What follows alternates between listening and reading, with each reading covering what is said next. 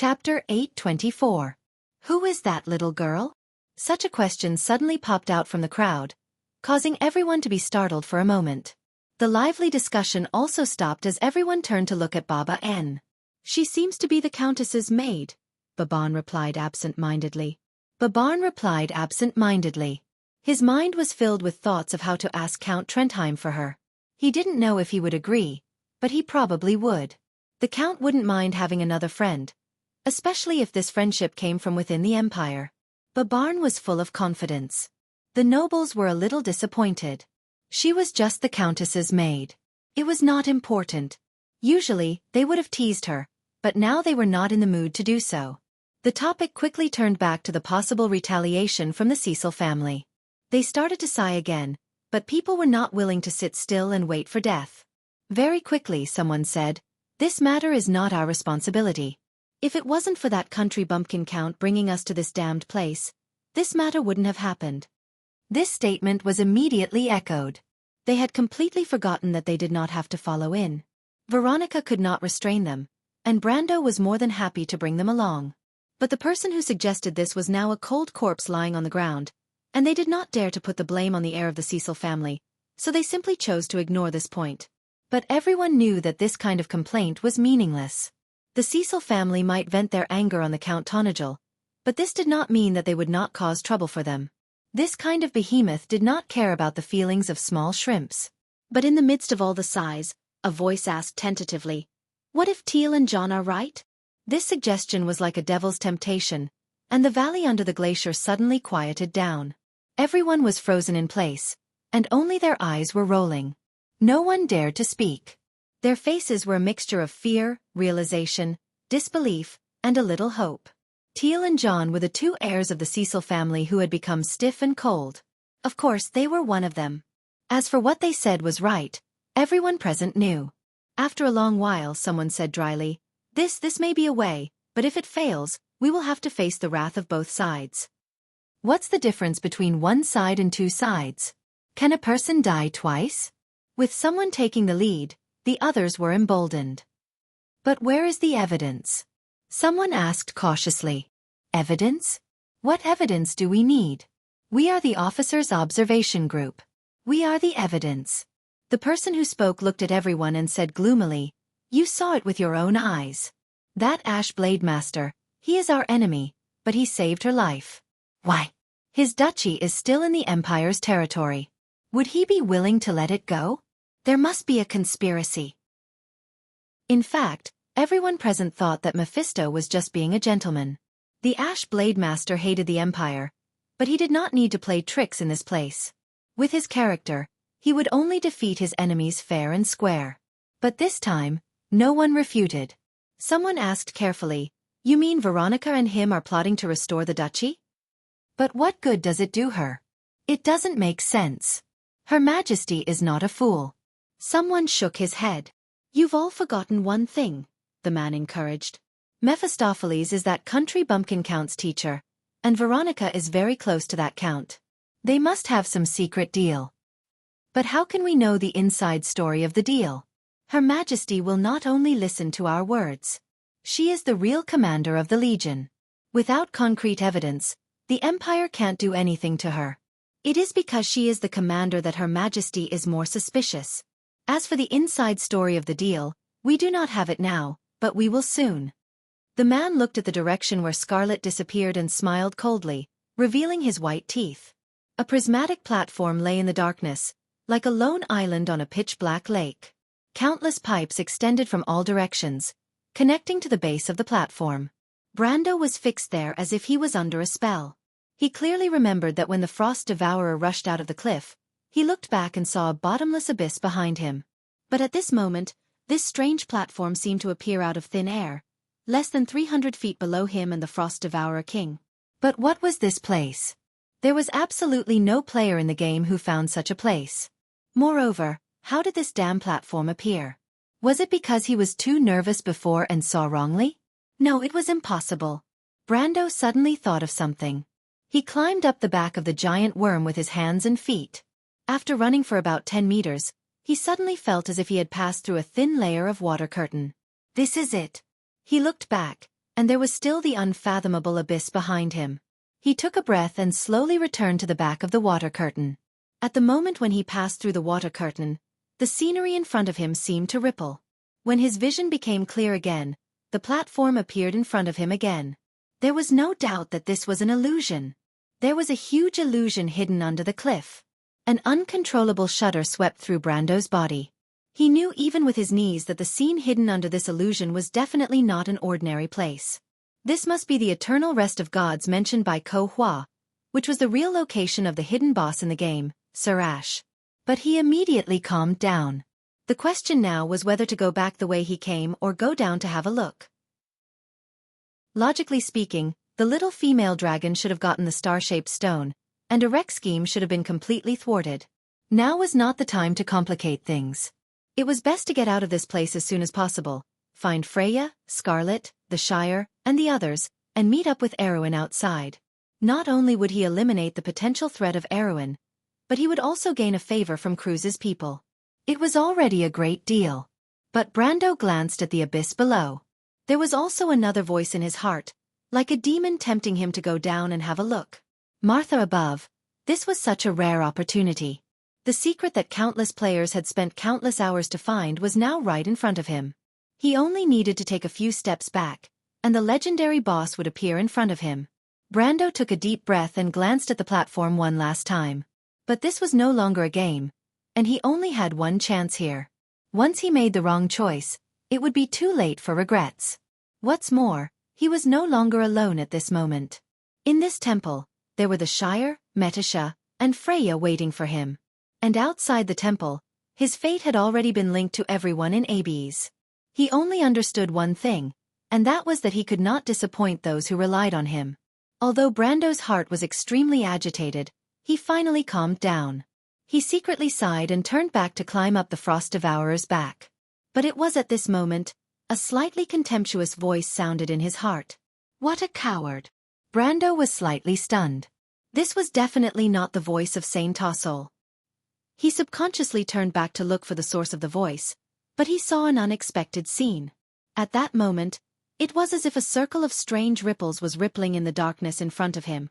It was like an isolated water wave, starting from a point, expanding in all directions, and quickly passing by him. In the space where time was almost still, Brando suddenly looked up. At that moment, he smelled the power that once appeared on Ko Hua, but it was more majestic and invincible. It was above the law, the power of existence, the power of God. Wherever the ripples passed, the lines of law disintegrated. Brando almost watched as the needle on the dial hanging on his chest began to slow down automatically, and the time around seemed to start flowing again. The elapsed needle automatically failed. The wailing of the Frost Devourer still echoed above the abyss, and he was still falling. Brando was shocked. He already understood that he might have been targeted by the awakening god.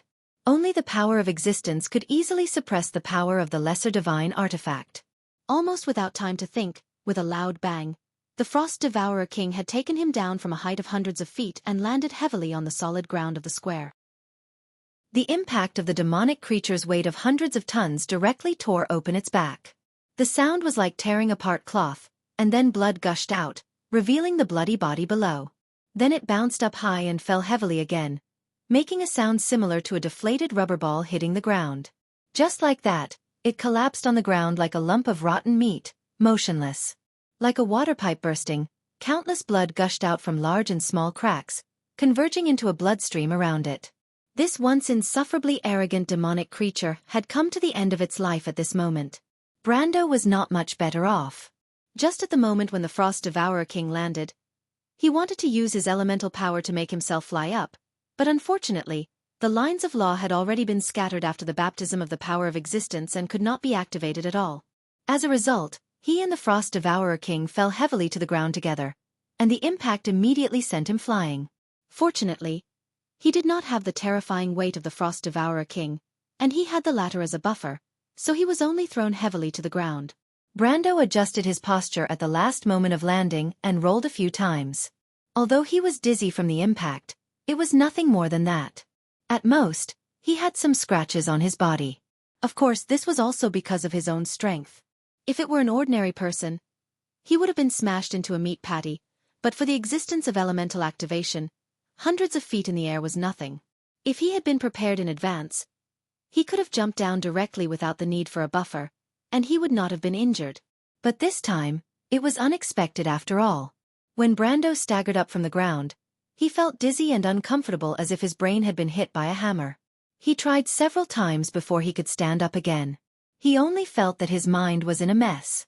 The only thing he remembered was that the person who pulled him back to the square must be an enemy, not a friend, so he immediately raised the halrangaya and put on a defensive posture. "Who is it?" he shouted. "It's me," a woman's voice said in the square. "Ko Hua."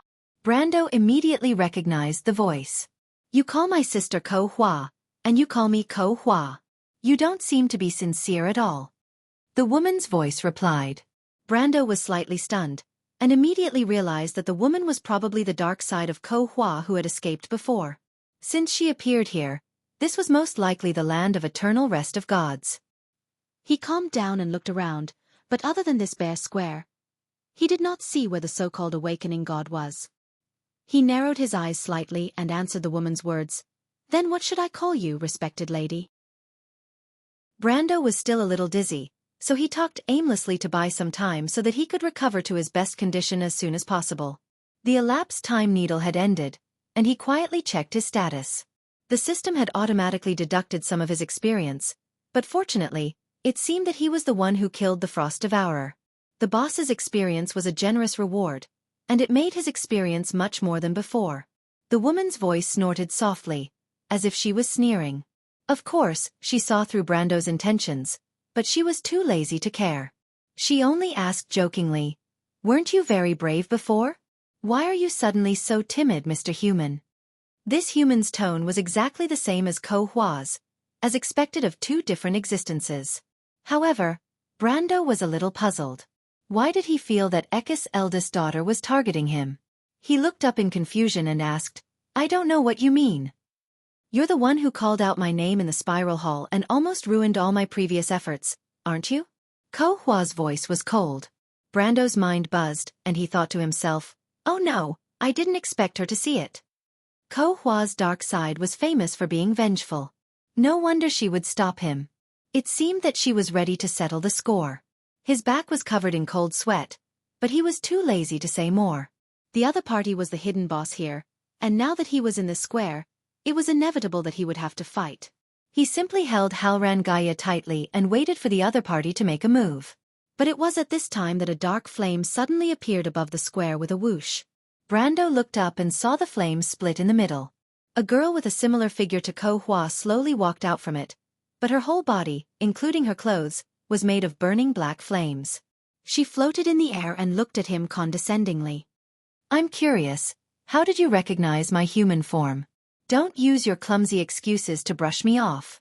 Even the Bugas have never seen what I look like." Brando was about to speak, but the girl seemed to have seen through his thoughts and blocked his way out first.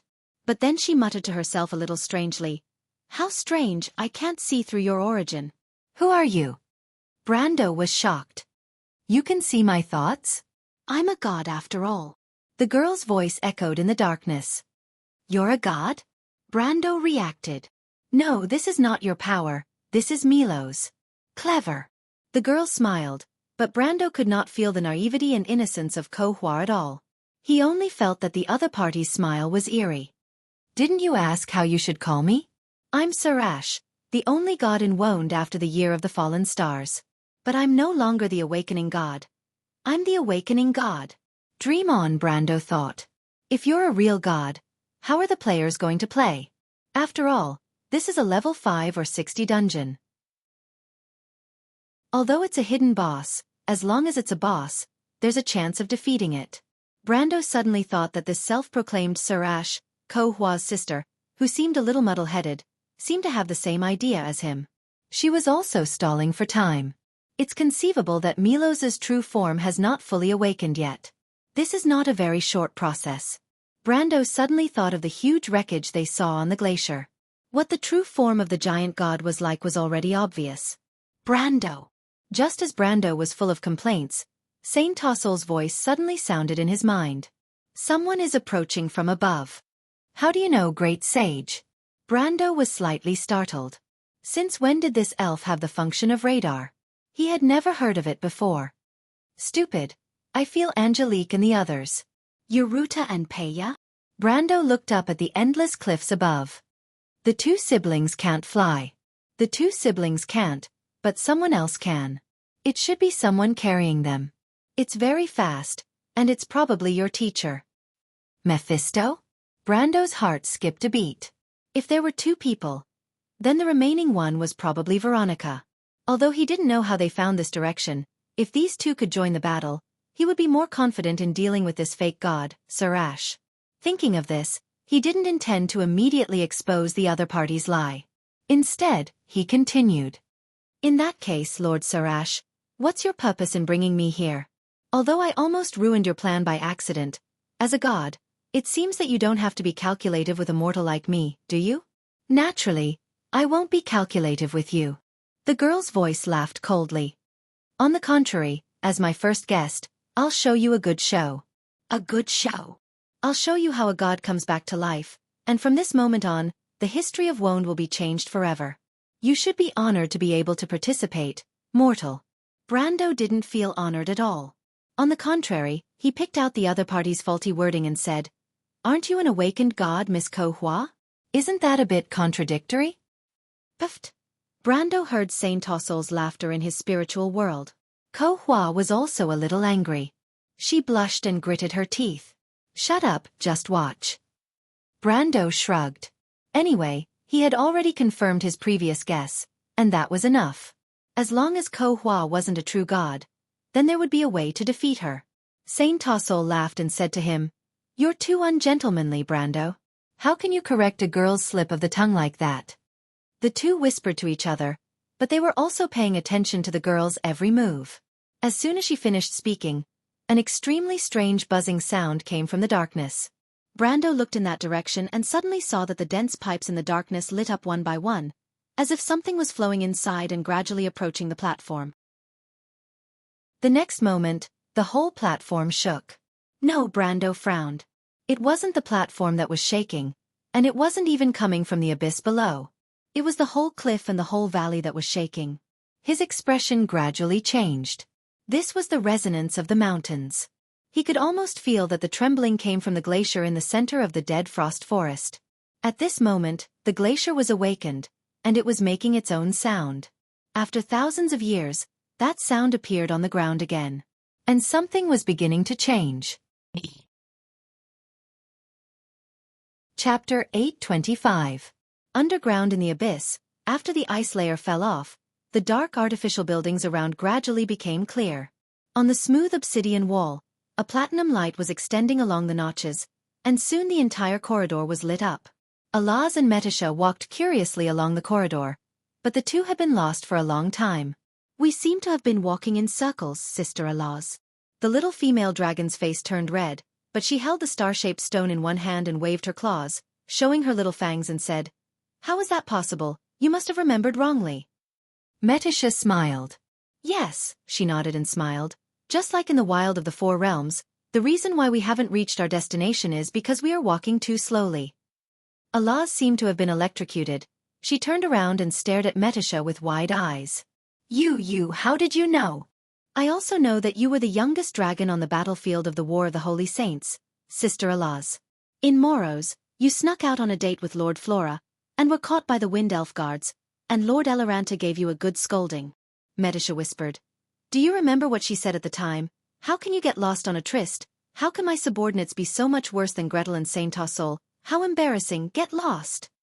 The little fairy princess imitated the scene vividly. Alaz opened her mouth slightly, like a puppy showing her sharp fangs. Her face was like a ripe apple. Impossible, how could anyone know about this? You, who are you? Metisha tilted her head, smiled and did not answer. Ah! Alaz suddenly screamed. She looked at her with some surprise. I remember, it's you, little Princess Crescent. Why did you change your name to such a strange one?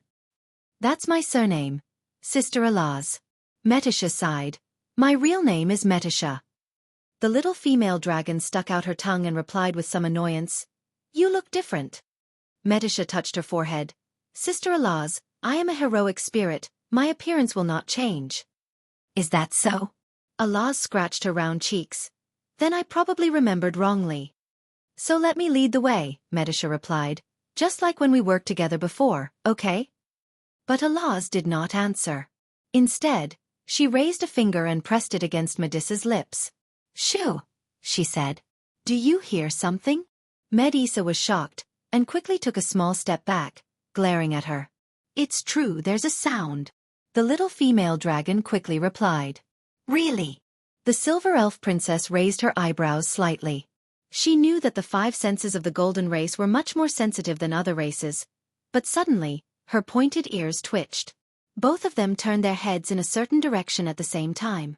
Over there was a crossroad in the long corridor, and a battered figure was limping slowly from there.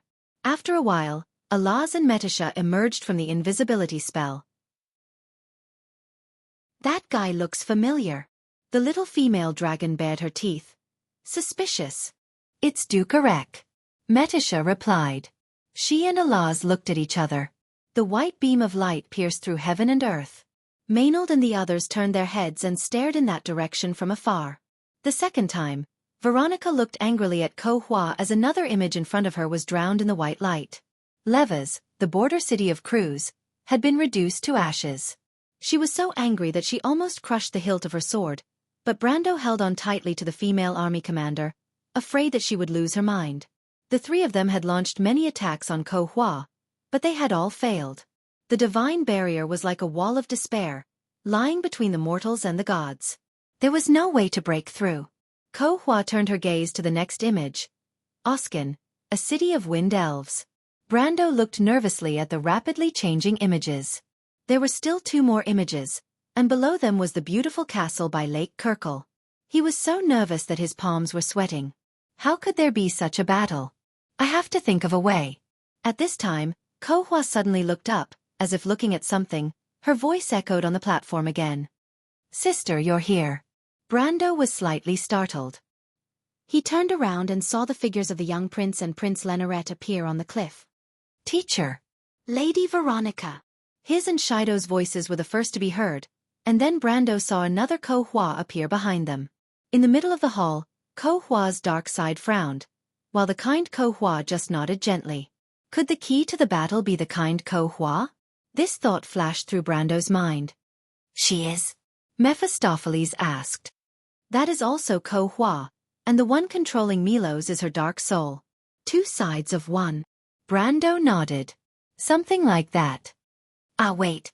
He was surprised to see that Veronica had already charged in that direction.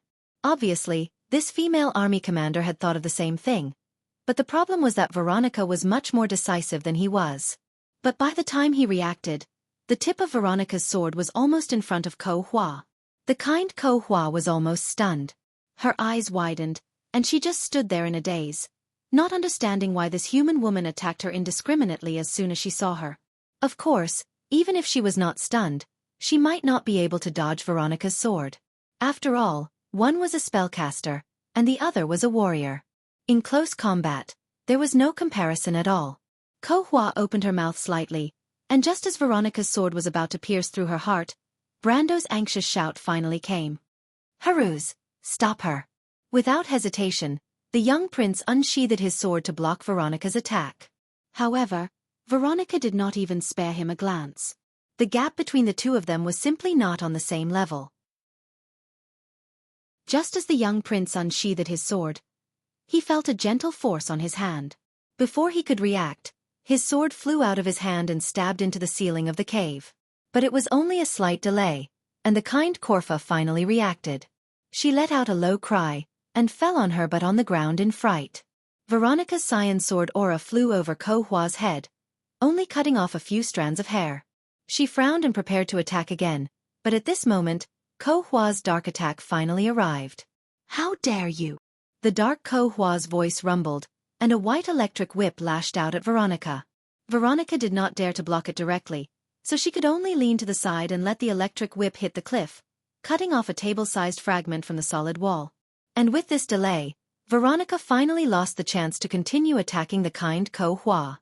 She could not help but turn around and glare at Brando. But Brando only felt relieved. In fact, he had already thought it through. The key to this battle was definitely not Ko Hua. Ko Hua came to this platform because of him and the young prince. The key to this battle was definitely not a factor that could only appear on the battlefield. In other words, if Ko Hua did not appear, there would be no way to fight this battle? This was obviously illogical. He hurriedly gestured to Veronica, indicating that he had something to explain. But at this moment, Brando saw the fragment that Ko Hua's electric whip had swept down behind Veronica tumbling down. It hit one of the energy transmission pipes, and with a crack, the pipe caved in. The pipe immediately flashed, and the light on it was quickly extinguished. Seeing this, Brando's heart skipped a beat. I know, so it's here. He immediately looked up and shouted to Mephisto and Veronica, "Attack the platform! Attack those pipes!" The Ash Sword Saint and Veronica were slightly stunned and looked at him with some confusion. Clearly, they did not understand for a moment. Brando was so anxious that he could not help but shout, Ko Hua is just a false god. She has no divine power barrier at all. The absolute difference in her body comes from Milo's. Her power comes from this platform. Right now, she has not completely merged with Milo's body. It will be fine as long as she is cut off from the platform. As soon as Brando's voice fell, Dark Ko Hua, who was above the platform, changed her expression. Don't joke around, you guessed wrong. She hurriedly defended herself. Veronica and Mephisto looked at each other, and immediately flew to the left and right sides of the energy transmission network scattered to the left and right sides of the platform. With a few flashes of sword light, dozens of energy transmission pipes were cut in the middle. The disordered magic flow formed a pulse like a nova explosion. In the blink of an eye, several huge holes were blasted in the dense network. Damn it! Ko Hua screamed. She could no longer maintain her calm. She raised her hands and countless lightning bolts appeared out of thin air on the platform, like raindrops striking toward Brando, Mephisto, and Veronica. Mephisto and Veronica were fine. They could deal with these lightning attacks with a little distraction, but Brando was in a bit of trouble. It seemed that the other party was retaliating against him for finding out that weakness. Almost half of the lightning bolts were aimed at him. He only blocked 2 or 3 before the 4th hit him directly. His body went numb and he was immediately bathed in the lightning storm. If it were not for his ridiculously high will, he would probably have been sent to see Martha directly. But even so, the dense lightning bolts still took away almost 2/3 of his HP. More importantly, his clothes were now like that of a beggar's. Brando did not know whether to laugh or cry. He knew that this AoE attack should be shared by everyone in the party.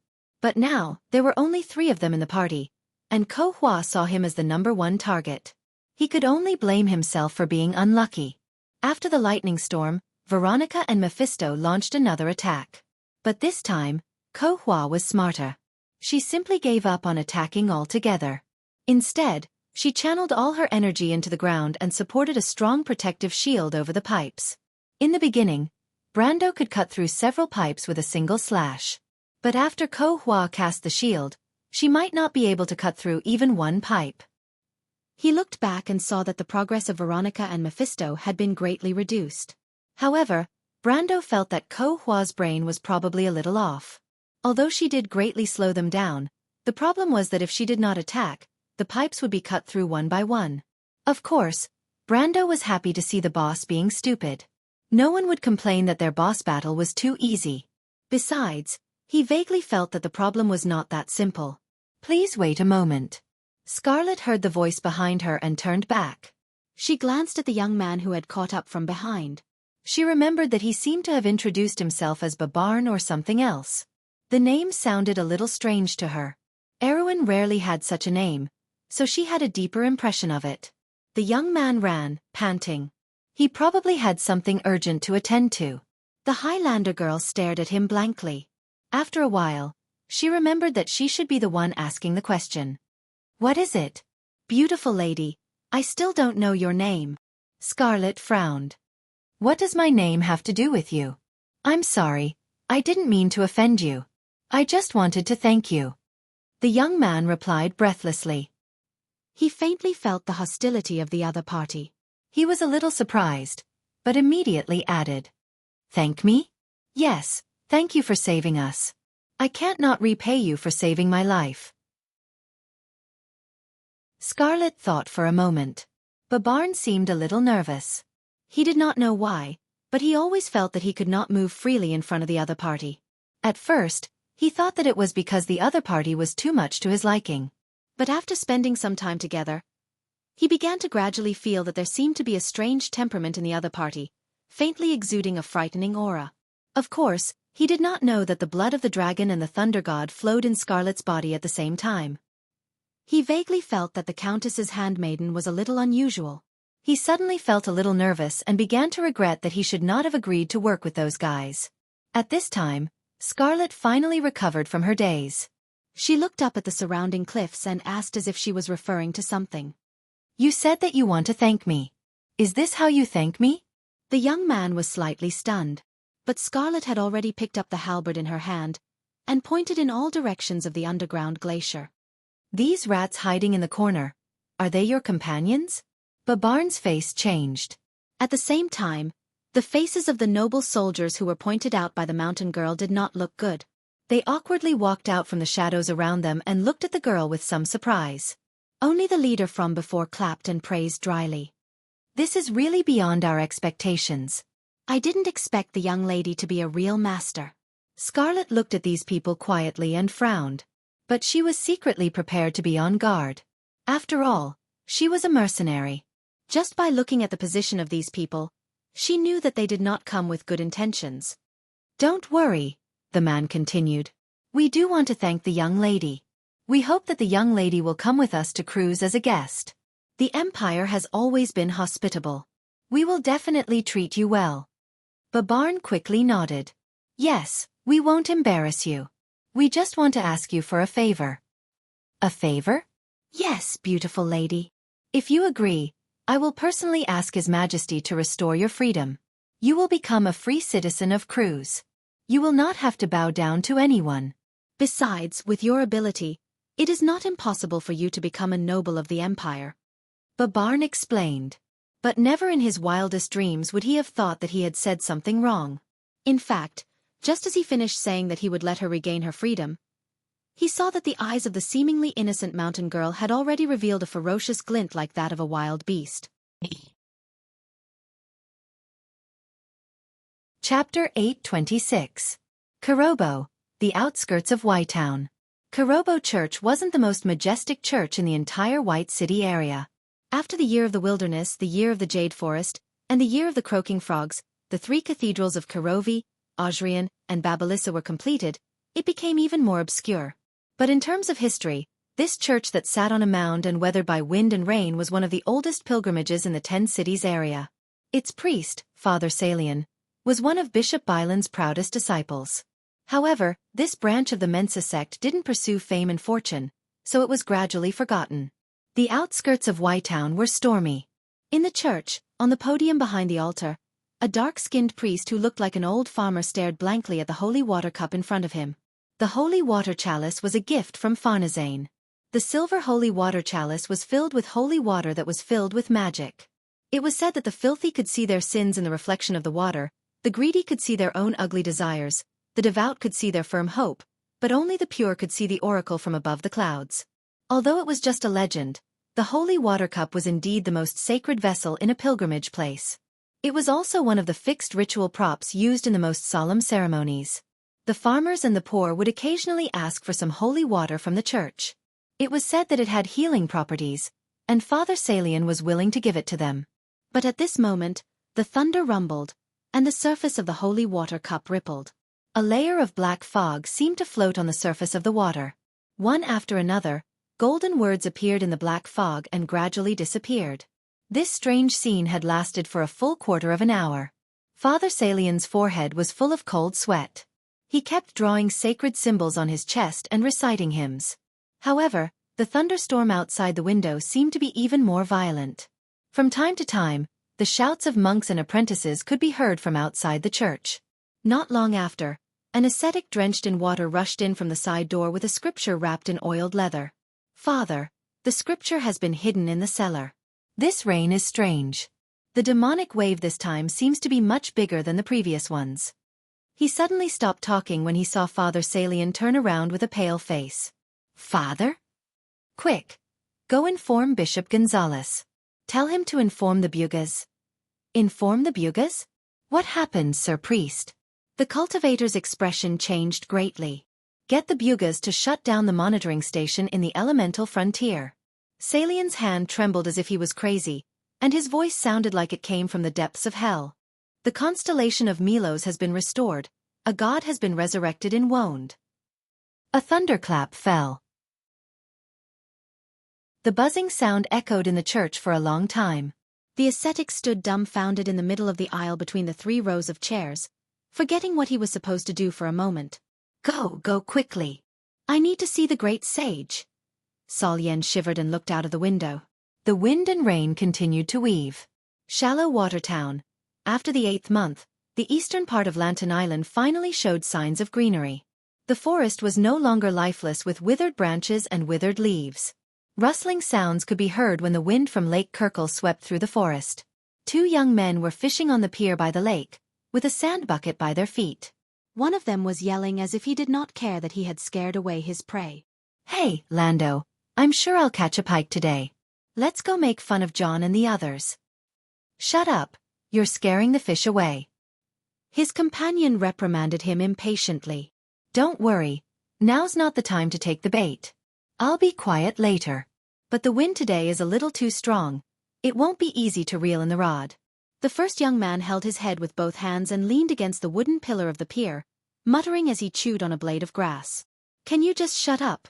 Before the second young man could finish his sentence, the entire pier shook as if there was an earthquake. He bit his tongue and could not help but scream. The first young man jumped up and looked around in shock. Finally, his gaze fell on the surface of the lake. In his field of vision, a conspicuous ripple was spreading along the shore towards the center of the lake. That was definitely not a reverse wave. Hey, what's going on? Did the ground move just now? Damn it. Ugh, my tongue. It hurts. The young man called Lando was hunched over on the pier. He was in so much pain that he looked like a cooked shrimp. The first young man stood up cautiously. He felt that something was wrong. He looked up. It was the forest. The forest had quieted down. Then, a buzzing sound came from the north. It sounded like the bees in old John's house, but he knew that it was not bees. There could not be so many of them. He looked up instinctively and saw a dark cloud coming from the direction of the Death Frost forest. Something big happened. The young man immediately remembered the group of nobles who entered the forest half a month ago. Without a second thought, he grabbed his companion from the bridge and ran towards the lakeside. It was at that moment that the second shockwave arrived. From afar, the ground in the forest seemed to be rippling, and the soil that was pushed up by the shockwave swept across the entire northern shore of Lake Kirkle like a wave. The young man had just dragged his companion to the lakeside when he saw the shockwave. He could not help but cry out as he leaped from the bridge and landed firmly on the beach not far away. Behind him, the shockwave was like a whip, whipping the bridge. The bridge that had stood by the lake for 15 years in Shallow Water Town trembled as if it was suffering from typhoid fever. In just a moment, it completely fell apart with a crash, turning into a pile of broken wood floating on the surface of the water. The young man looked at the scene with his mouth agape. There was only one thought in his mind. What's going on? The White Gorge had disappeared. The glacial valleys were melting, and the accumulated snow was collapsing and collapsing. The mountain ranges were fragmented and shattered, and the mountain peaks sank into the ground, leaving behind terrifying cracks. The earth rumbled, and the trembling mountains sang a hymn. The ice layer collapsed layer by layer amidst the song, and a glacier half the size of a town tumbled into a bottomless abyss. It dismembered in the process, making thunderous sounds. The young knights of the Folded Sword Knight Regiment stared at the scene in front of them with their mouths agape. The entire canyon had been flattened, and the glaciers on both sides were disappearing like sand in an hourglass. From time to time, someone would lose his footing in the falling snow. The people on both sides hurriedly grabbed him and dragged him up. Aaliyah was shaking off the snow in his hood. He looked up at the doomsday-like scene, and could not help but feel a little lost. Marcia above, what's going on, Brund? When did you blaspheme the gods, and now you're being punished by the heavens? Shut your stinking mouth. Brund coughed angrily on the stretcher. Maynold walked at the front of the team. She climbed up a cliff, then reached back and let little Pero grab her hand and climb up. Thank you. The latter shook the snow off his bearskin coat and thanked her. We can't go any further. What's wrong? Look ahead. Someone in the team suddenly shouted. Little Pero narrowed his eyes and looked ahead with his hand on his eyebrows. Straight ahead, the white gorge had completely disappeared and was replaced by a deep valley. Below the deep valley, the pervasive ice fog was gradually dissipating, revealing an endless black complex of buildings behind. Right below their feet, it looked like stacked obsidian cubes, but each of them was more than tens of thousands of feet long. The mist shrouded these majestic cubes, and at a glance, it looked like the legendary Titan's Ark. At this moment, the glacier was disappearing downward, and these black buildings were slowly rising in the rumbling roar. Martha above, what the hell is this? Aaliyah's eyes widened as he looked at the slowly rising black wall. Maynard watched quietly, and those strange yet familiar memories seemed to emerge automatically in her mind. Little Pero turned his head to look at her. Madam Maynard? Retreat. The retreat has long been cut off. Little Pero pointed to the high black wall and asked loudly, Madam Maynard, do you know something? Maynard turned back and stared at the short night of cruise with her dark eyes. She did not say a word, but it made the other party flinch. Little Pero understood the danger and warning in her eyes, and he took a step back subconsciously. This move immediately made him blush. He was about to speak, but was interrupted by Maynard. You want to know what that is? Without giving Little Pero a chance to speak, Maynard opened her mouth and mouthed 3 words. Milos. All the energy pipes had lit up, and the platform was slowly rising with a humming sound. The darkness faded like a layer of gauze, and light sprinkled down from above, gradually outlining the edge of the entire abyss. On the smooth broken wall, there were countless crystal lattices that transmitted energy. Some of them were in regular lines, and some were in beautiful circles. The entire wall was like an enormous machine. Every part of it was operating in an orderly manner. The platform slowly rose to the center of this space before it stopped with a buzzing sound. Ko Hua was in the center of the platform, and only then did she slowly raise her eyelids. At this moment, the black flames on her body had already scattered like falling leaves, revealing the platinum-colored body made of pure lightning below. She opened her eyes, and they were snow-white. Arcs of lightning jumped from her arched face and extended to her slender neck. Her hair was purely composed of lightning bundles bound together. It feels good to be reborn. There seemed to be 2 voices echoing on the platform. One belonged to Ko Hua, and the other was rolling like thunder. The 2 voices gradually overlapped and merged into one. Just as Ko Hua opened her mouth, a bolt of lightning fell from the sky, passed through her body, and hit the platform below. Countless ionized particles exploded on the obsidian-like platform like splashes of molten steel, and poured into the deep engravings on the platform. Streaks of platinum-colored light extended in all directions along the ancient patterns, and in an instant, the entire platform seemed to have come alive. The glowing energy pipes refracted beams of holographic projections into the air. In these projections, the ancient runes flashed. Flame, Eam, OSS, Aaron. These runes flowed down like rain, forming beautiful data streams and light walls. Brando was almost shocked by this scene, until Ko Hua's voice sounded again. The dispute from thousands of years ago seems to still linger in the hall above the clouds. The sad gods have to admit their failure. They have planned a future that is almost certain to be destroyed for the world you call Woned. They are about to return fate to you lowly creatures. Thousands of years later, you've defeated the dusk, but chaos has taken root in your hearts. Greed, sin, slaughter and endless conquest, you've turned yourselves into the apocalypse that you once saw in the prophecy. The classical order has become a thing of the past. Only entropy exists forever. Today, the gods have once again awakened you. Everything is back to square one. The world was born from chaos and was destroyed by chaos. Reality and prophecy are confirmed one by one. Humph. Mortals, this is your recompense. Then her voice seemed to be replaced by another emotion. You have chosen your fate again, mortals. We have personally handed the direction of fate back to you, but today, you have returned here again, as if only to prove Alphonse's prophecy. You have awakened us again, and we respect your choice. The gods will return to the earth, and we will rebuild the order of the next era. And your era is over. Brando stared at this scene, as if he was watching an animation in a game.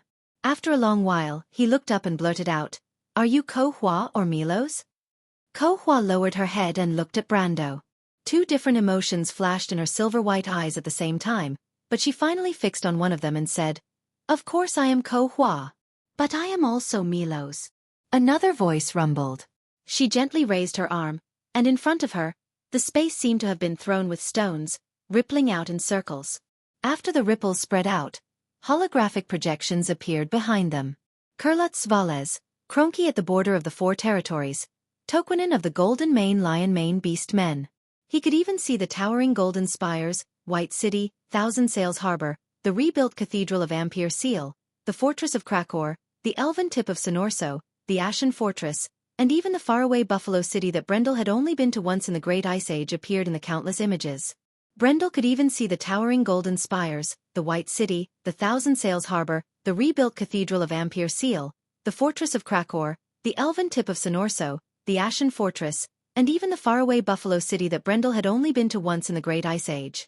Brando's breathing became a little rapid. He stared at Ko Hua and asked, "What do you want to do?" Ko Hua looked at him proudly. "Guess?" A bolt of lightning passed through Brando's mind. "You can't do that," he shouted through gritted teeth. "Why not?" the girl's voice asked softly. Chapter 827. Kirkle Castle. 4 in the afternoon. Limo was jolted awake from the sofa. He looked at his coffee table, desk and bookcase, which were shaking like they were possessed. They were moving in one direction in the room, and the teacups on the table were clinking non-stop. "It's an earthquake." Just as this terrifying thought surfaced in his mind, a loud bang sounded. The walnut door was smashed open by the guards. The one who rushed in was his trusted aide, but his expression was no better than his own.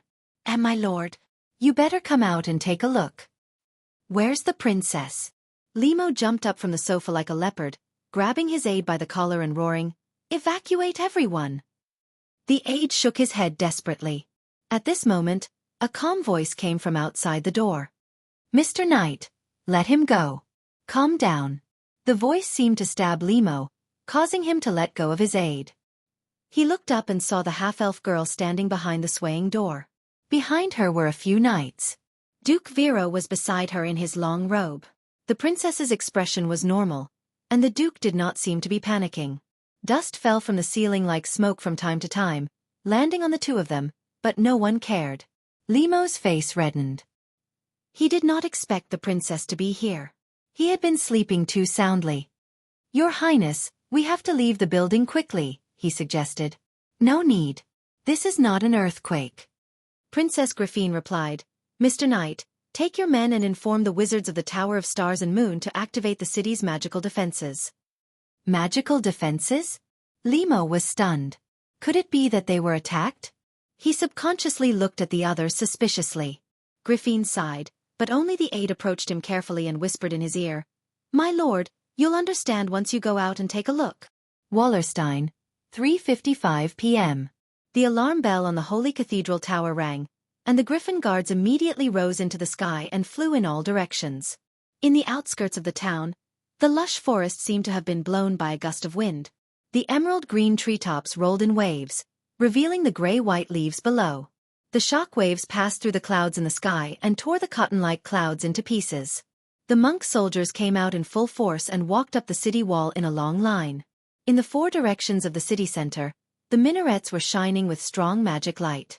In the blink of an eye, a light purple hemispherical screen of light appeared above the city, covering the entire area from Mandolin Market to the Watergate. Looking down at the city from the sky, the panicked crowd was gathering along the streets towards the city center, as if some invisible fear was driving them forward. In the central plaza, Consul Kanan looked up with a pale face, as if he was facing the end of the world. "Martha above, please protect your people." Right behind him, the security chief's roar sounded like the roar of an angry dragon. "You damned idiots, what are you doing here? Go and inform the headquarters of the Holy Cathedral of Fire. Get out. Tell them we're done for. All done for. Let them find out who did it. Who cast this spell." The patrolling cavalry scattered in all directions. Toquinen Fortress, 4:10 in the afternoon. In contrast to the tense atmosphere in Waller, the Golden Lion City seemed to have been cast into a spell of silence that enveloped the entire city. The whole city was still. Every street, every square, and even the entrances of the bazaars and shops, the lion men with long manes, the dwarves with axes, and the halflings in the grey wilderness were all like puppets under a spell. Everyone looked up at the sky in a daze. In the sky, there were still dark clouds, but it was as if a circle of ripples was spreading out with the city as the center. All the dark clouds were instantly dispersed in all directions. The shock waves spread out layer by layer, and the thick clouds were torn apart, and rolled. In the end, they turned into light clouds in the shape of fish scales and were still drifting into the distant sky. The sky behind the clouds was blue, and the sun shone down directly. It was as clear as the surface of a still lake, without a single blemish. There were no clouds for thousands of miles. The golden steeple of the Asamoah Temple shone brightly under the sun. But no one cheered, no one praised such a miracle, and no one even dared to make a sound. The doors of the Golden Palace opened, and the elderly lion men priests walked out of the temple with the help of the accompanying monks. Their white robes were like waves. But everyone looked at the sky, and almost lost their souls as they knelt down and prayed for the forgiveness of the gods. In the dark blue sky, the white lines of the Tiamat magic array were as clear as a magic array diagram drawn on a blackboard with chalk, but the arcs of different thicknesses did not intersect with each other. Each of the arcs spanned half the sky and had a diameter of more than 10,000 miles. The lines were a little like white trails, coming out from the light clouds in the distance, crossing the top of the head, and then connecting to the other side of the sky. A few vertical lines connected to the center of the circle of the entire magic array. Such a spectacular scene could only be seen on the most sunny days. But today, such a scene only made the people who were watching it feel suffocated. The white magic array was overlapping, as if they were moving horizontally from the other half of the sky. Although there was no sound, it was as loud as rolling thunder in people's hearts.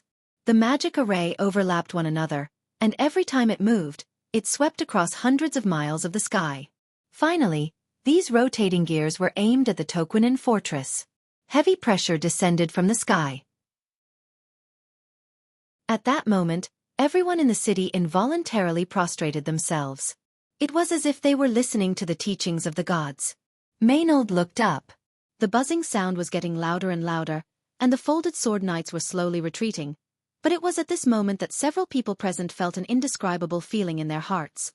It was as if they were witnessing some kind of indescribable majestic power breaking out of its cocoon. Maynard, Little Perro, and the others, who were the last to retreat, turned their heads in unison.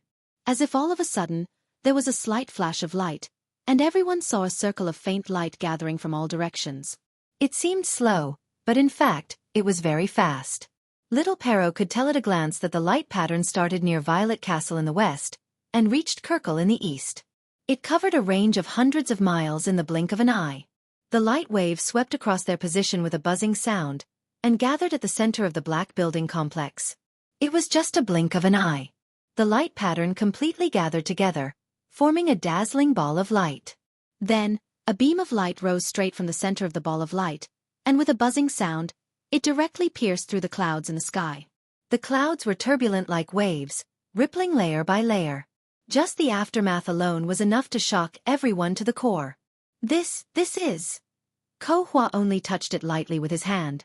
There was only pure white left in the image, and the white light spread out from the point where the beam of light fell like a tsunami, flooding the entire city. The towering towers, the city walls, the fortress, and the iconic golden minaret of Toquinen were all submerged in the dazzling light. There was no earth-shattering explosion, no sound of houses collapsing, no screams, no fire, only a flawless white light, just like the light that Martha descended when the world was born. After the light faded, Toquinen, the fortress that the lion folk were proud of, was completely erased from this world, and there was not a trace of its existence left. The 34,000 lion folk, dwarves, and halflings that lived in the city were all turned into ashes. In the grasslands of Toquinen, there was only a deep pit a few miles in diameter left. Smoke curled up from the pit, bearing witness to everything that happened just a moment ago. Brando stared at the scene with his mouth agape. Judgment of God. A 14-circle light elemental sorcery. Ko Hua did not even blink, and pointed his finger at another image. Waller's. You're crazy. Brando roared. He stared at the other two images in fear. Ampere Seal, Kirkle. Princess Griffine was still in Kirkle. Ko Hua turned around and looked at him with his silver-white eyes that had become emotionless, and asked, "Why do you say that, Mr. Human? Aren't you the ones who woke me up?"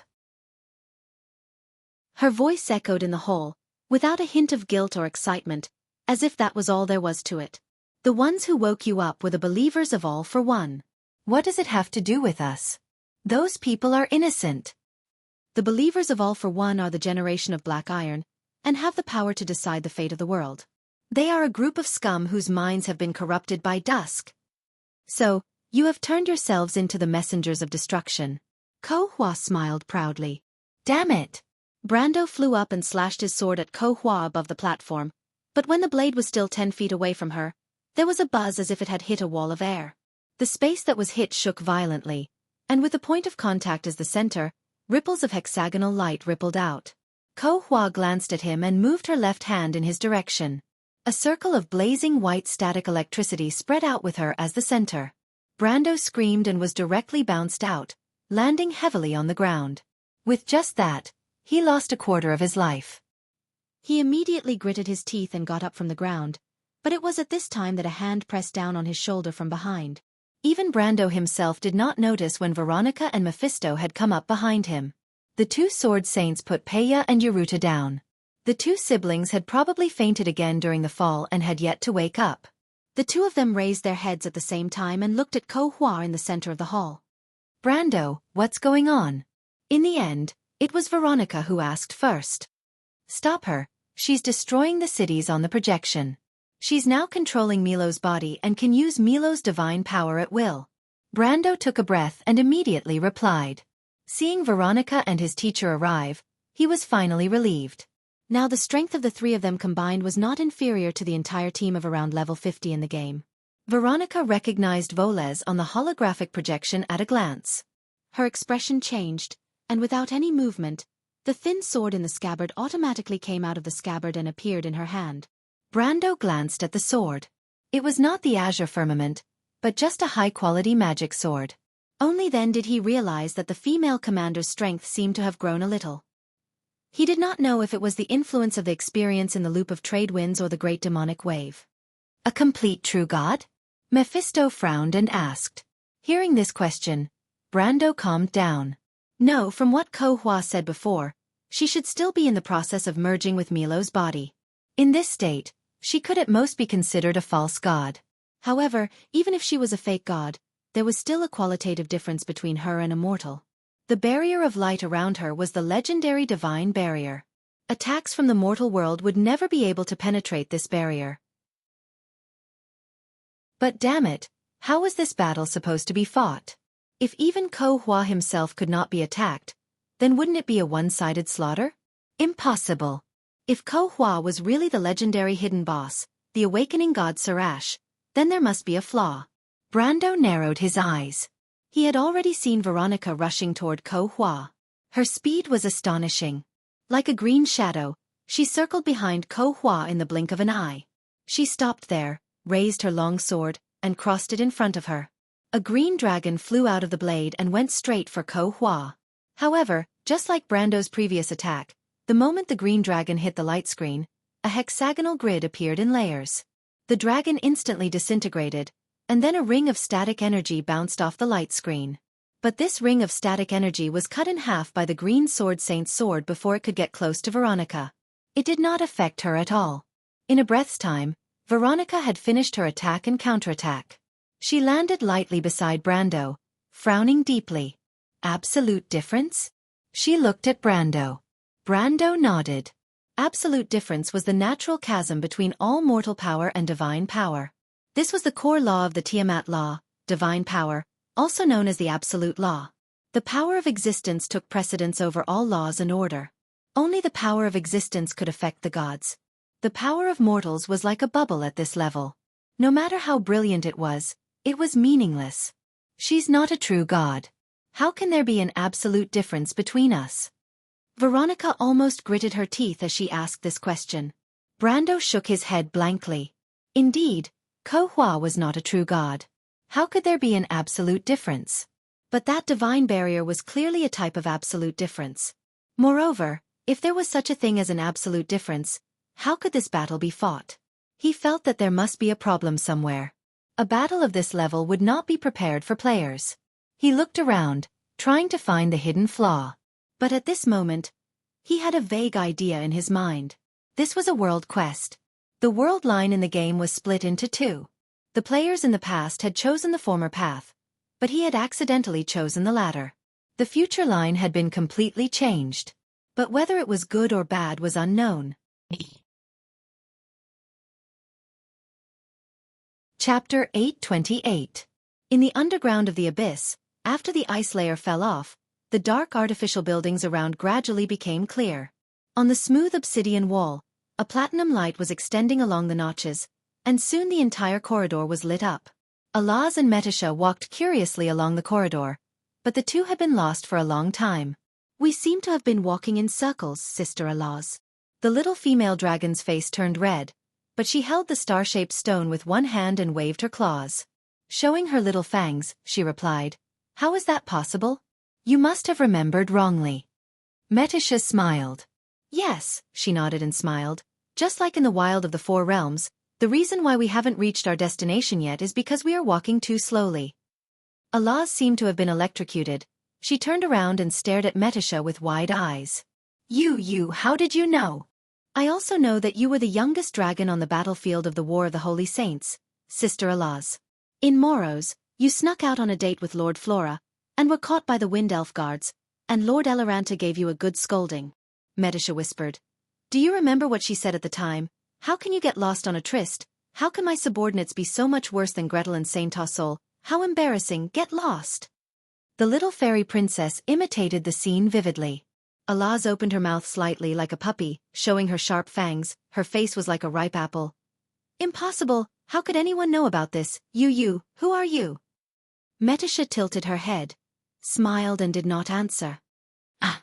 Alaz suddenly screamed. She looked at her with some surprise. "I remember, it's you, Princess Crescent. Why did you change your name to such a strange one?" "That's my surname, Sister Alaz." Metisha sighed. "My real name is Metisha." The little female dragon stuck out her tongue, and replied with some annoyance. "You've changed." Metisha touched her forehead. "Sister Alaz, I am a heroic spirit, my appearance will not change." "Is that so?" Alaz scratched her round cheeks. "Then I probably remembered wrongly." "So let me lead the way," Metisha replied. "Just like when we worked together before, okay?" But Alaz did not answer. Instead, she raised a finger and pressed it against Metissa's lips. "Shoo," she said. "Do you hear something?" Medusa was shocked, and quickly took a small step back, glaring at her. "Really there?" The little female dragon quickly replied. "Really?" The silver elf princess raised her eyebrows slightly. She knew that the five senses of the golden race were much more sensitive than other races, but suddenly, her pointed ears twitched. Both of them turned their heads in a certain direction at the same time. There was a crossroad in the long corridor, and a battered figure was limping slowly from there. After a while, Alaz and Metisha revealed themselves from the invisibility spell. "That guy looks familiar." The little female dragon showed her teeth. "Suspicious." "It's Dukarek," Metisha replied. She and Alaz looked at each other. The white beam of light pierced through heaven and earth. Maynard and the others turned their heads and stared in that direction from afar. The second time, Veronica looked angrily at Ko Hua as another image in front of her was drowned in the white light. Levas, the border city of Cruz, had been reduced to ashes. She was so angry that she almost crushed the hilt of her sword, but Brando held on tightly to the female commander, afraid that she would lose her mind. The three of them had launched many attacks on Ko Hua, but they had all returned without success. The divine barrier was like a wall of despair, lying between mortals and gods. There was no way to break through. Ko Hua turned her gaze to the next image. Oskin, a city of wind elves. Brando looked nervously at the rapidly changing images. There were still two more images, the beautiful castle on the shore of Lake Kirkle. He was so nervous that his palms were sweating. How could there be such a battle? He had to think of a way. At this time, Ko Hua suddenly looked up, as if looking at something. Her voice once again echoed on the platform. Sister, you're here. Brando was slightly startled. He turned his head and saw the figures of the young prince and Prince Leneret appear on the cliff. Teacher. Lady Veronica. His and Shido's voices were the first to reach him, and then Brando saw another Ko-Hua appear behind them. The dark side of Ko-Hua in the middle of the hall frowned, while the kind Ko-Hua just nodded gently. Could the key to the battle be the kind Ko-Hua? This thought flashed through Brando's mind. She is? Mephistopheles asked. That is also Ko-Hua. The one controlling Milos is her dark soul. 1 and 2. Brando nodded. Something like that. Ah, wait. He was surprised to see that Veronica had already charged in that direction. Obviously, this female army commander had thought of the same thing, but the problem was that Veronica was much more decisive than him. But by the time he reacted, the tip of Veronica's sword was almost in front of Ko-Hua's face. The kind Ko-Hua was almost stunned. Her eyes widened, and she just stood there in a daze, not understanding why this human woman attacked her indiscriminately as soon as she saw her. Of course, even if she was not stunned, she might not be able to dodge Veronica's sword. After all, one was a spellcaster, and the other was a warrior. In close combat, there was no comparison at all. Ko-Hua opened her mouth slightly, and just as Veronica's sword was about to pierce through her heart, Brando's anxious shout finally came. Haruz, stop her. Without thinking, the young prince pulled out his sword to stop her, but Veronica did not even look at him. The difference between the two was not on the same level. The young prince had just pulled out his sword when he felt a gentle force on his hand. Before he could react, the long sword had already flown out of his hand, and with a clang, it stabbed into the ceiling of the cave. But it was only a slight delay, and the kind Korfa finally reacted. She let out a low cry of "ah!" and fell back onto the ground in fright. Veronica's cyan sword aura flew over Ko-Hua's head, only cutting off a few strands of hair. She frowned and prepared to attack again, but at this moment, Ko-Hua's dark attack finally arrived. How dare you! The dark Ko-Hua's voice rumbled, and a white electric whip lashed out at Veronica. Veronica did not dare to block it directly, so she could only lean to the side and let the electric whip hit the cliff, cutting off a table-sized fragment from the solid wall. And with this delay, Veronica finally lost the chance to continue attacking the kind Ko-Hua. She could not help but turn around and glare at Brando. But Brando only felt relieved. In fact, he had already thought it through. The key to this battle was definitely not Ko-Hua. Ko-Hua came to this platform because of him and the young prince. The key to this battle was definitely not a factor that could only appear on the battlefield.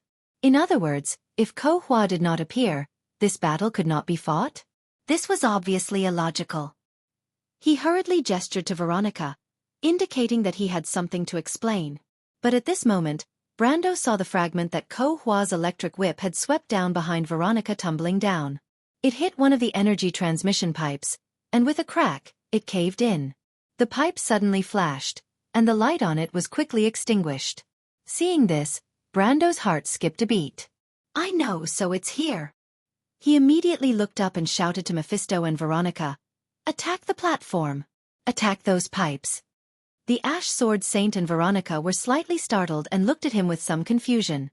Clearly, they did not understand for a moment. Brando was so anxious that he could not help but shout, Ko-Hua is just a false god. She has no divine barrier at all. The absolute difference in her body comes from Milos. Her power comes from this platform. Right now, she has not completely merged with Milos' body. It will be fine as long as she is cut off from the platform.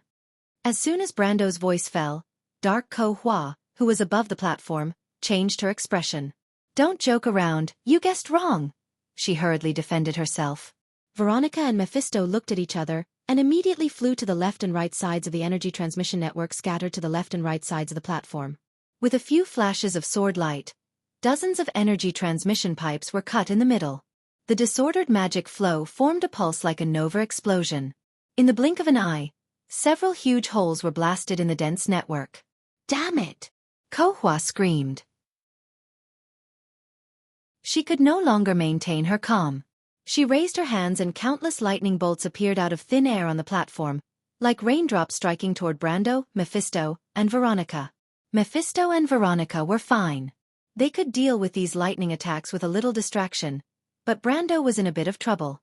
It seemed that the other party was retaliating against him for finding out that weakness. Almost half of the lightning bolts were aimed at him. He only blocked 2 or 3 before the 4th hit him directly. His body went numb and he was immediately bathed in the lightning storm. If it were not for his ridiculously high will, he would probably be sent to see Martha directly. But even so, the dense lightning bolts still took away almost 2/3 of his HP. More importantly, his clothes were now like that of a beggar's. Brando did not know whether to laugh or cry. He knew that this AoE attack should be shared by everyone in the party. But now, there were only 3 of them in the party, and Ko Hua saw him as the #1 target. He could only blame himself for being unlucky. After the lightning storm, Veronica and Mephisto launched another attack. But this time, Ko Hua was smarter. She simply gave up on attacking altogether. Instead, she channeled all her energy into the ground and supported a strong protective shield over the pipes. In the beginning, Brando could cut through several pipes with a single slash. But after Ko Hua cast the shield, she might not be able to cut through even one pipe. He looked back and saw that the progress of Veronica and Mephisto had been greatly reduced. However, Brando felt that Ko Hua's brain was probably a little off. Although she did greatly slow them down, the problem was that if she did not attack, the pipes would be cut through one by one. Of course, Brando was happy to see the boss being stupid. No one would complain that their boss battle was too easy. Besides, he vaguely felt that the problem was not so simple. Please wait a moment. Scarlet heard the voice behind her and turned back. She glanced at the young man who had caught up from behind. She remembered that he seemed to have introduced himself as Babarn or something else. The name sounded a little strange to her. Erwin rarely had such a name, so she had a deeper impression of it. The young man ran, panting. He probably had something urgent to attend to. The Highlander girl stared at him blankly. After a while, she remembered that she should be the one asking the question. What's the matter? Beautiful lady, I still don't know your name. Scarlet frowned. What does my name have to do with you? I'm sorry, I didn't mean to offend you. I just wanted to thank you. The young man replied breathlessly. He faintly felt the hostility of the other party. He was a little surprised, but immediately added. Thank me? Yes, thank you for saving us.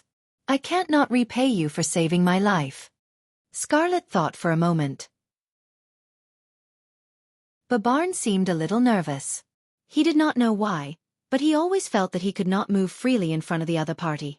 At first, he thought that it was because the other party was too much to his liking. But after spending some time together, he began to gradually feel that there seemed to be a strange temperament in the other party, faintly exuding a frightening aura.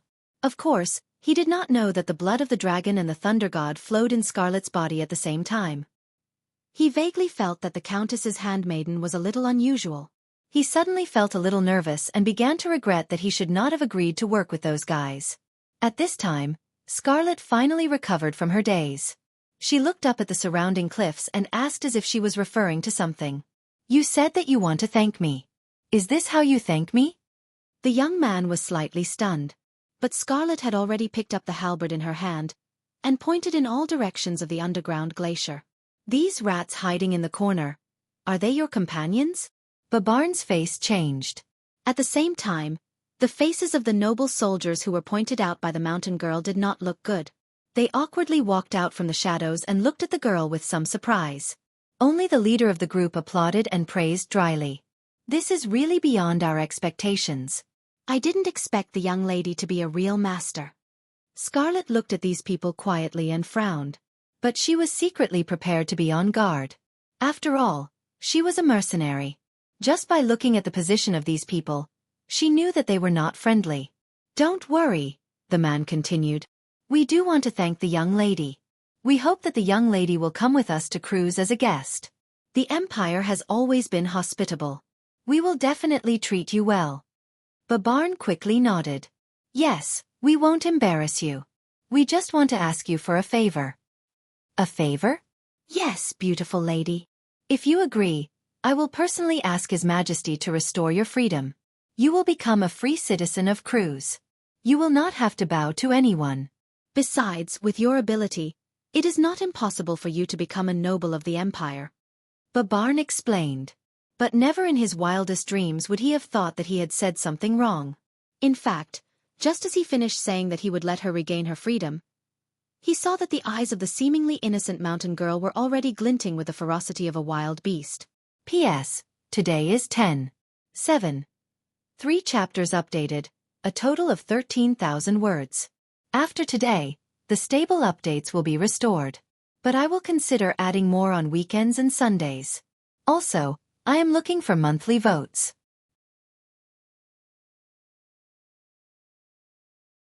Chapter 830. Babarn felt Scarlet suddenly disappear in front of him. He immediately reacted. She did not disappear, but the mountain girl had passed him and circled behind him. But she was too fast. His eyes widened slightly, and he turned his head stiffly, only to see a fiery red afterimage in the corner of his eye. It was the end of a long ponytail. Behind Viscount Babarn, the Curlutzian noble who had been leading the agitation saw the scene more clearly. In his eyes, the mountain girl was still negotiating with Babarn a moment ago, but suddenly, she had moved away from the latter by a body's length. His left foot stepped lightly on the ground. His whole body tilted to the same side. The blade of the spear in his hand was one step ahead, and a cold light flashed. The girl looked up and stared at him. A circle of golden flame seemed to be burning from the inside out. Her crimson ponytail danced with her movements, like a dancing feather scarf. In the blink of an eye, the fire dragon was already in front of him. Not good. The Cruz noble's hair stood on end, and he subconsciously raised the long sword in his hand. Clang! A line of sparks crossed, and the Curlutzian noble staggered back. The force from the spear was so great that he had to hold his sword with both hands to block it, but in the same way, this also made him lose the chance to fight back. The Cruz noble was covered in cold sweat, and there was only one thought in his mind. So fast. Never in his wildest dreams would he have thought that this seemingly weak and introverted girl would attack him without saying a word. And her target wasn't Babarn, but him. How did she see through it? He looked at the sword in his hand with lingering fear, and there was a deep cut on the blade. The Cruz noble's hands were shaking. Scarlet immediately retreated when her attack missed. She frowned slightly.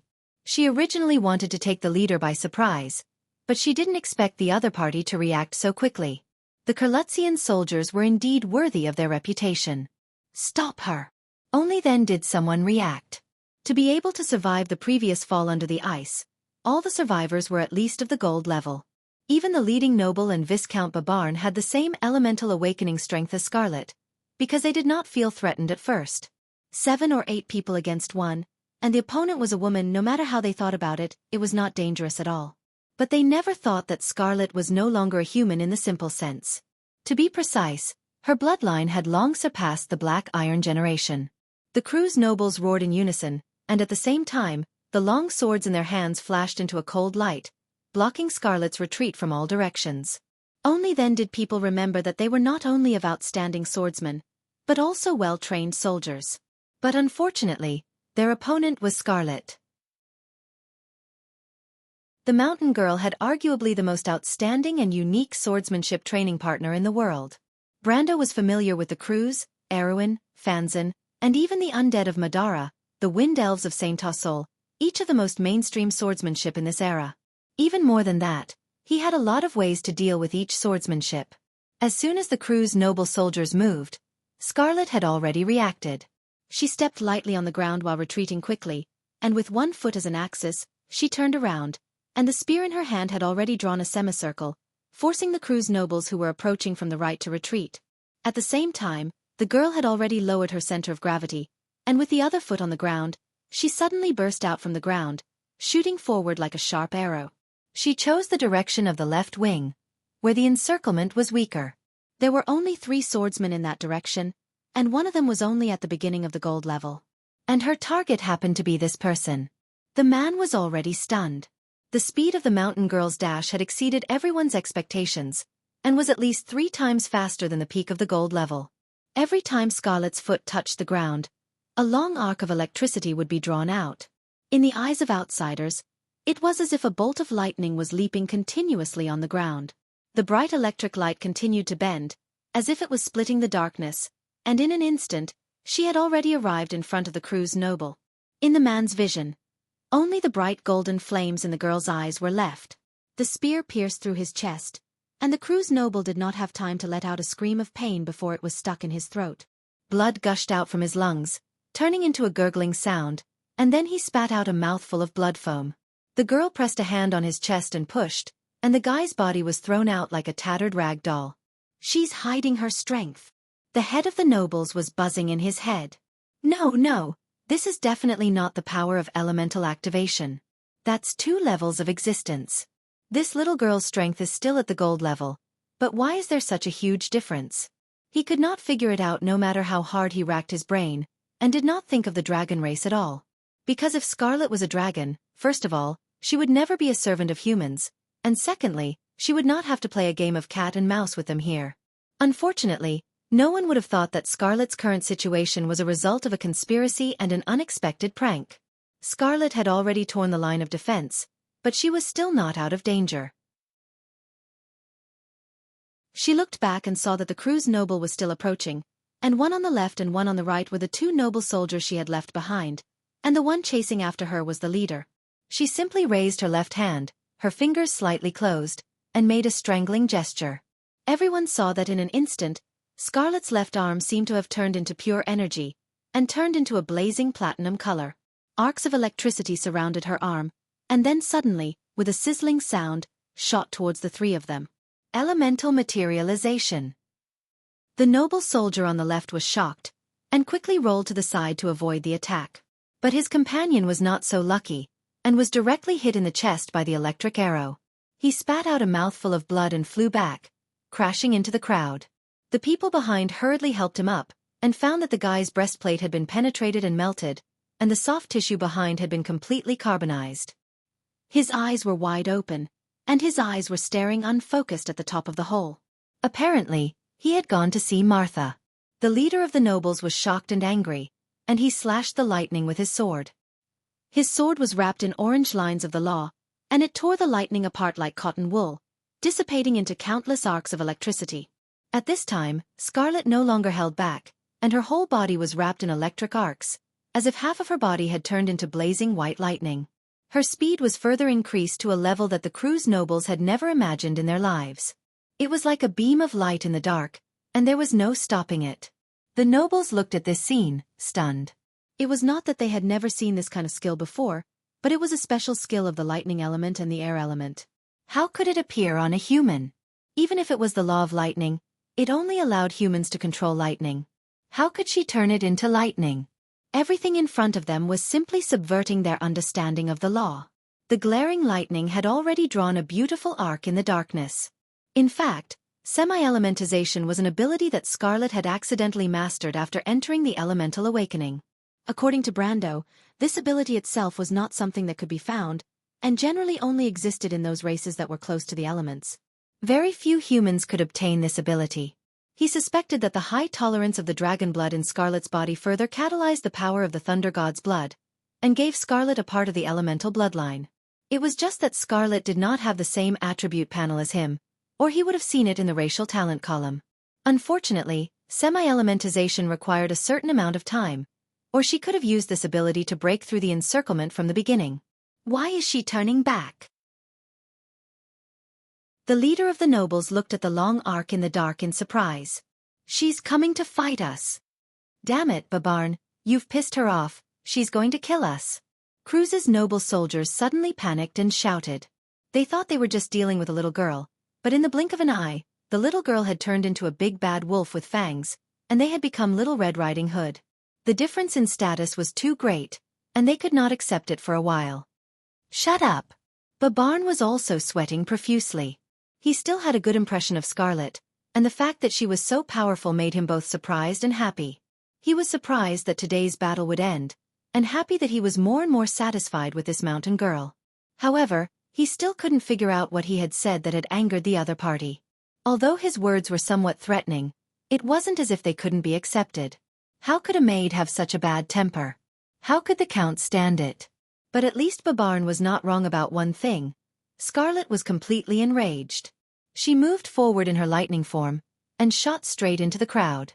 The girl's pointed face had completely turned into an energy body similar to the deified Ko Hua, and her hair and eyebrows were like platinum electric beams dancing in the wind, especially her long ponytail, which looked amazingly beautiful. Scarlet's brows were deeply furrowed, and her golden eyes were burning with anger. There was only one thought in her mind at the moment. Kill these annoying people. Since the disbandment of the Grey Wolves mercenaries, Scarlet almost all of her thoughts were placed on protecting her remaining companions. Since most of them joined and became Brando's private army, she also chose to silently follow the somewhat unfamiliar young noble. And the mountain girl, Scarlet of the Grey Wolves mercenaries, from that moment on, in fact, had passed away, and no longer existed in this world. She began to become silent, and practiced her combat skills all day long, or in a daze, and no one knew what she was thinking. Because even she did not understand what was going on in her mind. Perhaps she was thinking about the strange words of the Count, who sometimes did not seem like a noble, but sometimes was more noble than all the other nobles. To control one's own destiny, how could one control it? Day after day, she made herself colder, better at fighting, and less trusting of others, as if she was a machine, but her heart became more and more fragile. Sometimes she even felt that she was walking alone in the wilderness, standing alone. When she looked around, the original world seemed to have collapsed. More than once, Scarlet shed tears alone in the night, sobbing softly. Everything that had happened in the past 10 years was like a stretched shadow of a nightmare, and she could not get rid of it. But until that day, when the strange Count handed the golden apple to her, and told her that no matter what, he would not give up on her, and in that dark dream, there was finally a ray of warm light. It was something that even Lord Makarov, Lord Fleetwood, and everyone who betrayed the Grey Wolves mercenaries wanted, but the Count just gave it to her because of a promise. She was not good with words, and she did not know how to repay him. She just wanted to be by his side silently. Because of this, she became even more silent.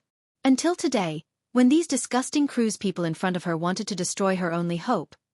Her anger had completely drowned all of her rationality. These people must die. 2 screams, a noble soldier's head fell to the ground, and another soldier screamed and held his arm.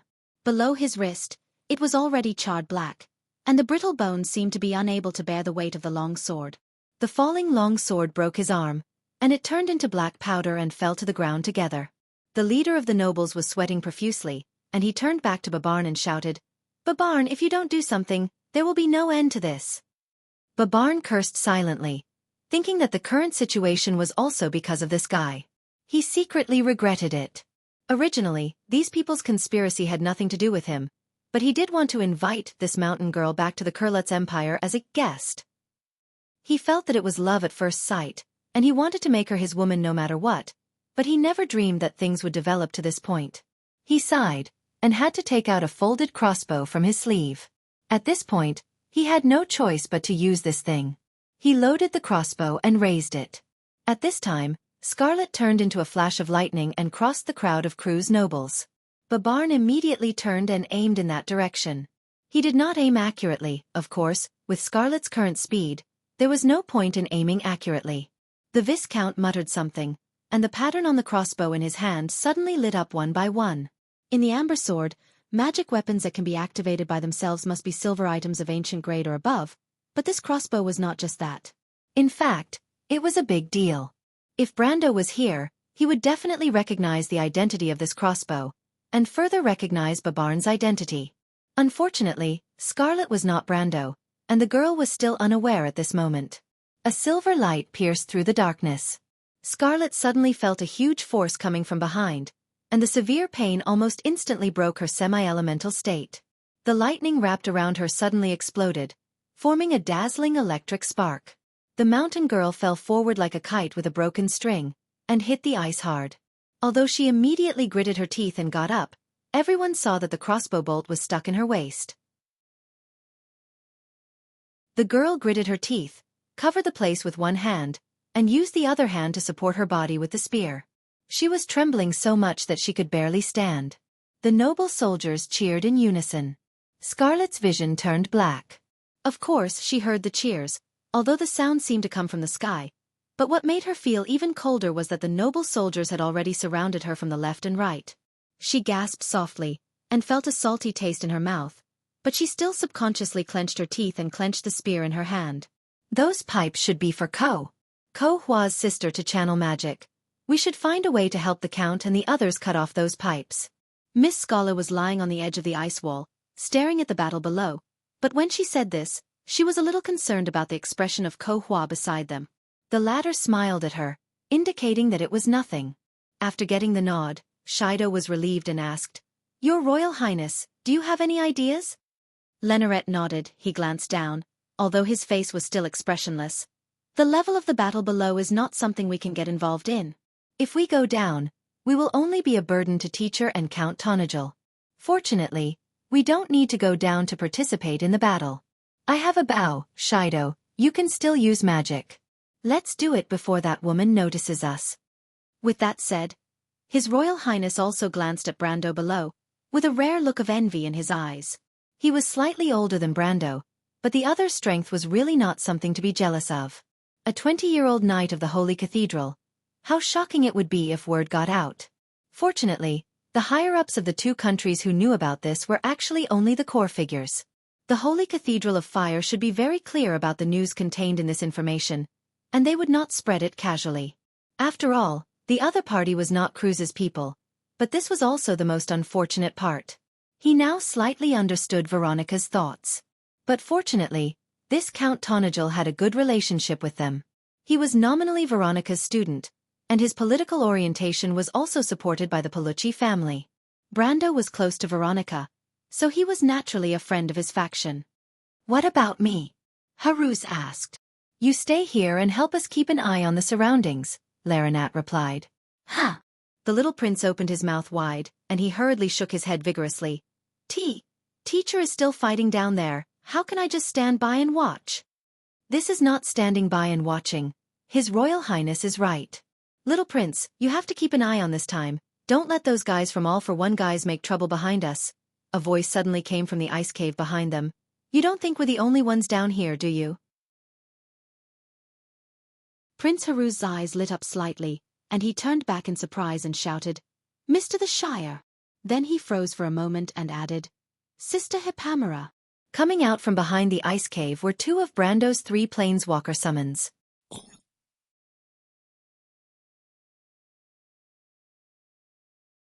Chapter 831.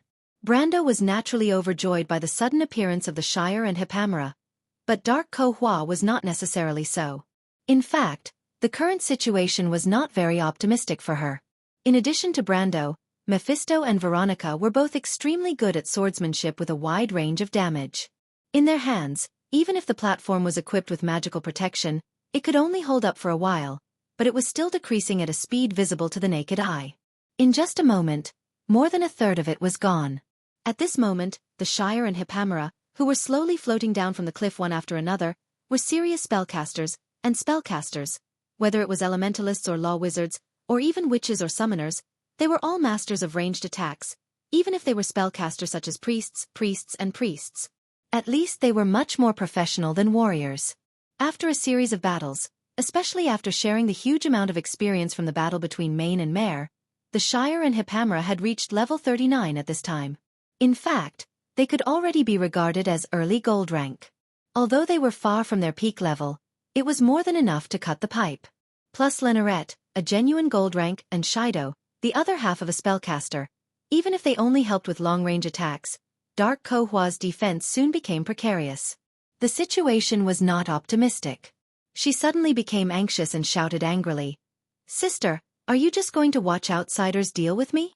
Everyone was stunned, especially Shido and the others, who hurriedly looked back at Ko Hua. But the latter frowned and shook her head, replying, "I won't participate in the battle, that's not what I yearn for.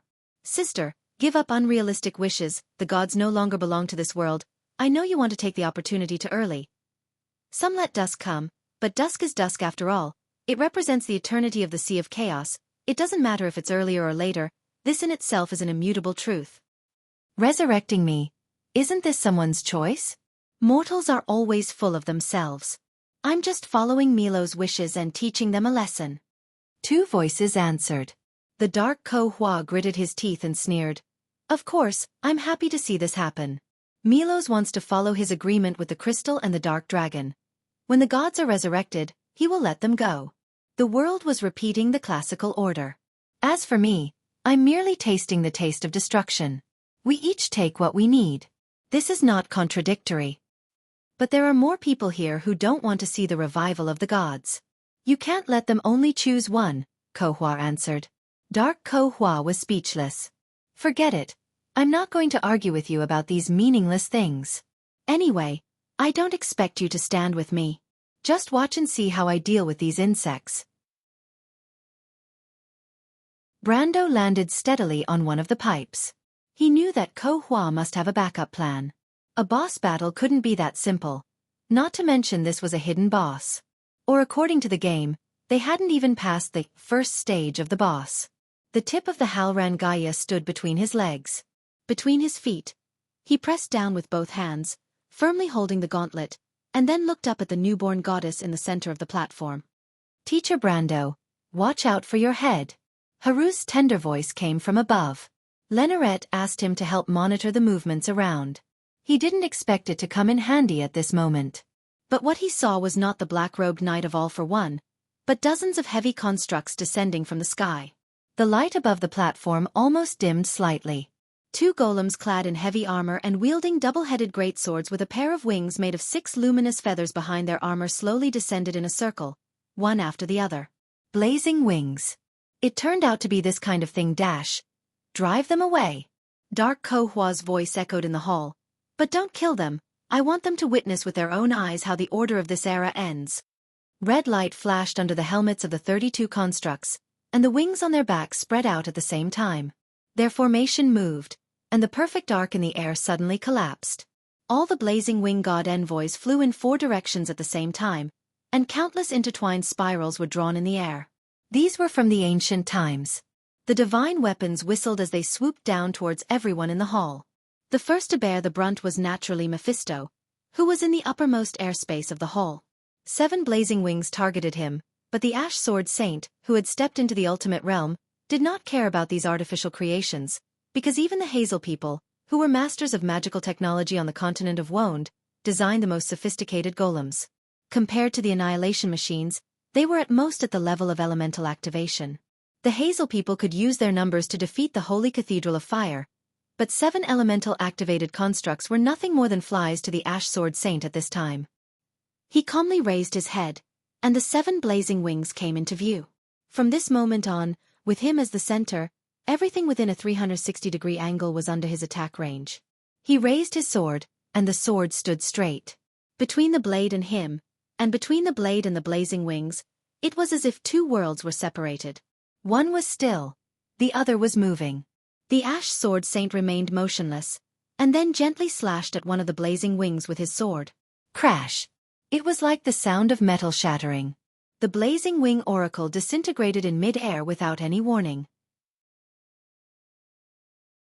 In fact, it was not entirely correct to say that there was no warning, because as long as one had a little eyesight, one could see that a thin gray line first appeared on the armor of the construct, and then along that thin line, a thin gray line appeared. It first split into 2, then broke again, then into 4, then into 8, until it shattered into a pile of gray smoke and dissipated in mid-air. Even Brendel could not help but exclaim in admiration when he saw this scene. The most famous fantasy swordsmanship in the Amber Sword. Each of them had a mesmerizing beauty when displayed. It was a pity that this swordsmanship required the ash element as a foundation, and he couldn't learn it even if he wanted to. At this time, Mephisto slashed at the second blazing wing god emissary, but this time, he miscalculated. The construct holding the 2-handed greatsword suddenly paused in midair, then rolled horizontally. A gray ripple cut along its left arm and shoulder armor, starting from the shoulder blade. This blazing construct was very fast. It was a blazing construct. Suddenly, a blazing construct appeared. The entire left half of the blazing wing's body turned into dust with a bang, and even the double-headed greatsword couldn't be held firmly, falling into the abyss. Mephisto was also slightly surprised. But this was the characteristic of divine creatures. Creatures of the same kind would share memories and experience. They often grew rapidly on the battlefield, and sometimes even became more terrifying skilled fighters than players. Brando didn't intend to remind Mephisto, after all, he was his teacher, not to mention 7 blazing wings against him. It shouldn't be a problem for Mephisto to deal with them, and the key was that he had already seen the other 7 blazing wings flying towards Veronica at the same time, and on the other side, a total of 12 blazing wings were flying towards him. Dark Ko Hua's hatred for him was evident. Brando could only shake his head and smile bitterly. "Teacher, be careful." Above his head, the little prince couldn't help but remind him loudly. He saw that there were as many as 12 blazing wings surrounding Brando from all directions. He was so nervous that he could hardly breathe. His hands clasped the scabbard of the lion's fang, and his little face was pale. Lenoret also looked in that direction. He thought for a moment and raised the white longbow in his hand. This bow was called Tranquility's Distance, and it was also a famous fantasy weapon collected by the Cruz royal family.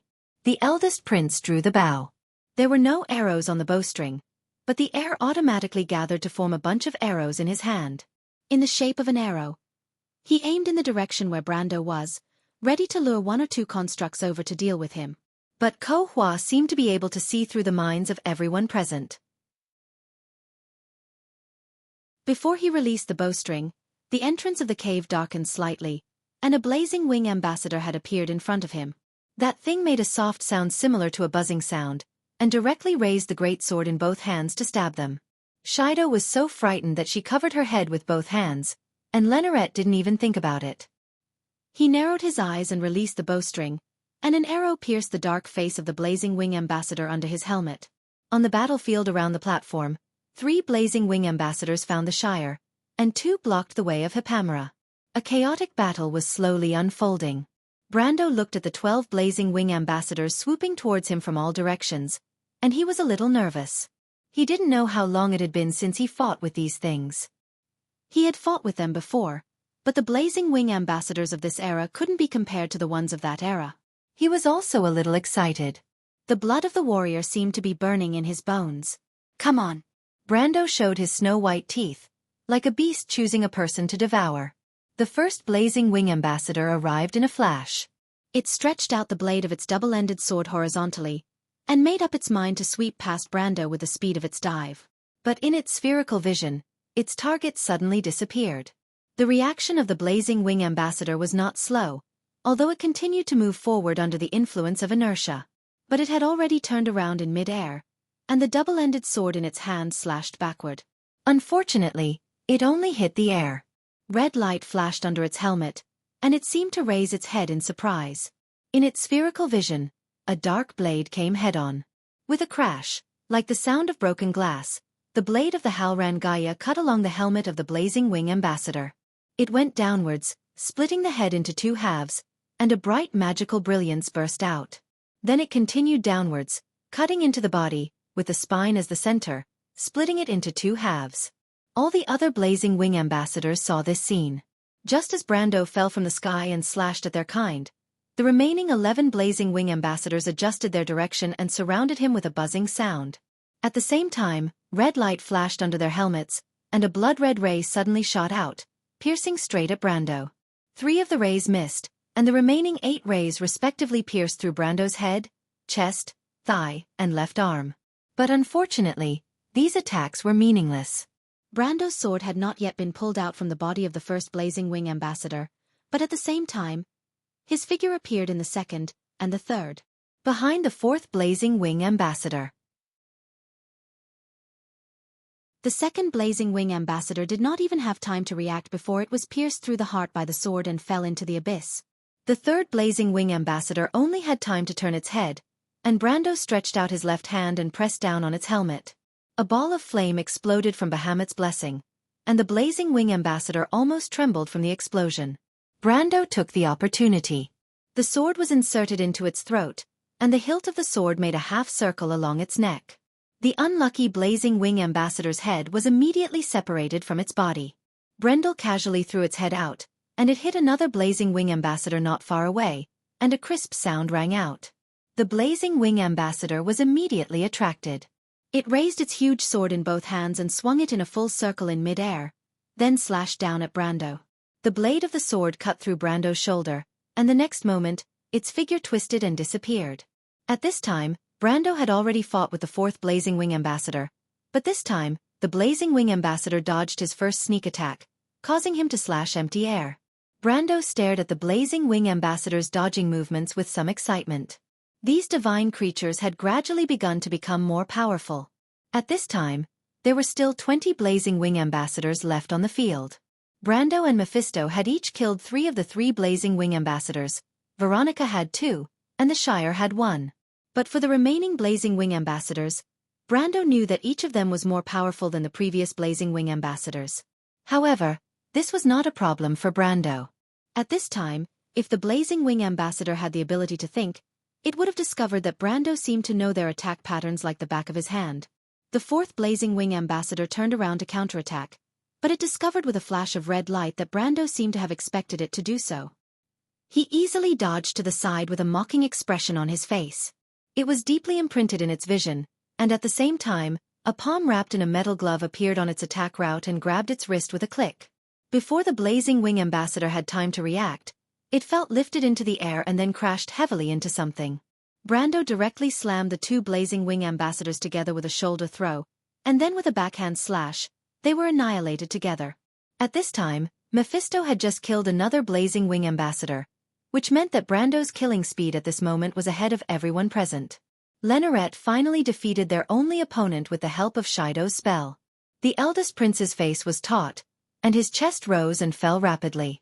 Shido looked at the strange machine that stumbled out of the hole, gasping for breath. The notebook she was holding had a deep cut in it. If it wasn't for the thickness of the book, it wouldn't have been so thick. If it were not for the thick notebook, she would probably be lying in a pool of blood at this moment. But compared to that, the scholar would rather lie in a pool of blood. She looked at the note she had accumulated with great difficulty, and tears were about to fall. But Haruz was more nervous than the 2 of them. He was covered in ice shards and hurriedly got up and ran to the entrance of the cave, as if he was afraid that his teacher would be killed by those monsters. He had seen how powerful those monsters were before. Prince Lenoret, Shido, and he had managed to kill one of them with great difficulty. But now. However, when he looked at the platform below, he was surprised to find that the battle below was very different from what he had imagined. Brando was also injured. But this injury was in exchange for the 3 blazing wing ambassadors. His right hand was dripping with blood, and the blood even flowed through the hilt, bypassed the guard, and dripped down along the dark blade of the Halran Gaia. But beside him, the original 12 blazing wing ambassadors had long been scattered, leaving only 5 floating shakily in the air. From time to time, attacks were launched from all directions. But at this time, Brando had completely integrated into the memory of the past battle, and the instincts of a player seemed to have returned to him. He was no longer a planeswalker, but a genuine veteran warrior. His attacks were not limited to swordsmanship. Players' attacks had always been about results, not focusing on during this process. Haruz was dumbfounded. He saw that his teacher had completely given up his defense and rushed towards one of the blazing wing ambassadors like a meteor. The blazing wing ambassador immediately stabbed his teacher with its double-ended sword. The speed of the 2 was so fast that even the little prince almost thought that his teacher was going to be injured. However, Brando seemed to have expected it. He moved slightly to the side and made the opponent's attack completely miss. At the same time, his sword pierced into the opponent's chest without any hindrance, making a crisp sound like a broken gear. At this time, the remaining blazing wing emissary surrounded him, but Haruz saw that his teacher didn't even turn his head. Instead, he threw a backhand punch. This punch was beyond everyone's expectations. It hit the side of the blazing wing emissary's helmet, which was the cheek. The force was so great that the blazing wing emissary's head was almost dented. The strange machine flew out, starting from the head and then the body, under the astonished gaze of the little prince. This punch must have hurt a lot. He could not help but squint because he saw that the head of the strange machine was so twisted that even the parts and gears inside seemed to have flown out. Haruz also knew swordsmanship. He estimated the reaction of the strange machine and thought that it was not that the other party was not prepared, but it was guarding against the sword in Brando's hand. It never dreamed that it would be punched by this human. Teacher, really? Haruz swallowed a mouthful of saliva. Although Brando taught him swordsmanship, he had never seen his teacher fly into a rage. He heard from his sister that the Count seemed to be a brilliant summoner, but he had never thought that his swordsmanship would be like this. The king of Erewhon lay at the entrance of the cave in a daze. For a moment, He felt that he could not accept it, but for a moment, he felt his blood boil. This was the battle in his mind.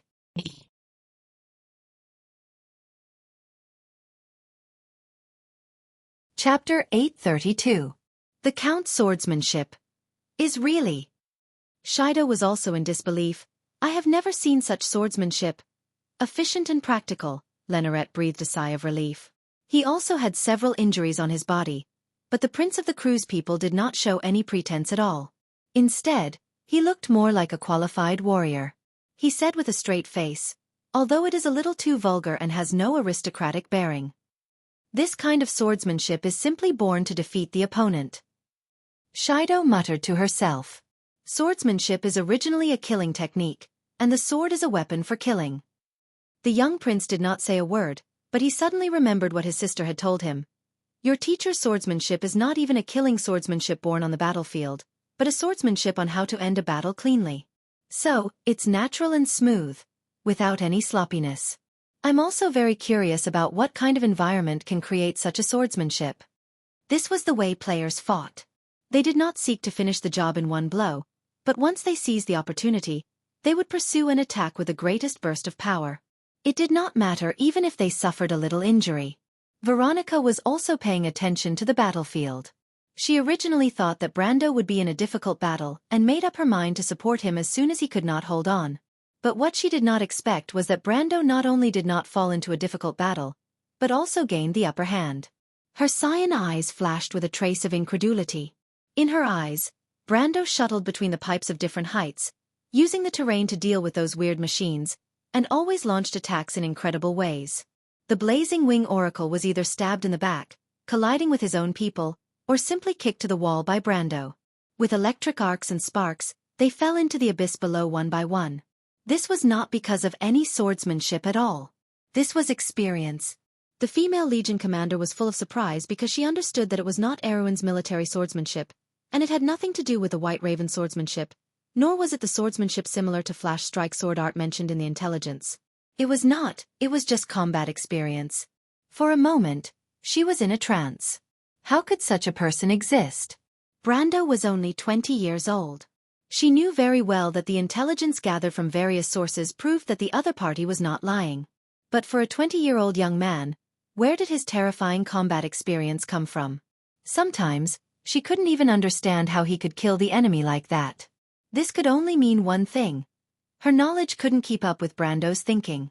This was simply absurd, which meant that the young man's combat experience might even surpass hers. Logic told her that it was right, but experience told her that it was impossible. Veronica was very conflicted. She was also a sacred swordsman, and a famous one at that. She was the commander of the Cruz Empire's azure firmament. She had fought against the Hazel people, the monsters, and the pagans. Looking at her life, it seemed that half of her 50 years of life was spent in battle. She was too proud to admit it. This was no longer a matter of talent. Veronica racked her brains, but she couldn't figure out why this happened. She couldn't help but raise her head and look at Mephisto, who was not far away. The Ash Sacred Swordsman's eyes were also filled with inexplicable surprise. However, Mephisto was surprised, but she was a little regretful. You took in a good student, Mephisto.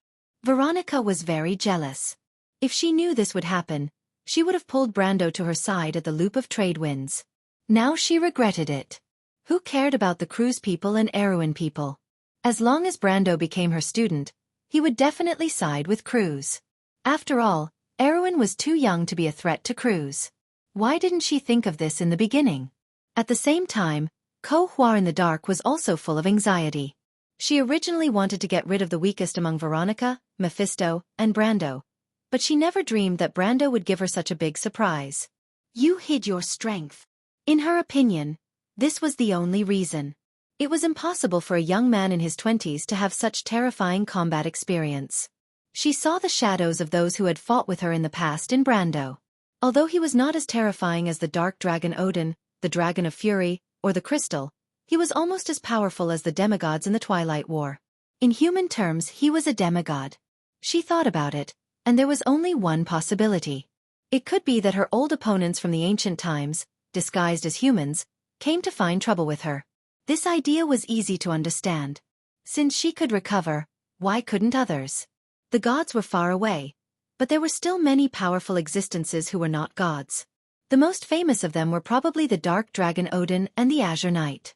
Thinking of this, Ko Hua's face changed. Her bright hair fluttered in the wind, and she screamed angrily. You are definitely not an iron person. You are a divine person. Who are you? Divine person? Brando finally woke up from Ko Hua's roar. He had already finished off all his opponents and helped Hippamera out. The cleric girl was almost in a desperate situation in the previous battle. Her combat level was not as good as the Shire's, and the siege of the 3 blazing wings almost made her breathless. She had several wounds on her body, and her robe was torn. It was not easy for her to catch her breath. She took a deep breath and thanked Brando from a distance. Thank you, Sir Lord. Brando looked at his battered and exhausted subordinates and was a little annoyed. However, Ko Hua's words still attracted his attention. What was a divine person? Was Odin a divine person? Was the Azure Knight a divine person? Odin had once told him that they did have some noble blood flowing in their bodies. Brando could guess that they might be descendants of a divine person, but they were not pure-blooded divine person. He had always been curious about the relationship between the divine person and the gods. In a literal sense, the divine person seemed to be the people of the gods. There was a mainstream school of thought in Wonde that believed that the divine person was the first generation of inhabitants of Wonde. They were the servants of the gods, and then there was the golden generation and the silver generation. But from the description of the Pale poem, the divine person should at least be on an equal footing with Martha or the gods. Because the first paragraph of the Pale poem wrote that the divine person and Martha weave this world together. And now, Ko Hua's words had a different meaning. She must know that the gods would not walk the earth anymore. She also said that she was the only awakened god in Wonde, but she berated him for not being an iron person, but a divine person. Although it sounded like a slip of the tongue in a fit of anger, Brendel keenly grasped the flaw in it, and Corfa must have understood it. A divine person was not a god. Then what was a divine person? Brando actually had a suspicion for a long time. A divine person was very likely a planeswalker, the legendary manager. If that was the case, then everything barely made sense. There was only one doubt left. Why did Odin and the Azure Knight only call themselves descendants of the divine person, and not directly call themselves divine person? After all, they were genuine planeswalkers. Was it modesty? Or was there something else they were hiding? And Brando faintly felt that his strange system might have some kind of connection with this puzzle. He simply raised his head and smiled mockingly at Ko Hua. Ko Hua, this has nothing to do with the divine person. It's just that the junk you released is too weak. If you want to talk about divine person, aren't there a few here? He looked at Mephisto and Veronica meaningfully. The two of them had just disposed of all the Blazing Wing messengers, and even the Shire had dismantled the 2 Blazing Wing messengers that were fighting against him. Although the Shire's strength was at the same level as Hippamera's, his combat experience was far from what the latter could compare to. Don't play dumb, Corfa was fooled as expected, and replied coldly. I'm not talking about your mediocre strength, but your combat instincts. Don't you think you're being a little too pretentious? An elemental activated insect with the combat instincts of a commander level. Commander level combat instincts. Brando caught another term. He knew very well where his combat instincts came from. It was the experience of a level 130 warrior. The growth rate of a player's ability was far faster than that of an NPC. A level 130 warrior was almost equivalent to a few hundred years of combat experience for the NPCs, or even more. He knew very well that the pure combat ability of his era had probably surpassed that of William of this era. In other words, he was indeed close to the divine realm, but there was still a long way to go before he had the power to exist. Can commander-level combat instincts prove that I'm a divine person? Brando deliberately smiled contemptuously. Of course not. But are you a divine person? Are you Alphonse, Crystal, or Blazing? Ko Hua's sneer echoed throughout the space. She felt that she had completely seen through Brando's disguise. At the same time, she gritted her teeth in hatred. No wonder this guy saw through her weakness at a glance. She did not believe that the iron person of this era had knowledge and memories about the ancient era, about the gods. Even the silver person could not. Brando finally understood. In other words, in Ko Hua's view, A commander-level strength was either a divine person or a divine person. There was no other possibility. He also remembered that Ko Hua was also a commander-level monster in the Dusk Camp. And the commander-level existence that she spoke of was likely to be an existence corresponding to them on the side of order, which was an opponent of the same level as her. Brando estimated that according to Cruz's mythological classification, it was about the strength of a demigod or above. Brando suddenly began to feel that it was interesting. It was the first time that he was so close to the inside story of the chaotic era in the game. He knew very well that the story, quests, and rewards of the game story about that era were mostly outrageous. Because no matter if it was an item or a skill, as long as it was labeled with the prefix ancient, it was a symbol of extreme awesomeness. Just like Flash Strike sword art and Nine Luminary sword art, these things were products of recent ancient times. And with the Battle of Babel Fortress as a dividing line, the history before that was called Before the Era, which referred to the myths and legends before the chaotic era. And in the game, there was only one kind of item that players came into contact with before the era: the War Slate. But just this was enough to drive everyone crazy. "Where are you from?" Ko Hua suddenly asked. 11, 12, or 17? What did these numbers mean? Brando was a little confused, but he did not show it on his face and pretended that he had been exposed. He smiled bitterly and said, "No comment." But he did not expect that dark Ko Hua, who had almost completely turned into lightning, suddenly quieted down and stared coldly at him with his silver-white eyes. "Strange. You are not a celestial. What are you?" "You are the F** king thing." Brando cursed, but he did not expect that the other party's attitude would change 180 degrees. Thinking back, the problem could only be with that set of numbers. But no matter how hard he racked his brain, he couldn't figure out what the connection was, and Corfa certainly wouldn't answer his similar questions again. At this time, Veronica and Mephisto finally came to his side. "Brendel, what are you playing at?" Veronica was the first to ask. But Brendel felt that the way she looked at him was a little strange. It was like a little girl who wanted a toy but could not get it. He could not help but feel a chill down his spine. What kind of strange idea is she up to again? He hurriedly replied, "Yes. I don't know what she is talking about, Lady Veronica. I just wanted to get some information out of her." "You're following her words." Veronica realized what was going on. Brando nodded. Their conversation was naturally seen by Ko Hua. Although the eldest daughter of Ekis had expected it, she was still furious. With her status and knowledge, she was fooled by an iron folk. Of course, she didn't know that Brendel's experience was more eccentric, and his knowledge might not be as good as hers. But in Corfa's eyes at this moment, Brendel was just a bug, and now the truth was in front of her eyes. She was deceived by a bug. And it was in front of her sister. If she still had a physical body, her face would have turned red and white. Her embarrassment and anger finally turned into a thunderous roar. "You will pay the price, mortals." It was as if the entire space trembled. Everyone present turned around and found that dark Ko Hua was bathed in a snow-white brilliance. Hundreds and thousands of lightning bolts as thick as an arm interweaved from all directions and merged into her body. Seeing this, Brando was the first to react. "Divine barrier. The divine barrier has disappeared. That guy is going to fight personally." Sure enough, in the next moment, an invisible barrier shattered like glass around Ko Hua. Before it shattered, one could barely see that it was a complete sphere. Then, in the blink of an eye, it dissipated into the air. In an instant, lightning gathered on Ko Hua's body, forming a bright electric ball. Corfa, on the other hand, was like a butterfly in a cocoon, completely wrapped in this electric ball. Her body had become vaguely visible, but her eyes had become 1,000 times brighter. Divine power sublimation. Shido, who watched this scene unfold, could not help but mutter to herself, "Divine power sublimation, this is divine power sublimation." "What's that?" Haruz turned around and asked, puzzled. But Miss Scholar was obviously stunned, and did not hear his question at all. Corfa, who was behind him, smiled at the little prince, her eyes reflecting the bright brilliance of the lightning below, and replied, "According to your words, it is to ignite the divine fire." The originally weak flame called divine power was ignited. At first, it was just a flame, but it gradually became a raging flame. Milo's remaining divine power was like a seed, but at this moment, This seed had taken root and sprouted in Ko Hua's body. Even Brando could feel an irresistible aura being born in the entire space, causing everything in this space to groan and scream in turmoil.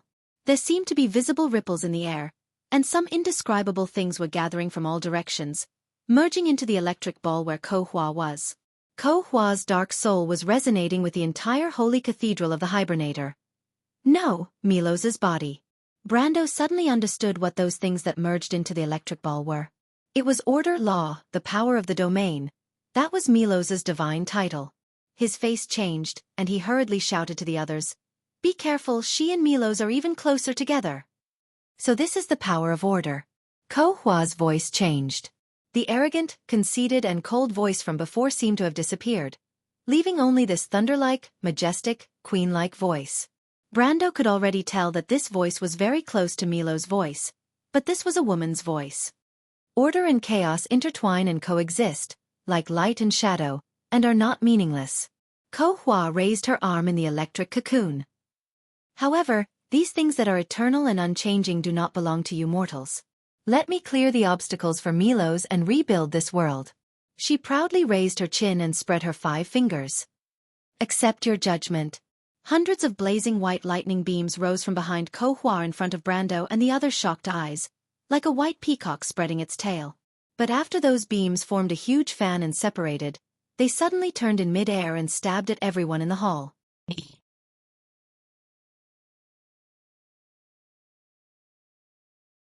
Chapter 833. The sky was filled with crisscrossing blazing white rays of light. It was like a rain of light, hitting the platform, the blazing magic power transmission pipes, or passing by Brando, Veronica and Mephistopheles, or hitting the magic shield that the Shire General was about to open, stirring up layers of violent vibrating ripples on it. Hippamera dodged to the edge of the platform with difficulty, but a beam of light still shattered the sacrificial staff in her hand in front of her astonished gaze. Others shot in the direction of Cruz's eldest son, turning the ice cave into a honeycomb. Large and small pieces of ice fell from the sky, smashing into Shido and Haruz, who were holding their heads and screaming. The first layer of light had not yet faded, and the second layer of light was generated along the path of the previous layer of light. They were like lines drawn with milky white paint on a dark canvas, scattering in the center of the platform like countless snakes, scattering towards everyone present. Brendel, that's the Hunter siblings. Veronica suddenly realized what was going on. Brando was startled, and then his expression changed drastically. They had been entangled with Ko Hua and her minions before, and the battle had nothing to do with Peya and Yuruta. But this time, Ko Hua launched an indiscriminate attack, and the Hunter siblings themselves were only a little stronger than ordinary people, not to mention that they were still unconscious. If they were hit, it would be a disaster. But the problem was that no one had thought of this problem before, and now each of them was a considerable distance away from the Hunter siblings. And the white lightning was already in front of them. Brando was full of regret and could only watch the tragedy unfold in front of him. He still remembered that he had promised Peya to protect her and her brother, and the words were still in his ears. But the first beam of light hit a place very close to Peya, melting into a bright red in the platform, and the second beam adjusted its direction and stabbed straight at the Hunter girl's chest. It was at this time that a holy light shield unexpected by everyone fell from the sky, enveloping the Hunter siblings in it and blocking the attack for them. She was Hippamera, the only one present who could use divine spells. Brando reacted, but he had a bad feeling in his heart. He looked back and saw that the priestess girl had thrown away her shattered staff. She didn't even care about herself and first opened a shield for Peya and Yuruta who were lying on the platform. Protect yourself. Be careful. Brando knew the price Hippamera would have to pay. A beam of light pierced through her left arm, and Hippamera screamed in pain. Her body swayed slightly, and then a beam of light pierced through her lower abdomen. Woohoo! The young girl bit her lips and let out a low cry. Blood spurted out like a fountain, and she rolled on the platform covered in blood.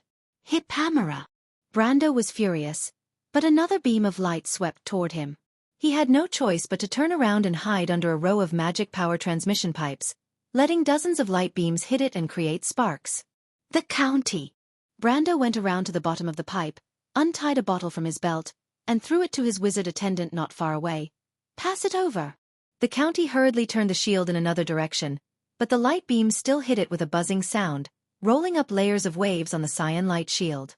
He caught the bottle, weighed it, and immediately guessed that it should be holy water number 13. Veronica was waving her sword like a mirror, deflecting the light one by one, but when she looked up, her cyan eyes had already reflected the third wave of crisscrossing white lines rising behind Ko Hua. At this time, the entire space was filled with incandescent lightning. Little one, Mephistopheles, we have to think of something. We can't let her attack as she pleases. She also felt troubled. My lord, I'm also having some trouble here. The county was also full of anxiety, but the light beams shooting at them were like torrential rain, making it impossible for him to move his feet. Of course this could not go on.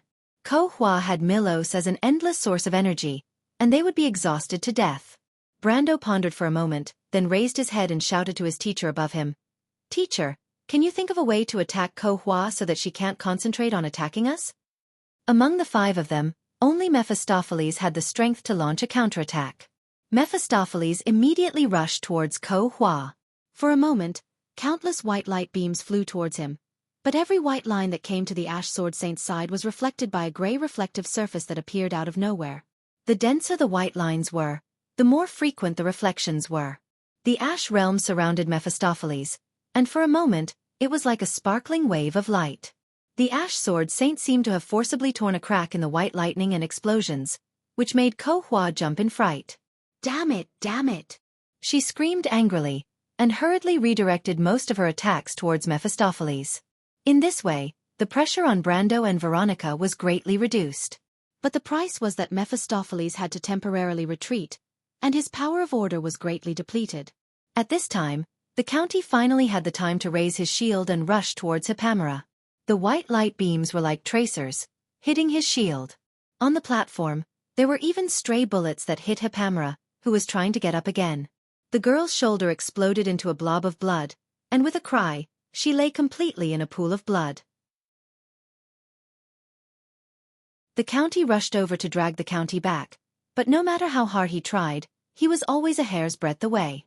Ko Hua seemed to have seen through their intentions, and mobilized a relatively high density of attacks to stop the county's next move.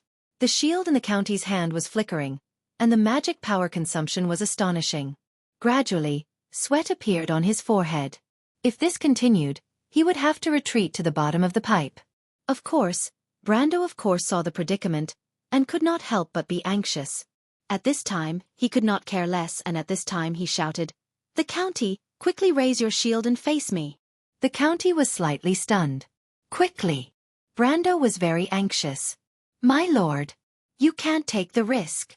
Hippamera's intermittent voice suddenly came from the soul, and she seemed to be enduring great pain as she whispered, I haven't been following you for long. Give up on me. What do you mean by long? Do you think I'm a merchant? Brando stared at the county. Quickly, this is an order. The county smiled bitterly and did not face Brando with the shield. Instead, he extended the edge of the shield for a while, and now it could also cover the direction Brando was facing. That's more like it. Brendel heaved a sigh of relief. Charles replied, but don't just focus on saving the damsel in distress and get me into trouble, my lord. Nonsense. Don't you want to save her? The county shrugged. I'll cover you. My lord. Mr. the County. Hippamera was lying in a pool of blood and murmured. Brando naturally did not stop for a moment. He directly launched Flash Strike Sword Art and slashed at the county. Buzz! With a soft sound, the county's shield flashed more violently than ever before. He could not help but cry out in shock. My lord, do you want to kill me? Shut up.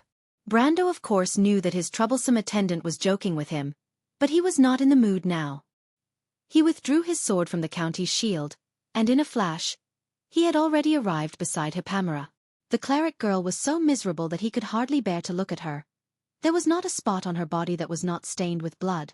Brando secretly hated Ko Hua's heavy-handed attack. At the same time, he hugged Hippamera's soft body. At this time, a white light swept towards him. He had to carry Hippamera and roll to the edge of the platform. He looked down from the edge and was pleasantly surprised to find that there were a few pipes that could hide people. Brando hurriedly jumped down from there, and then put Hippamera on top of the pipe. He carefully lifted her head, but he was immediately stunned because he saw Hippamera's blood-stained face. The girl's eyes were closed, her face was pale, and her dry lips were trembling slightly. She seemed to be very scared. Only then did he understand how much courage it took for her to say those words. His heart softened, and he patted her back to reassure her. Then he took out a bottle of number 13 holy water, and let her open her mouth, and then he fed her little by little. After a while Hippamra's eyelashes moved and she opened her eyes, but there was only guilt in her sea-blue eyes. "I'm sorry, my lord, Enough, you've done well enough," Brando replied. In any case, for a girl who was only at the beginning of gold tier and had not been on the battlefield, her performance could be said to be perfect. And the key was courage. Brando knew that Hippamra's courage came from her loyalty to him. He also did not know why this girl's loyalty to him seemed to be more devout than the others. It was like a believer's obedience to her god. He could only think that it might be a problem with the card and character settings, but even so, it was enough to move him. "Have a good rest, and leave the rest to us." Hippamra's face was full of unwillingness, and she bit her lip. Although Brando said to leave the rest to us, in fact, he was not confident. Ko Hua's attack at this stage was a bit ridiculous. Even Mephisto could not block it. His strength was second only to the sage. He gently put Hippamra down again, and then looked up. The space was intertwined with electric arcs and explosions. Ko Hua was at the center of the entire platform, easily manipulating countless white lines to attack everyone.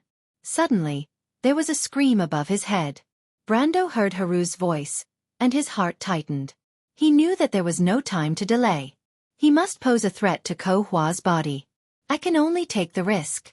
Brando patted the edge of Halran Gaia. In the intertwining white light, dark Ko Hua felt the energy in her body increasing exponentially. She could not help but squint her eyes. There was an illusion in her heart. As long as she waved her hand, everything in front of her could be turned into ashes.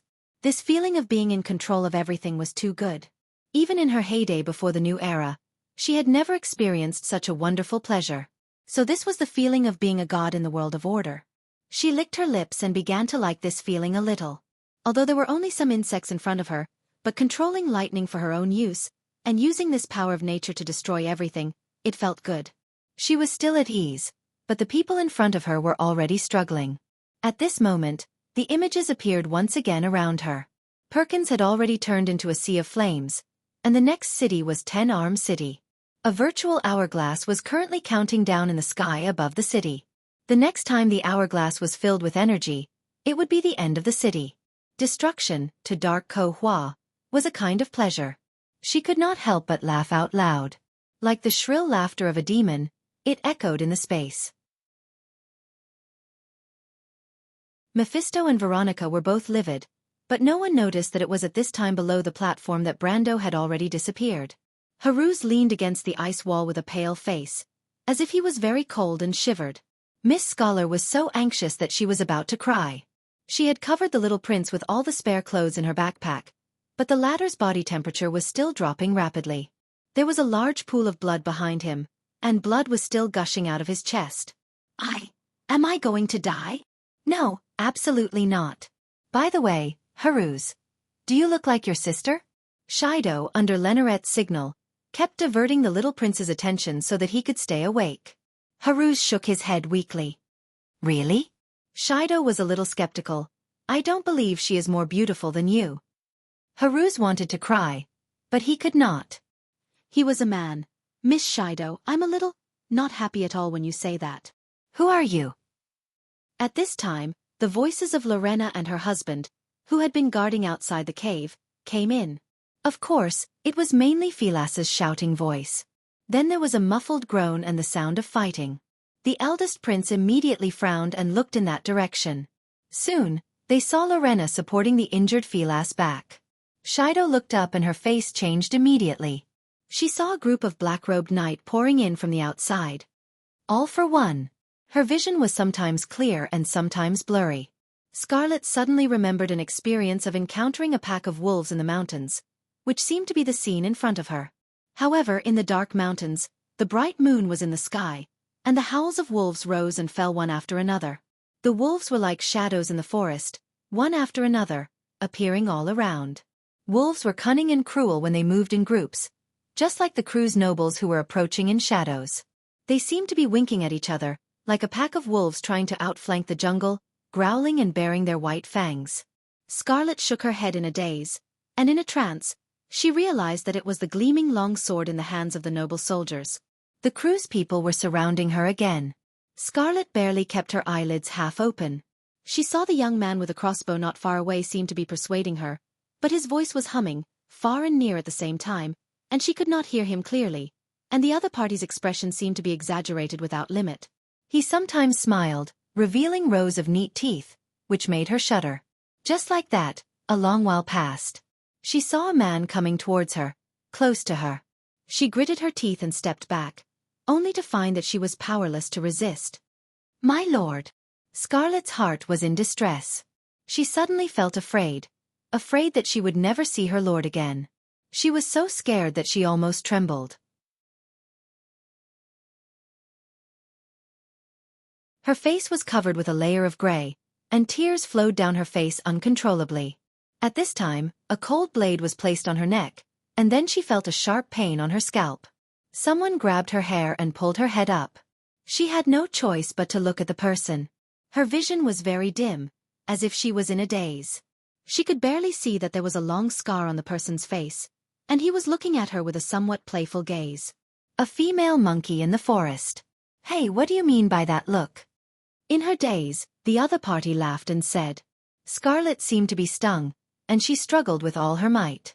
The man shouted angrily, grabbed her head, and slammed her against the ice wall behind her.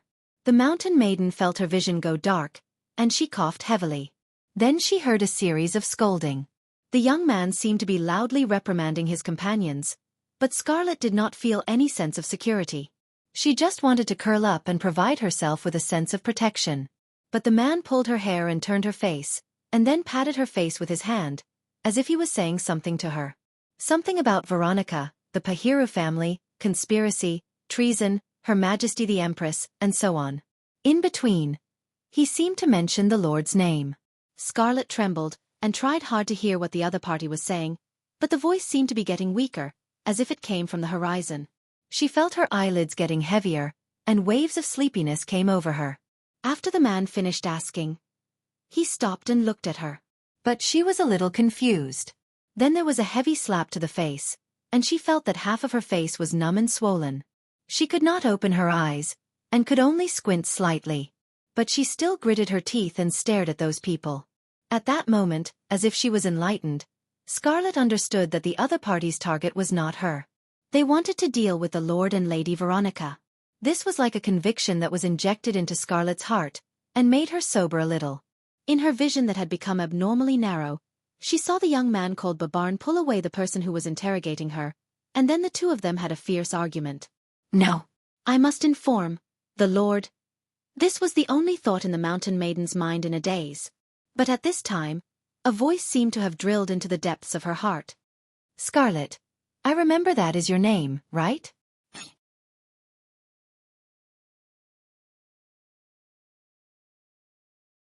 Chapter 834. The Black Knight creaked as he walked on the ice and filed in.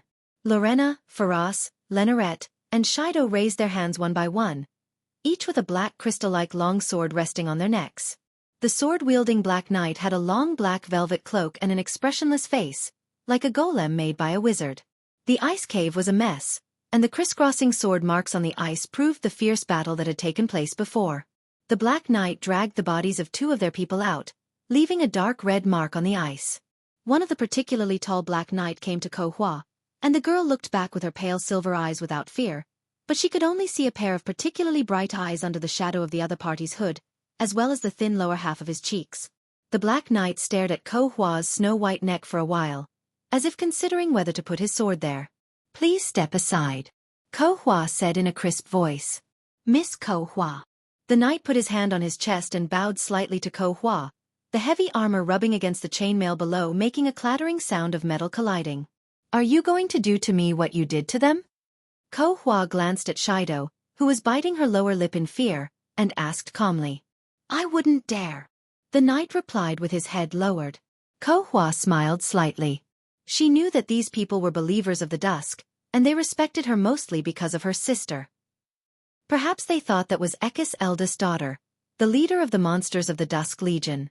If mortals worshipped gods and Martha, then these people's fanatical idols included Darkness Ko Hua. Although she was simple-minded, she couldn't help but sigh in her heart, understanding that they just wanted to believe the truth that they were willing to believe. Then I beg you to let them go, okay? She asked softly. I'm afraid not. Aren't you guys afraid that I'll get angry? I'll tell my sister. Ko Hua's face hardened. Ko Hua, Sama won't blame us for this. These people, he turned around to look, are all your enemies. I will not fight with anyone. They are not my enemies. At least it belongs to your sister, right, our little princess? The knight's lips curled up. Ko Hua shut her mouth. She glanced at the trembling Shido and said, Then at least let her go.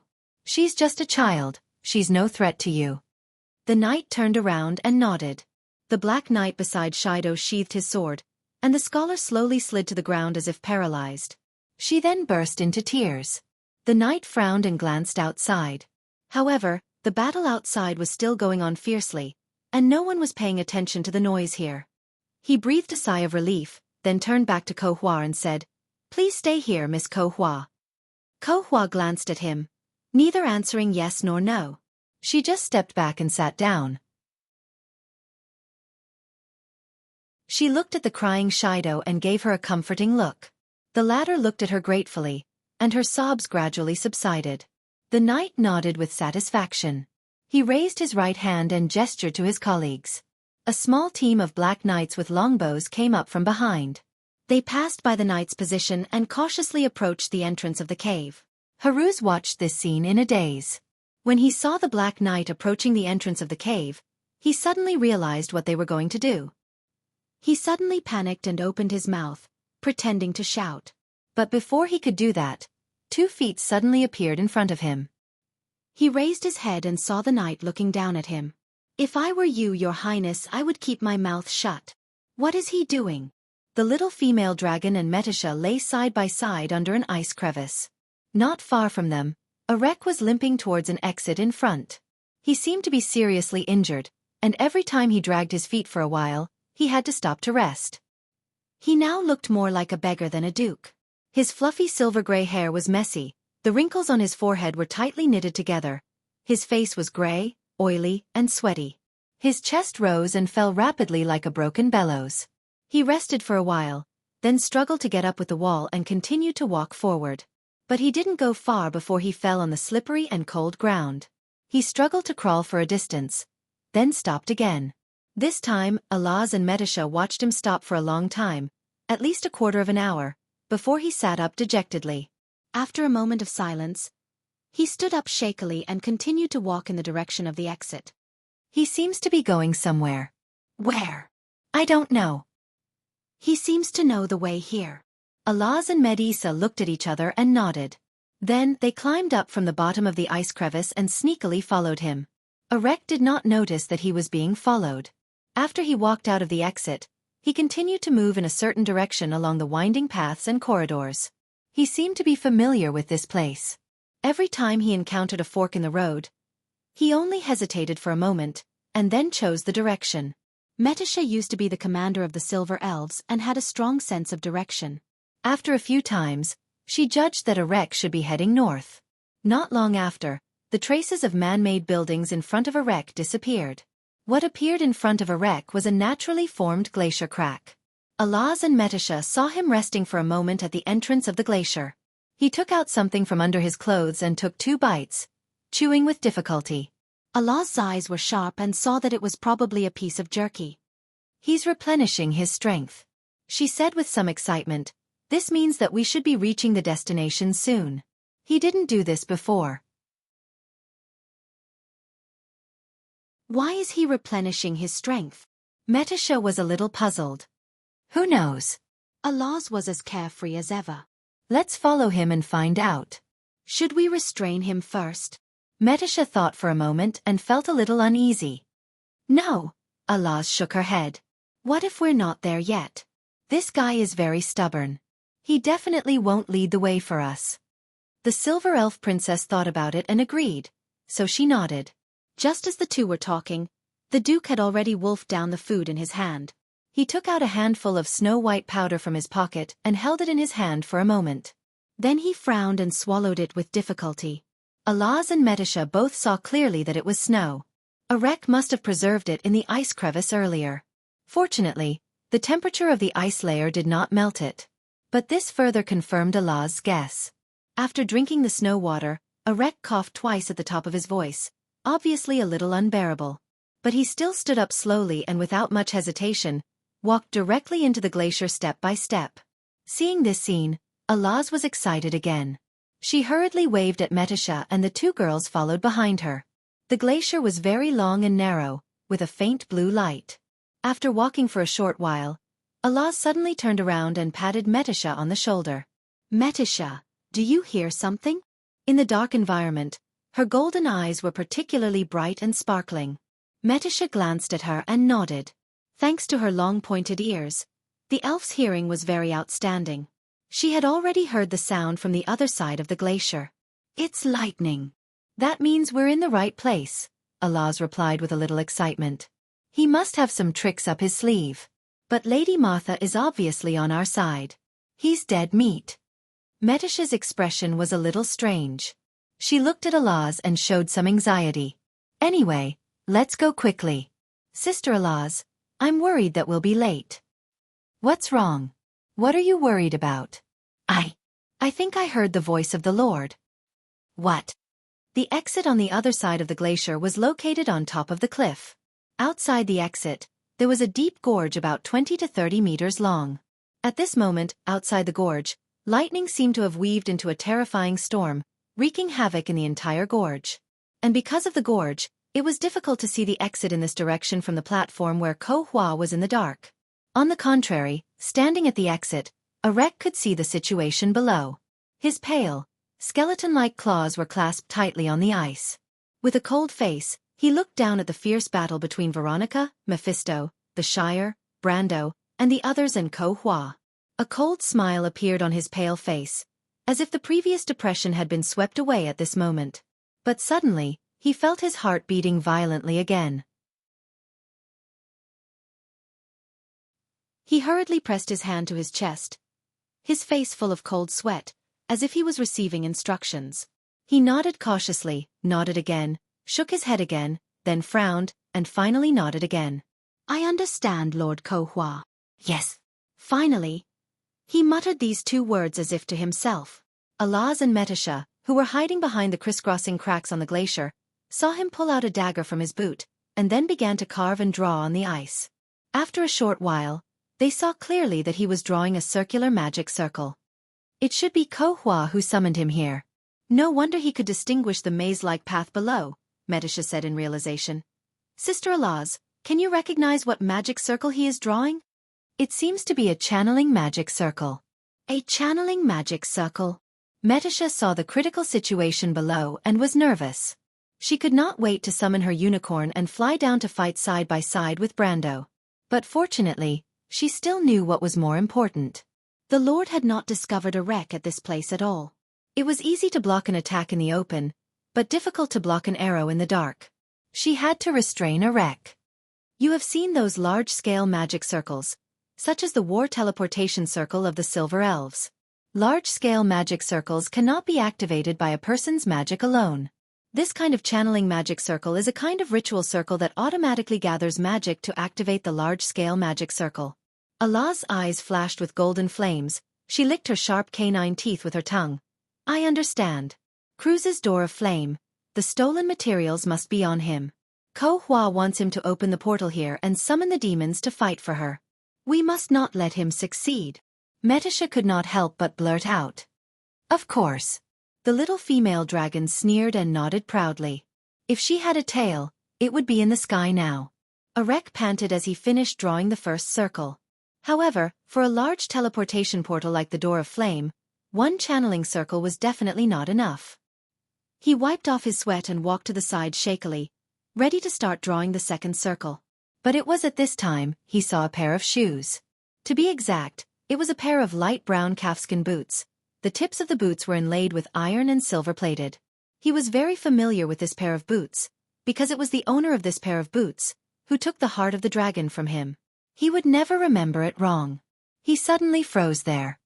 Keep drawing. The little female dragon's voice was smiling.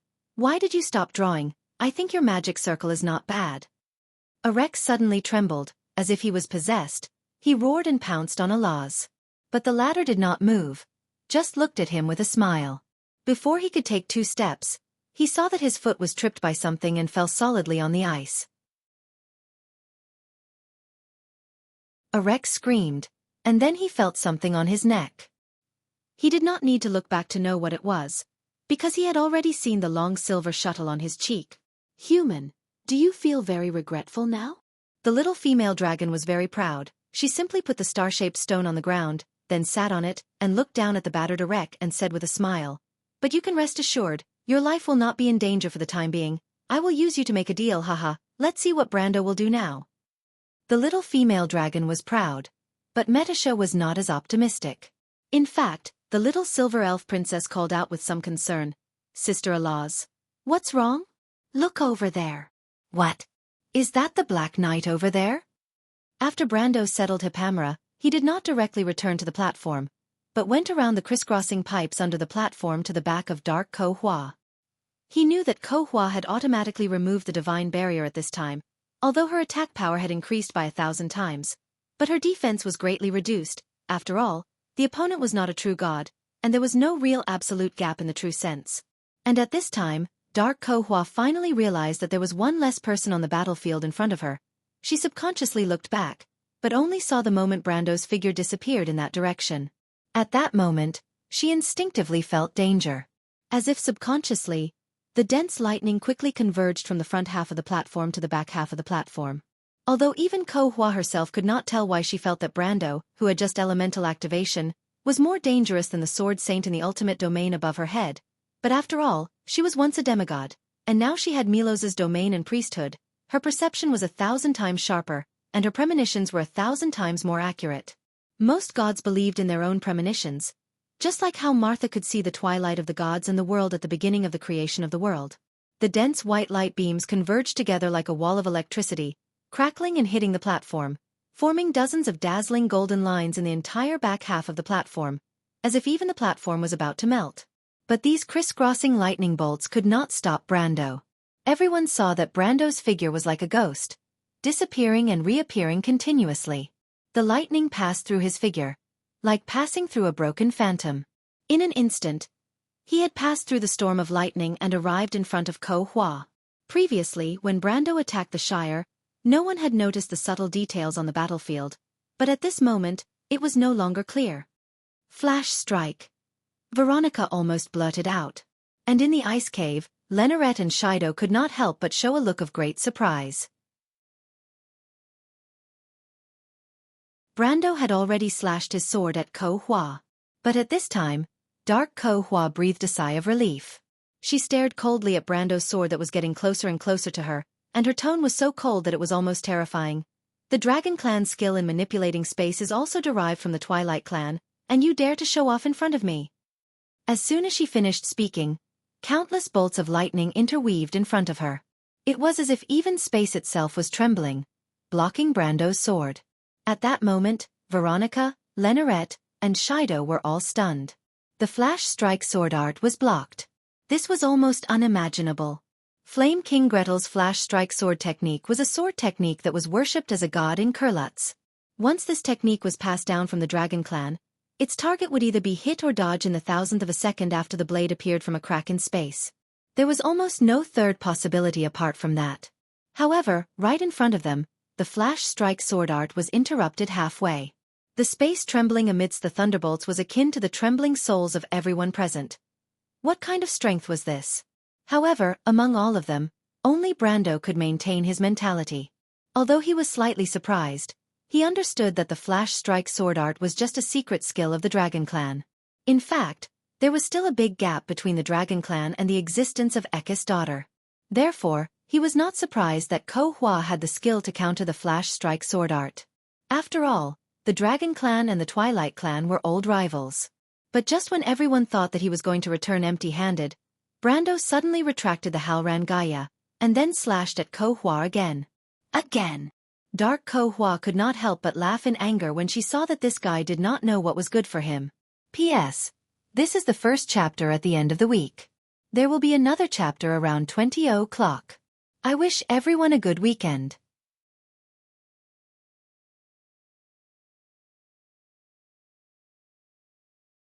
Chapter 835. Brando also circled to Ko-hua's side using the flash strike sword art technique, and heard a cold snort in his ear. Ko-hua seemed to have already captured his intentions. Her slender arm moved horizontally in the electric cocoon, turning in his direction. Her 5 fingers spread open, and hot white lines came from all directions, intertwining to form a round shield. Then she turned her head, her silver-white eyes only cold contempt as she looked at Brando with pity. Brando only smiled slightly. Dark Ko-hua was slightly startled and frowned. In Brando's hand, the Halran Gaia's blade was still moving forward. The black blade should have been blocked by the round shield woven by electric light, and it was.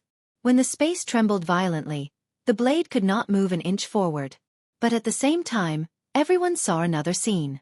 The black blade continued to move forward, slashing heavily into Ko-hua's shoulder. The latter screamed and crashed into the platform like a meteor falling to the ground. It was as if 2 events happened independently in 2 parallel worlds, happened separately, and then suddenly intertwined again. In the entire barrel-shaped canyon, the lightning that filled the sky disappeared completely. The white light that traveled in the air seemed to have never existed in this world. The long platform returned to calm, and it was so quiet that one could hear a pin drop. Dark Ko-hua got up from the ground and looked at Brando in shock and anger. Her left hand pressed on her snow-white shoulder, and blood kept seeping out from between her fingers. Brando saw this scene and understood that the other party was not a pure energy body.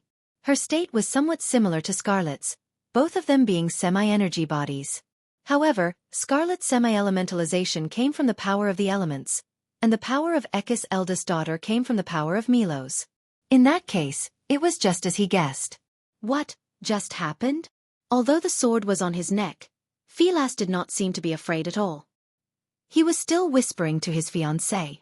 It's the elements. Lorena felt her throat dry. Count Tonagil's elements are. Brando pursed his lips. He was still maintaining the same posture as when he struck the dark Ko-hua. He floated in the air and looked at the pitiful Ko-hua. There seemed to be fog lingering around him, but the golden threads of law flashed. Time. Dark Ko-hua squeezed the word out of his mouth. The most essential thing of all. Miss Ko-hua, if I'm not wrong, you have no resistance to elemental power, right? Brando smiled and asked with confidence. Dark Ko-hua's face turned gloomy. She gritted her teeth and stared at Brando, not saying a word. Because your own power hasn't recovered, you're borrowing Milo's power, right? But there's only one kind in the laws of the gods. Absolute disparity. So, you have both a priesthood and a domain, but these are just authorities. You can manipulate lightning and even use divine barriers, but those are just Milo's scepters. But before you truly become a god, it's impossible for you to obtain divine laws. So what? Dark Ko-hua asked in a low voice. Her voice was low, but Brando could hear the nervousness in her heart. If you were Milo's, it wouldn't matter, because even if Milo's wasn't the father of giants, as part of the order, he himself represented some kind of law. Unfortunately, you're a dusk species. Creatures of chaos don't possess any laws. Brando smiled a little indifferently, but in the eyes of Dark Ko-hua, it was extremely abhorrent. He continued, You should know what I'm going to say. Only laws can fight against laws, because other forces are just dust in the mortal world. In the space, Brando and Ko-hua's voices rumbled, and Shido was also muttering to herself. You're wrong about one thing. Dark Ko-hua's face was gloomy as she gritted her teeth and said, There's not only the power of order in this world. Even order itself is just a manifestation of chaos, and chaos is also the top law. Brando nodded. Indeed, in your heyday, you naturally wouldn't care about us, but now you've just recovered, and you're just wearing Milo's shell. And even this shell has a fatal flaw for you. You must feel that it's a pity. If I had discovered it a little later, you would have been perfect. Dark Ko-hua was indeed furious. Lightning flashed in her platinum eyes. This was already the second time Brando had seen through her disguise. She didn't understand how he could always find her fatal weakness in the first place, but the repeated provocations finally made her furious. You damn bastard. But she knew that she couldn't do it. This human in front of her was complacent, and it was a perfect opportunity for her. Energy was flowing into her body, and in just a quarter of an hour, she would be completely reborn with the help of Milo's body's recovery. At that time these guys in front of her would really be insects, but it was at this time that Dark Ko-Hua felt a little strange. She stared at Brando, who was looking down at her from above, and felt that he should have seen through her thoughts. No, that's impossible. Otherwise, why didn't he do it? She pressed a hand on her shoulder, and a complicated light flashed in her eyes. She thought for a moment and was about to test the other party, but Brando smiled and interrupted her. Are you wondering why I didn't follow up with another attack? Dark Ko-Hua seemed to have been hit in the heart by this sentence. The thing she was most worried about had happened. It's actually very simple. My power is only enough for me to stab with my sword, Brando continued. But fortunately, I'm not the only one here. Brando's words made Dark Ko-Hua's mind flustered. She suddenly felt the hair on her back stand up. She quickly turned her head and saw a gray blade. The blade moved forward silently, bringing along a gray domain as it moved forward quietly, as if it was sucking in all the sounds around it. Gray element. She immediately recognized that it was the attack method of the human sword saint. Although the opponent's element was not as vicious as Brando's time, his strength, the ultimate domain, made her very wary. Just as Brando said, she had no way to resist the power of the law. She had no choice but to roll awkwardly to avoid the Ash Sword Saint's sword. But her dodge proved Brando's words. Ko-Hua herself obviously knew this. When she got up from the platform, her face was as black as iron. Once Mephisto seized the opportunity, Dark Ko-Hua had no chance to summon lightning. Without the shell of Milo's authority, how could she, who had just recovered, be a match for the Ash Sword Saint? In fact, if it weren't for her rich combat experience, she would have been nailed to the platform. Veronica, who saw this scene, turned back with strong curiosity in her eyes. How did you guess? In fact, the reason was very simple.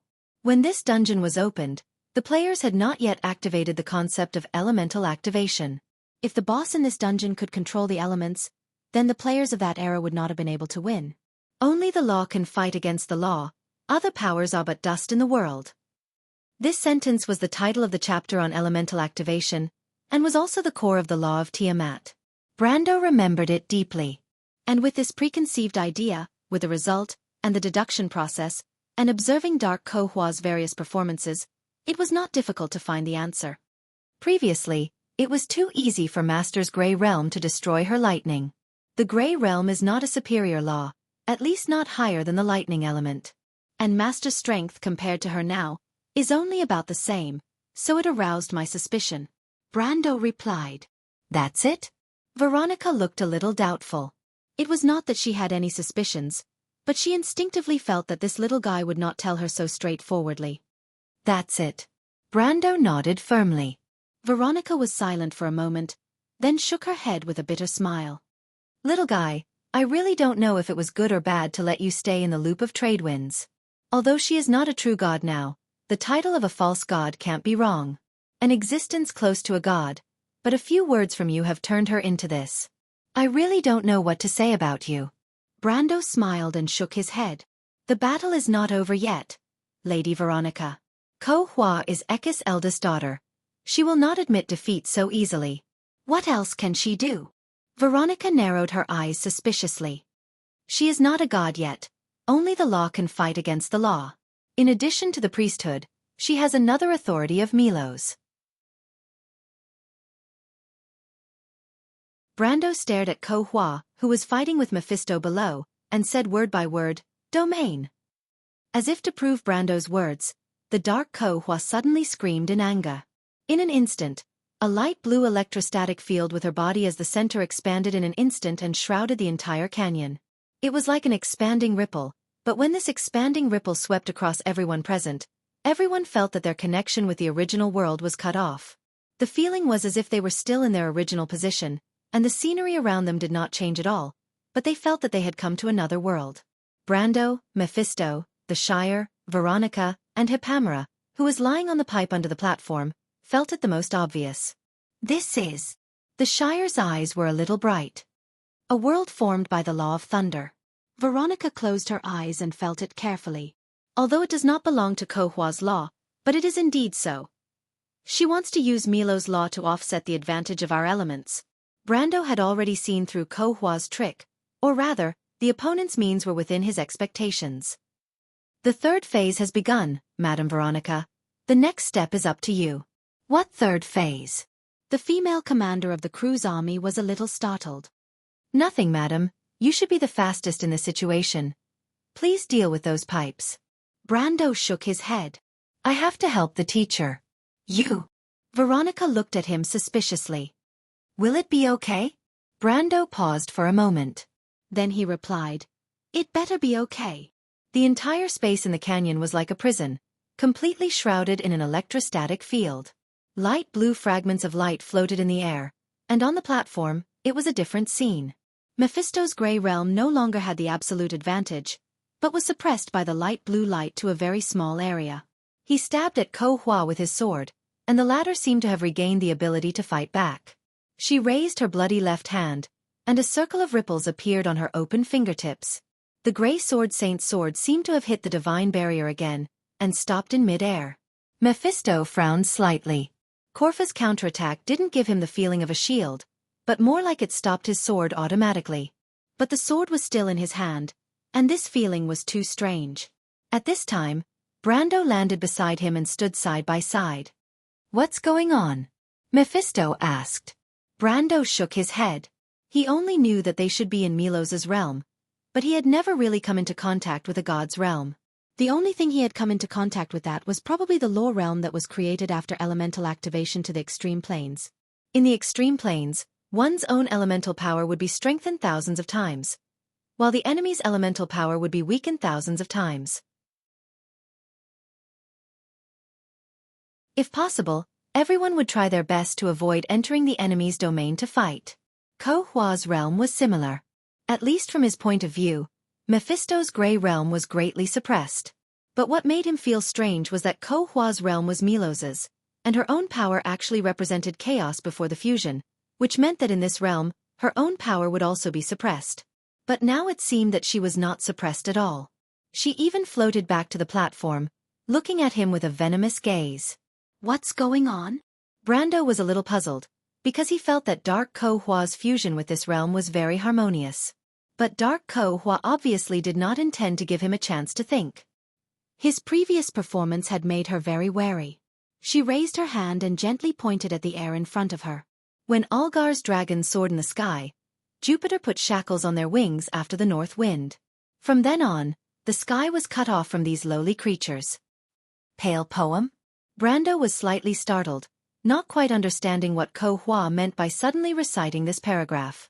He subconsciously turned his head, but saw the Shire Veronica and Mephisto standing there stiffly, as if time had been frozen, motionless. Brando's expression changed drastically, and he suddenly realized what Dark Kohua was doing. Word of truth. But what kind of word of truth could make an existence of the ultimate realm, a sword saint at the peak of the law, submit in an instant? Word of truth itself was just a manifestation of the law. Logically speaking, as long as one stepped into the elemental activation, this spell would basically have no effect. But Kohua's current actions had clearly subverted Brando's understanding. Word of truth? How can you still move? The two opened their mouths to question each other at the same time. But Kohua's eyes suddenly flashed with a light, and she reacted. So that's how it is. You really are a divine. I know who you are. She paused for a moment and replied gloomily, Odin, I'm right. You've got the wrong person. Brando replied with a straight face. What a joke, with so many people around. How could he admit it? It doesn't matter if you don't admit it. Kohua snorted coldly. But you can't fool anyone. Only a divine has such authority, and can even ignore the domain of the gods.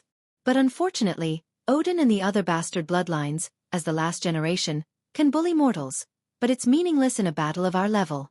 Very soon, you will understand that in my world, only my rules exist. Brando was slightly startled, but the former had already pointed her finger at him and shouted, Alphonse once saw everything with his own eyes in the final battle. On the battlefield of Babel, when thousands of troops rushed towards him, he understood that an era was over. It was Pale Poem again. But this time, Brando was already alert. He immediately took a step back and clenched Halrangaya tightly. But it was at this moment that a miracle happened. He found that he was still standing on the platform, but he felt that the distance between him and Dark Ko Hua was widening. It seemed that a vast plain was suddenly formed between them. At the end of his vision, there was a towering cliff on the horizon, and Ko Hua was standing on the cliff, looking down at him. And behind her, under the cliff, dense flags were appearing on the plain. Brando recognized the emblems on those flags at a glance. Winter wolves, frost leaves, ice blades, those were the legendary tribes of the frost giants. He seemed to understand what was happening at once. At the end of his vision, the army of frost giants was appearing. He didn't know how to describe what was happening in front of his eyes. The two of them were still on the platform, and they could feel it, but what they saw was an army approaching in an instant, thousands of meters away from the Dark Korfa. Although this scene looked very strange, Brando understood that what he saw was probably not an illusion, but a scene that was really happening in this world of lightning. This was Milos's kingdom, the Storm Plain, the hometown of the Frost Giants. But why could Ko Hua use Milos's domain? Shouldn't her own law be chaos? P.S. The second chapter has been delivered, begging for some monthly votes.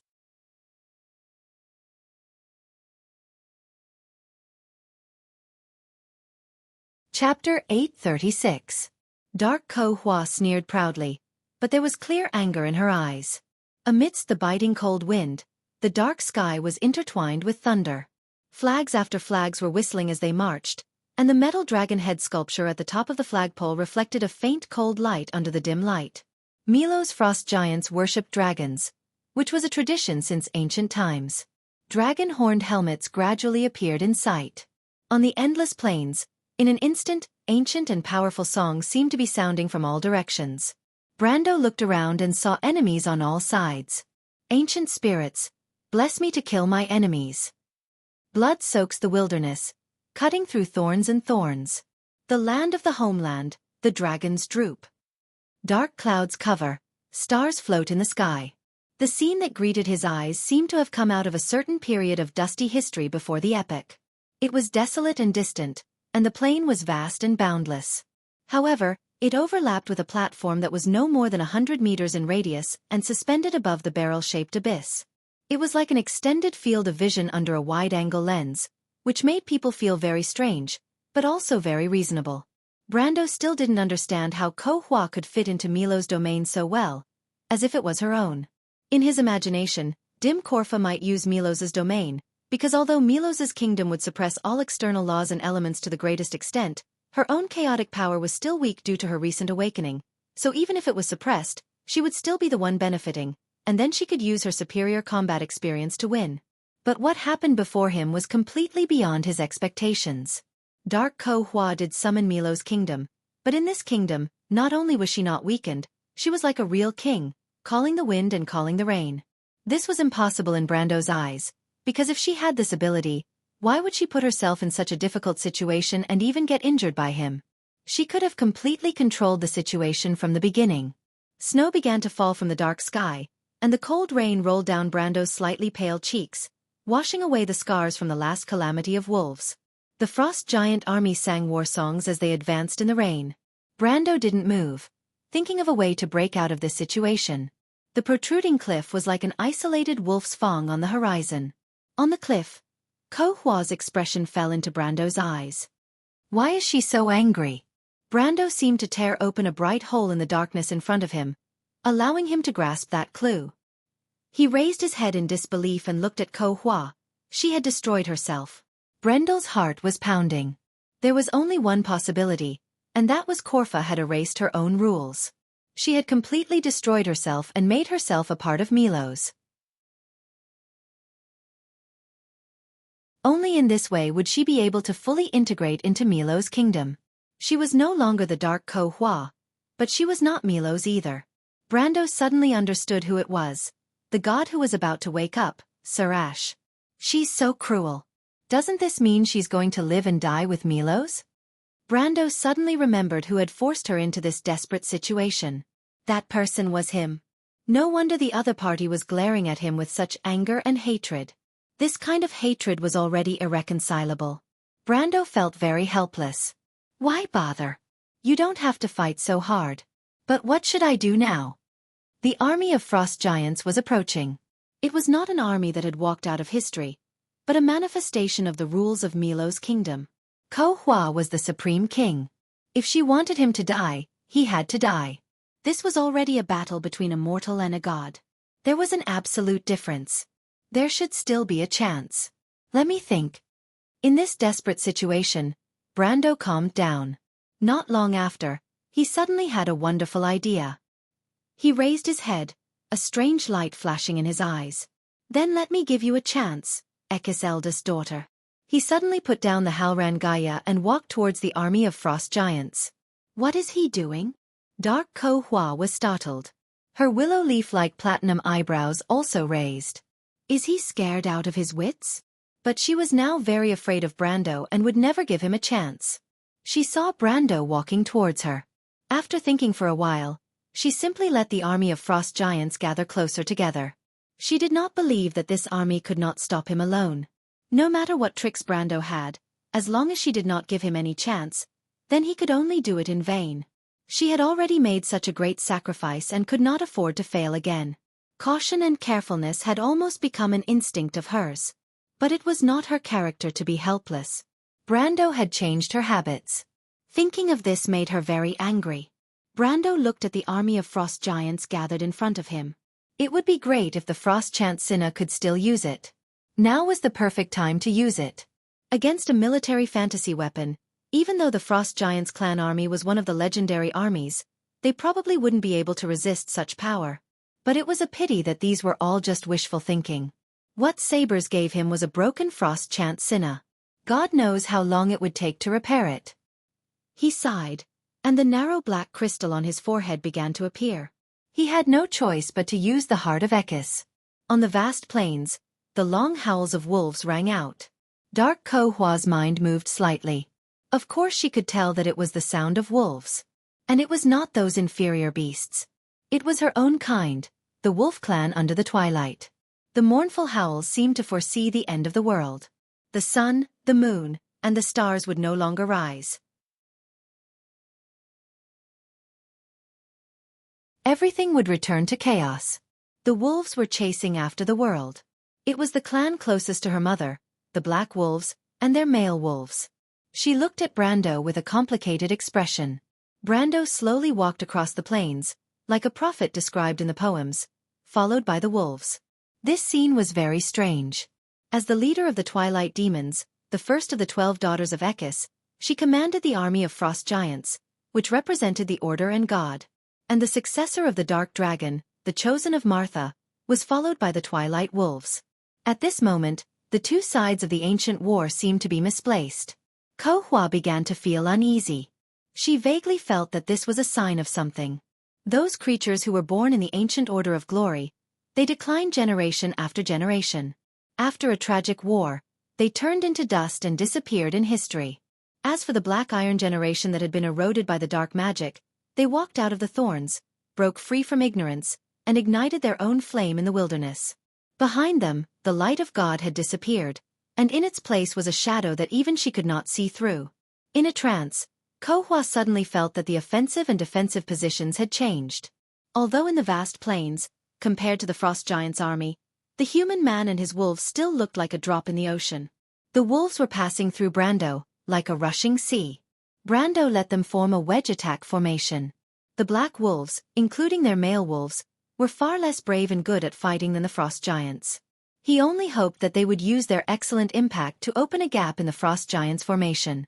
The wolves began to speed up under his command, and so did the giant army. The ice rain in the sky gradually became denser, forming a scene of strong wind and rain. The two sides that were about to fight were running at full speed in this heavy rain. The next moment, the two armies collided with each other. The average height of the frost giants summoned by Ko Hua was more than 4 meters. The giant wolves, which were the size of horses in the eyes of ordinary people, were similar to ordinary people and gray wolves in the forest. This was the battle between wolves and humans. The two sides of the battle inherited the memories from ancient times. They were not opponents who met for the first time, but old enemies who had fought for nearly 10,000 years. The wolves really tore a gap in the frost giants' formation with their speed advantage, but the obsidian leopards on the periphery evaporated in just a few minutes. They could not even cause any damage to the frost giants. On the contrary, the frost giants only needed to wave their arms to smash them into pieces. The black wolves in the back began to cut in, and the frost giants suffered casualties for the first time. They were knocked back again and again, and some of them were even trampled to death because the formation was too dense. But even so, after the wolves advanced for nearly 100 meters, they were still surrounded. A male wolf came to Brando's side. It had a scar at the corner of its eye, which was from the last battle in the Loop of Trade Winds. There were also burn marks on its fur, which was from the battle in Ampere Seal. This male wolf followed Brando the earliest. Brando could still remember the scene when it came to his side through the Black Forest. He touched the wolf's cheek, and the male wolf obediently lay down. Brando grabbed its mane and sat on its back. Brando raised the Halrangaya again. The male wolf also raised its head and howled majestically. Brando looked up. Ko Hua was only 1,000 meters away from him on the cliff. Even at this distance, he could see the look of shock on her face. It must not be easy for her to slaughter her own kind with her own hands. However, the fact that she had such an expression was enough. It was enough to explain a lot of things. Brando seemed to have eaten a calming pill and patted the male wolf's neck.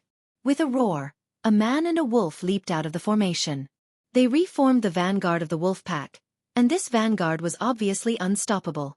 Under Brando's personal attack, the frost giant's formation melted like snow. Ko Hua saw this scene and suddenly felt extremely angry. The pity in her heart disappeared in an instant. She angrily ordered the frost giants to focus their attacks on Brando. Two frost giants surrounded him from the left and right. Brando faintly felt that he seemed to have attracted Ko Hua's attention. He swung his sword forward and a faint brilliance came out of the blade. It was a long-range attack. This was a unique ability of the warrior class after elemental activation. Compared to the White Raven sword style, it was more powerful, but the consumption was much higher.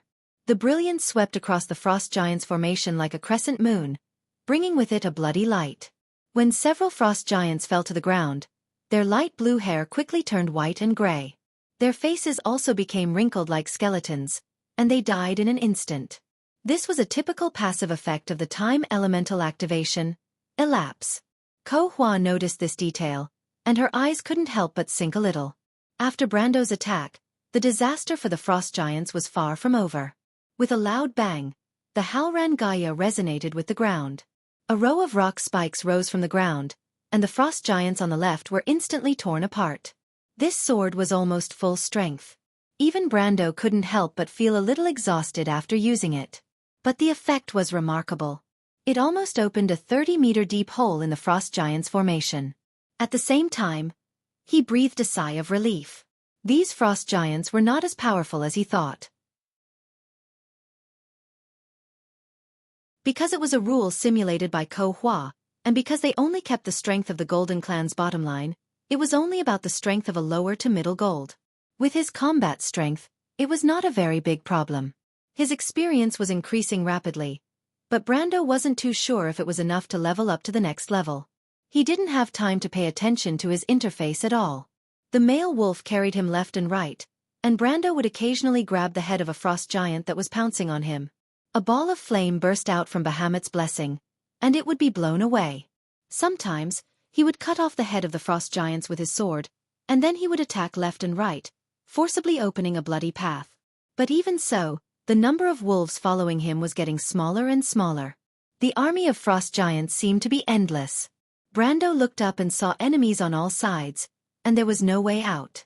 The last male wolf also fell behind him. The last chance had come. Brando was well aware of it. He patted the neck of the male wolf that he was sitting on, and the male wolf was already covered in bruises. "Give me one last ride, buddy," he whispered. The male wolf seemed to understand his whispers. It looked at him with its gray eyes, and its eyes were cold and wooden. But suddenly, it turned its head and let out a low growl. Brando felt the scenery around him disappear, and at the same time, his body became light. He knew that the male wolf had risen into the air. It was still 300 meters away from Ko Hua. Brando felt that the male wolf had carried him to the highest point. Below it, he looked up and saw the heads of the frost giants. The male wolf let out a whimper, as if it was reminding him of something. Brando nodded, indicating that he understood. He raised the Halran Gaia, and with almost all his strength, he swung it from bottom to top. A dazzling bright moon cut through the entire army of frost giants. For a moment, flesh and blood flew everywhere. Then the next moment, a row of long rock spikes rose from the ground one after another, forming a path nearly 100 meters long in the army of frost giants. Brando rose from the back of the male wolf. Milos's law suppressed his elemental power to the side because he could not fly.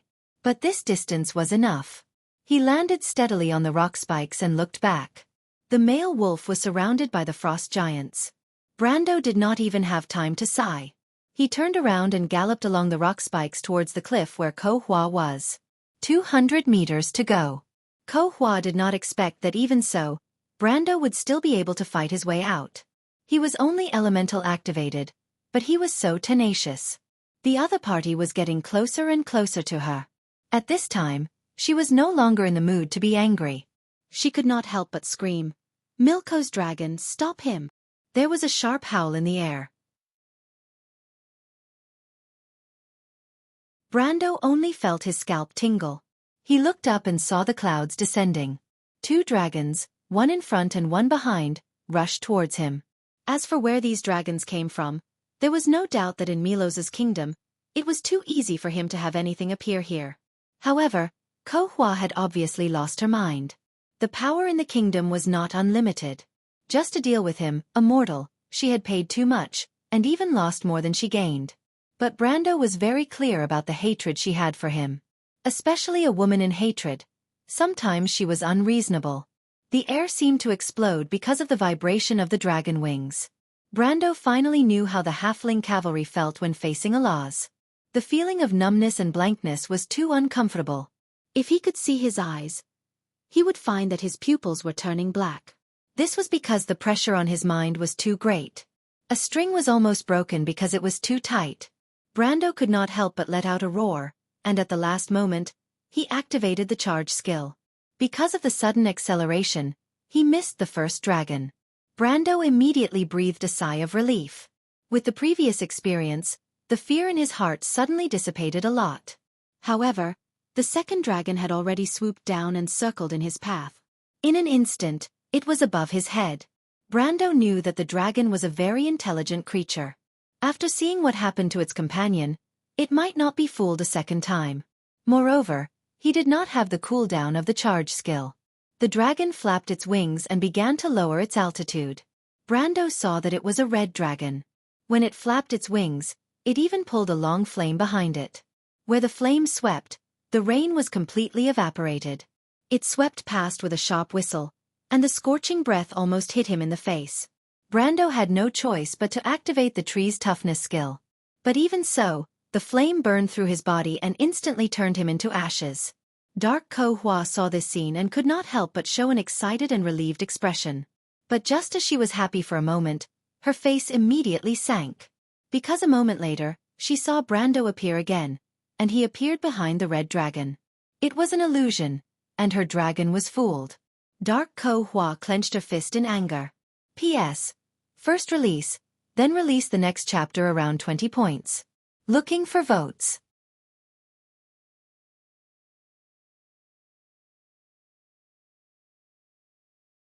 Chapter 837.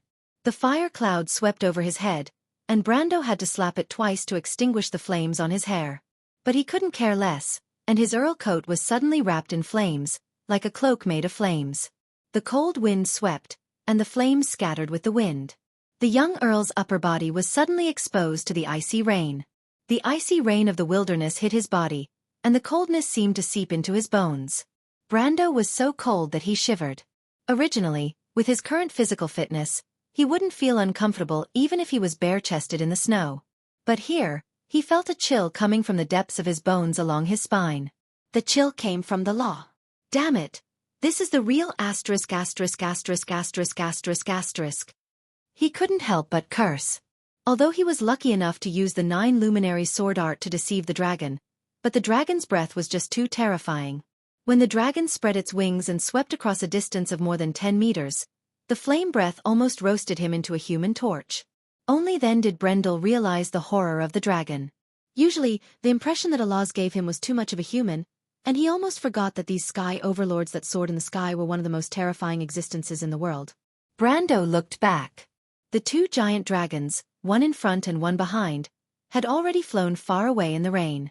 For a while, there was no sign of them turning back. And the distance between him and Ko Hua was, in fact, only a cliff away.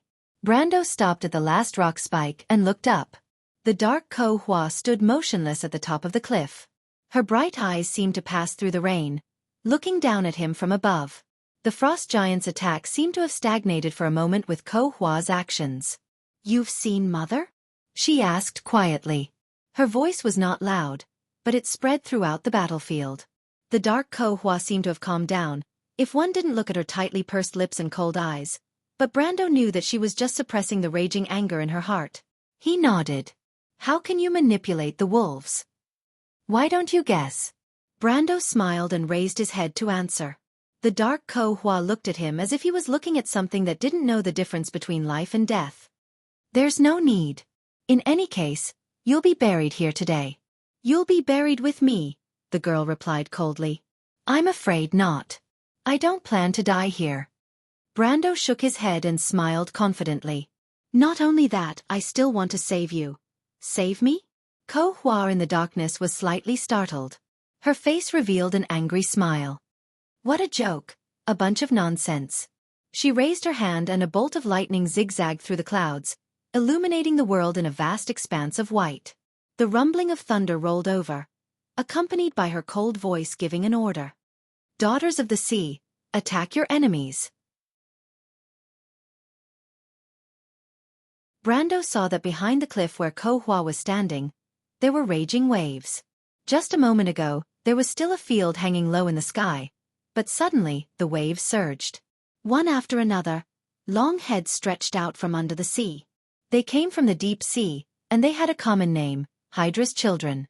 Countless 9-headed snakes, 12-headed snakes, and 15-headed lizards suddenly appeared in front of Brando. They came from the sea, their tall bodies like mountains. One after another, there were more than 100 of them.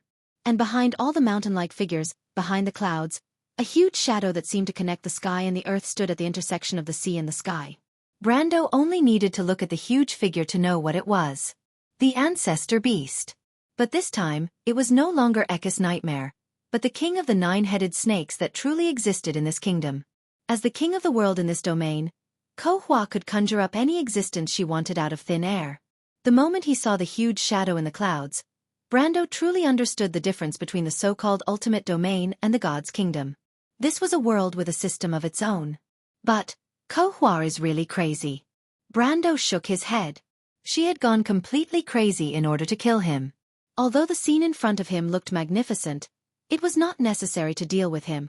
The dark Ko Hua was just endlessly consuming her power.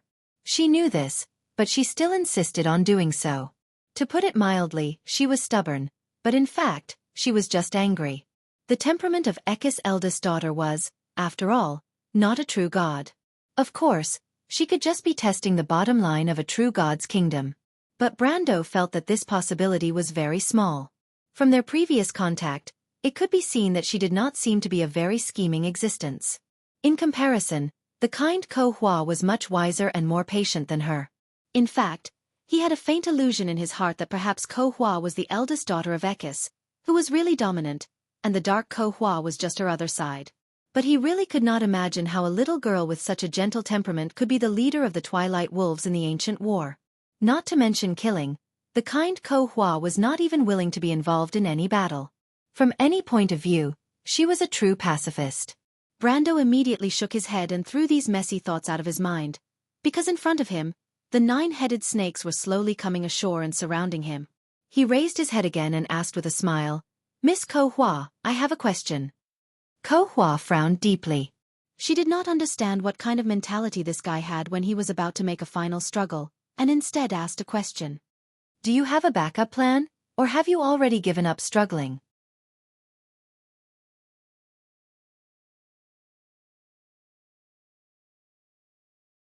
What kind of demigod was this? But it was at this moment that Ko Hua suddenly heard a gentle voice coming from behind her. Are you looking for me?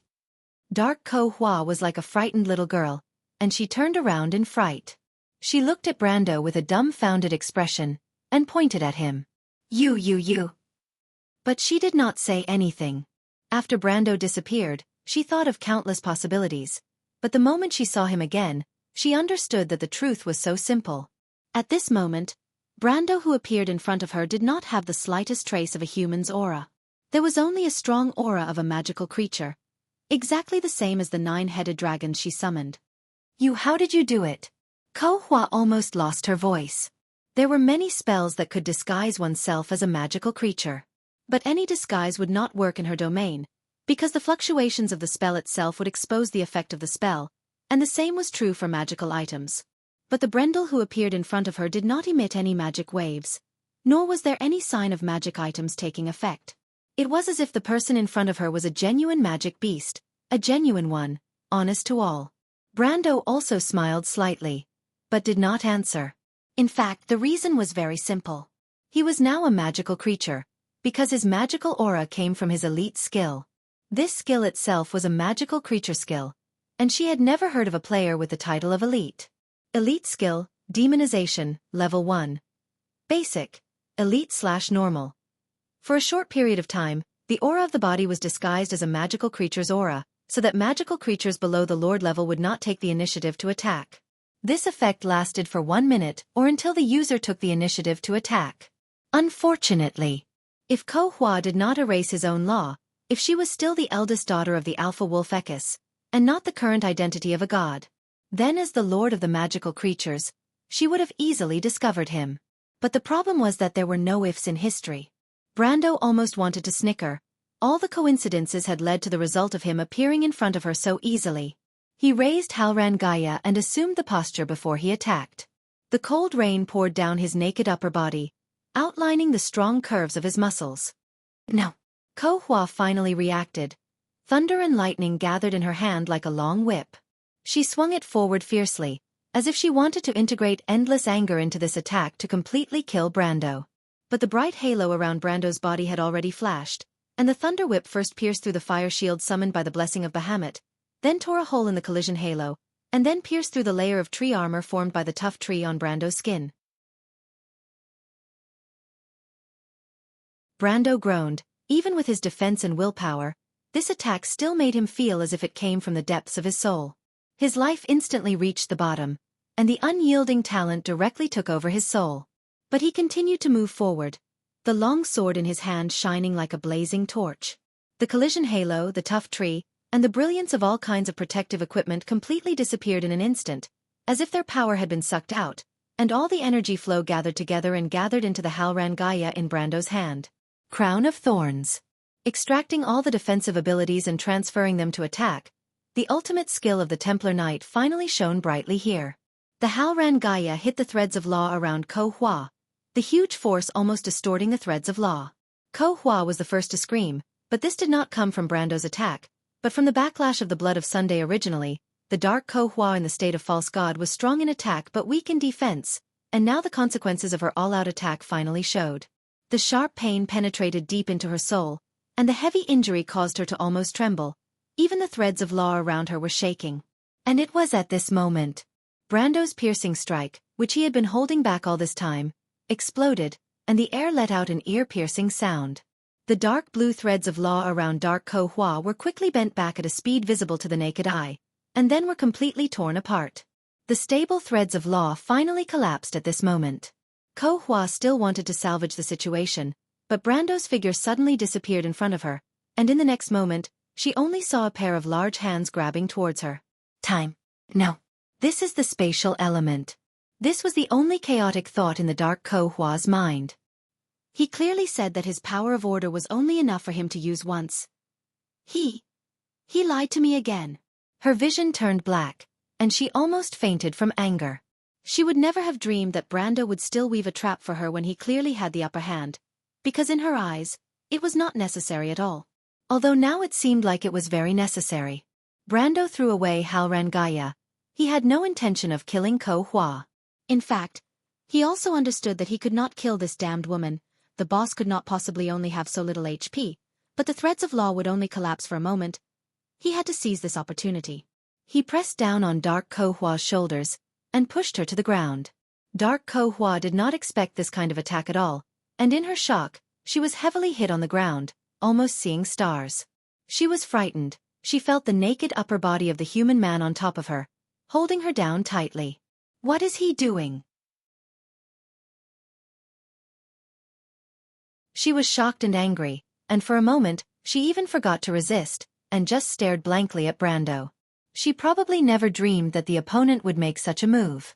But when she opened her eyes wide in shock and anger, she saw Brando withdraw one of his hands, and with a backhand, he stabbed his own forehead. Blood flowed down his arm, mixed with the rain, and dripped onto her cheeks. Although the blood instantly vaporized when it came close to her body made of lightning, she was still scared stiff. What is this disgusting human doing? She suddenly noticed that Brando had taken the black crystal from her forehead. Dark Ko Hua instantly froze in place as if she had been enchanted, and for a moment she only felt her hands and feet turn cold. "No!" she screamed. "You can't do this, let me go." Brando's face was covered in blood, but he smiled at Ekis' eldest daughter, a smile that made her feel cold to the bones. Then Brando picked up the black crystal that was covered in blood, and gently placed it on her forehead. "Miss Ko Hua, you are Ekis' eldest daughter, the leader of the wolf clan, you are their natural leader. You can erase your own laws, but you can't erase these memories and feelings. So, it's better to come back." "No!" Corfa was on the verge of tears. With a loud hum, the moment Brando's hand touched Ko Hua's forehead, a terrifying shockwave exploded with the two of them as the center. This shockwave instantly engulfed the entire battlefield, and those frost giants, those hydras, the great plains, the turbulent sea, the low dark clouds, and the huge figure on the horizon all disappeared in an instant. And Brando was also lifted up by this shockwave and thrown far away. He raised his head, narrowed his eyes, and could even see Ko Hua being thrown in the other direction, struggling in the air like a kite. But it was enough. He breathed a sigh of relief. This shockwave came from the rejection of other laws by Milos's laws.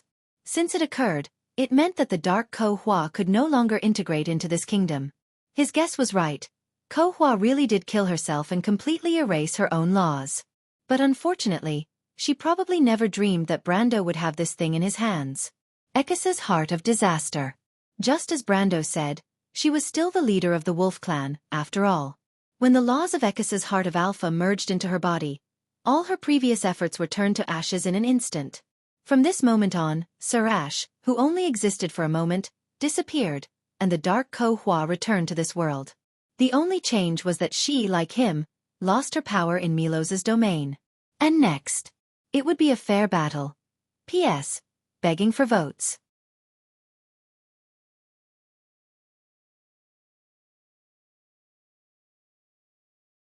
Chapter 838. All the illusions disappeared. The battlefield returned to the platform in the abyss, but the surroundings seemed to have quieted down. Bit by bit, time stopped. Grey Sword Saint Mephistopheles was still flying towards the bottom of the platform, holding his great sword. The Shire's magic sparks suddenly blossomed and froze at that moment. The falling ice on the surrounding cliffs seemed to have stopped forever, and in the ice cave, the 4 black knights were still holding their bows. Only on the platform, Brando and Dark Ko Hua each occupied half of the space. One still and one moving, as if they were two completely opposite images. Brando was slowly standing up from the ground, his upper body naked. Blood slowly slid down his forehead, along his neck, across his shoulder, upper arm, forearm and wrist, as if drawing out a scarlet tattoo. The rose-colored blood droplets slowly dripped down the dark body of the Halran Gaya, falling to the ground, rippling a thin layer of dust. Brando calmly looked at Dark Ko Hua, who was kneeling on the ground in front of him. She was giggling loudly. As if she had gone crazy, she laughed until her whole body trembled, and then coughed violently, her whole body curled up into a ball. The girl's forehead and face were stained with blood, but it wasn't hers, but Brendel's. The bright and blazing lightning had receded from her body, and the color of her eyes had returned to their usual gentle redness. Her long black hair was like sandalwood, and her skin was pale white, as if she had just come out of a bath of milk. Her long black robe was like an orchid, quietly blooming on the platform. Ha ha ha ha. Cough cough cough. Ha ha ha. Dark Ko Hua coughed and laughed happily, her shoulders shaking violently, and then she raised her head again, looking at Brando with a resentful and gloating gaze, somewhat like a wolf, her eyes dark. Ha ha ha. Cough cough. You should have felt it, right? Brando did not say a word. In his vision, the borders around the platform were gradually turning light silver, and these silver areas were gradually expanding, slowly approaching with Ko Hua as the center. They were expanding faster and faster, piece by piece, as if they had a life of their own, extending towards dark Ko Hua in the center. He stood there quietly, and could also feel an ancient, as if a new breath was growing, slowly merging into this world. Milo's divine power law. Ha ha ha. You're too smart, human. Dark Ko Hua's eyes were filled with joy. She took a breath, then shook her head indifferently, kneeling on the ground like a weak girl. She even looked at Brando a little weakly and said, You almost succeeded, but you've become a god. Brando replied faintly. The laws of this world were recalculating. The entire outside of the land of God's eternal rest fell into a standstill. And in the endless void, a flame was reigniting. As if with the birth of this light, lines of laws from ancient times began to light up again. There was a voice, calling the name of the slumbering dark abyss. Milos, the father of the frost giant. Just a thin line, dark Ko Hua finally became a god. Crystal clear tears still hung on her cheeks, but she showed a bright smile. What, do you think you still have a chance? As she said, she tilted her head, looking at Brando with a curious gaze. But in that curiosity, there was a deep hatred. Dark Ko Hua was smiling. Her white fangs were faintly discernible. Brando looked at the silver area that was gradually nibbling away. 5 more minutes, he replied quietly. I still have 5 more minutes to kill you. The girl giggled, laughing so hard that she couldn't help but cough again. Cough cough cough. That's true. If only you were immortal. She coughed violently, looking at Brando with tears in her eyes, as if she had heard the biggest joke in the world. Her blood-red eyes were full of regret. Unfortunately, the gods and the crystal made an agreement, leaving the right to choose the future in the hands of mortals. Brando, Dark Ko Hua smiled very sweetly, almost to the point of being charming. As the successor of the Dark Dragon, as a divine citizen, you can't kill me. Only mortals can kill me. And thanks to you, hee, only divine citizens can move freely in this domain. Do you understand now? There is no one here who can stop me. She slowly stood up and replied softly, Millions of years later, humans will once again choose their fate. And this time, no one can change it. Brando didn't say a word. But there was a voice that answered the question for him. Brando can't change it, the voice replied clearly and firmly. I will change it. Brando's and Ko Hua's faces changed at the same time. But one was surprised, and the other was shocked. Who is it? Ko Hua's smile disappeared, and she screamed nervously. Suddenly, on the other side of the two, a faint blue light seemed to form a door, and a girl wearing a knight's uniform with a lionheart sword at her waist slowly stepped onto the platform. She looked up at Dark Ko Hua and answered seriously, I don't understand where Brando came from, and I don't understand why he can't stop you, but at least I know, goddess, I can still make a choice. Because she pressed her hand to her chest and answered word by word, came from Buchi, and I am the mortal you speak of. At that moment, Dark Ko Hua's expression was extremely interesting, as if all her expressions were frozen at that moment. No, this isn't true, she said, shaking her head. No, you must consider your choice carefully, it concerns the future of this world. Listen carefully, little girl, it was Lady Martha who gave you everything, you must not be ungrateful. She saw Freya slowly unsheathing her sword, the light of the sword almost blinded her eyes, and her face suddenly became pale. No, I can make you a demigod, you can be with him forever, and together we will return this world to the glory of the ancient era. She talked endlessly, but the night girl didn't seem to hear her. She slowly unsheathed the lionheart sword, then turned to look at Brando. Brando smiled at her. Freya. Brando. He raised Halrangaya, let me see what you learned at the Royal Knight Academy. In Milo's domain, everyone's power was completely rejected, even Ko Hua herself. They still had 5 minutes, before the silver domain completely merged with dark Ko Hua, in these 5 minutes. This battle would only be decided by experience and skill. Both of them were calm, and Ko Hua seemed to have lost the ability to speak. Her face was a bit stiff, because she had already seen the light blue figure behind Freya. Why, Milos? This is my agreement with Crystal Ko Hua. We should give them more choices. A voice seemed to answer from somewhere. You're being biased. She gritted her teeth. Ko Hua, you and I belong to different camps, we each believe in different truths, but I only have one request for you. At least let the choice of history be fair, the voice replied.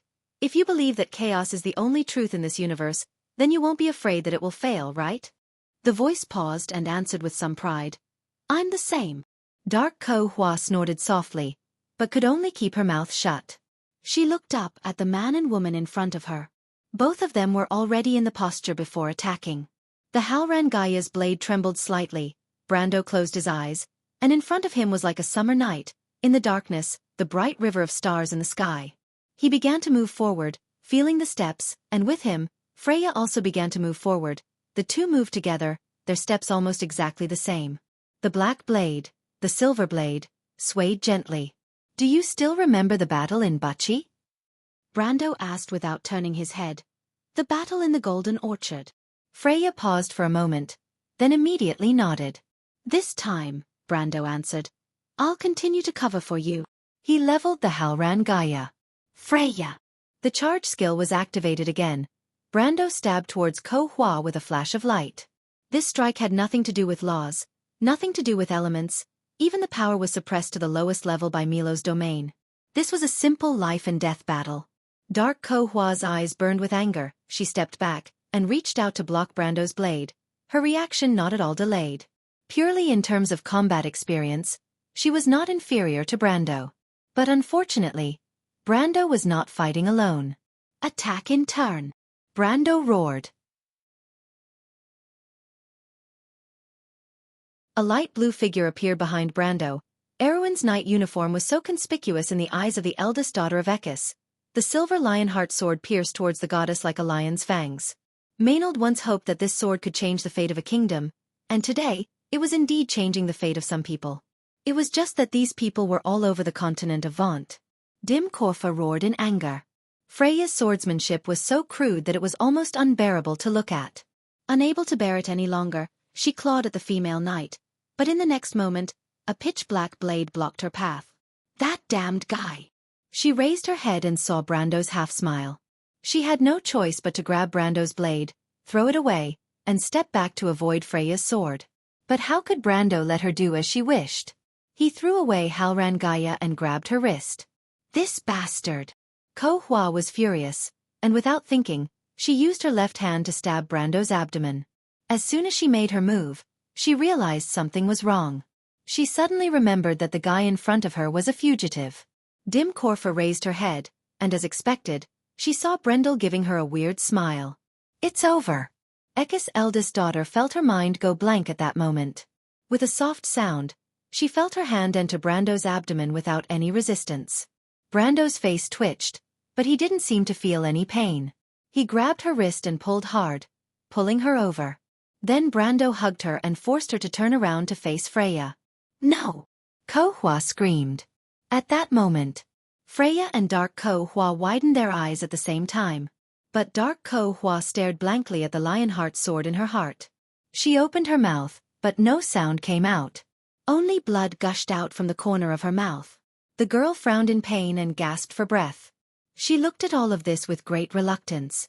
She looked at the platform that should have brought her glory, looked at the barrel-shaped abyss, looked at Freya, and finally turned her head with difficulty. She looked at Brando with hatred.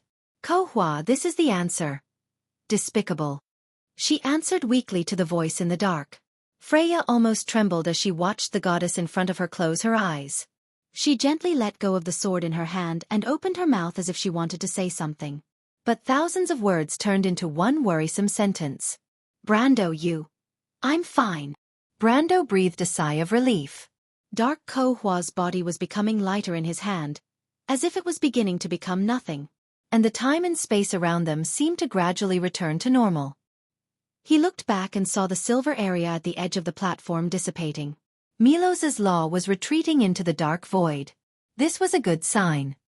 He let out a long breath and answered weakly, "Thank goodness you avoided the heart." As he said this, he couldn't help but cough. A wave of weakness and fear surged in his heart. It was as if the moment the battle ended, he began to feel weak all over and couldn't help but sway and fall. But someone hugged him. Freya hugged him tightly. The normal order of time seemed to be restored the moment Dark Ko Hua died. Haru's eyes widened as he saw the Black Knight in black cloaks raise their bows and walk to the edge of the ice cave. And the Black Knight's movements were so natural, as if for them, they didn't notice that there was such a long pause in the middle, or even the change on the platform. Everything happened in the blink of an eye, as if by inertia. They raised the longbows in their hands according to the original plan. At this time, the ice that had been frozen in midair a moment ago fell off the cliff with a crash. The Black Knight aimed at Brando and Freya on the platform. Time was so short that they didn't realize where Freya came from, nor did they consider this question. They instinctively recognized that Freya and the Count Tonajul were allies. Then they drew their bows. Haruz took 2 rapid breaths. He opened his mouth, but Shido beside him seemed to have noticed his actions first. The scholar girl's eyes widened and she shook her head desperately, motioning him not to be impulsive. But the little prince only cared about his teacher's safety. He was innocent by nature, and he didn't care about his own situation. The knight loosened his fingers, and there was a soft sound. The long arrow left the bowstring. "Teacher, be careful.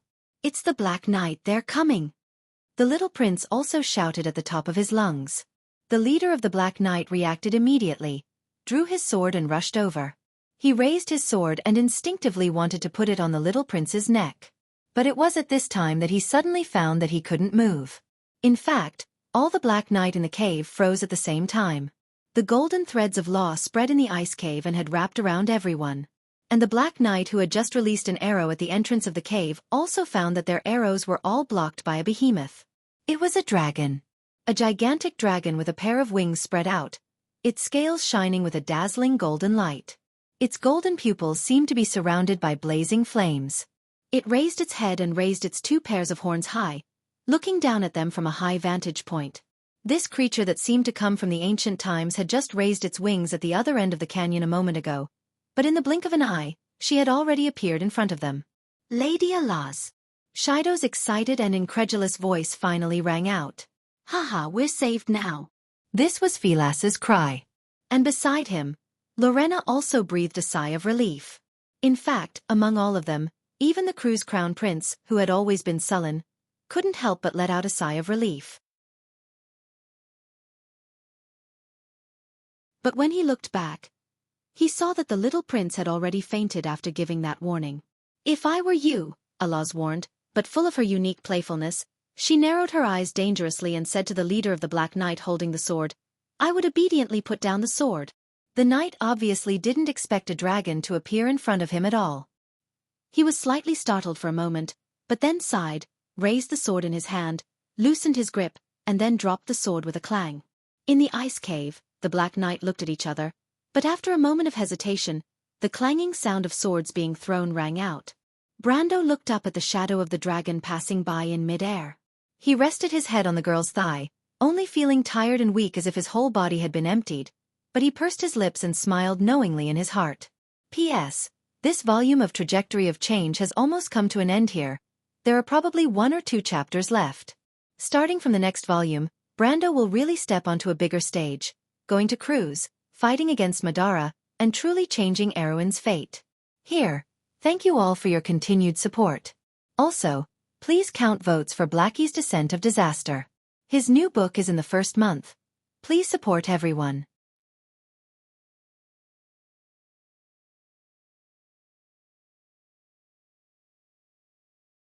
Chapter 839. You're sure, you're sure.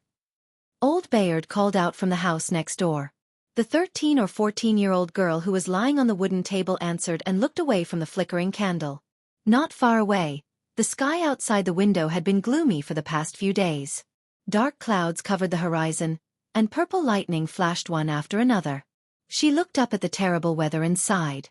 She walked out of the door and asked, "What's the matter?" "Father, what's wrong?"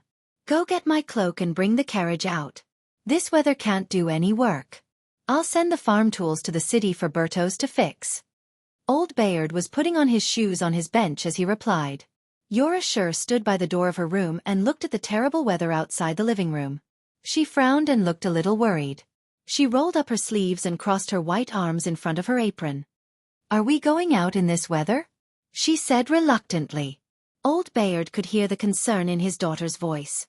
He glanced at the weather outside and said with a smile, It's just a gentle breeze and a gentle rain. After a while, the weather will get worse.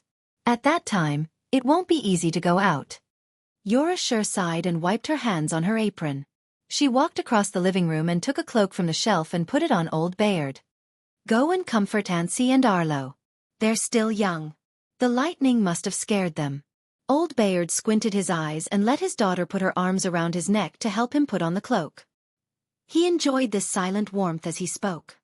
The road is slippery. The carriage won't be able to travel well. Xianxia said softly. It's all right, my good child. Those bad things won't come out in this weather. Old Bayard laughed.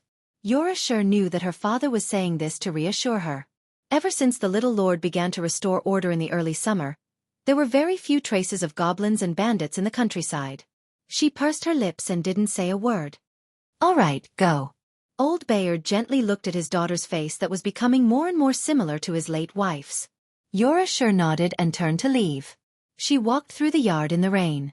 The stable was at the back of the farm. She pushed open the wooden door. It was very dark inside the small shed.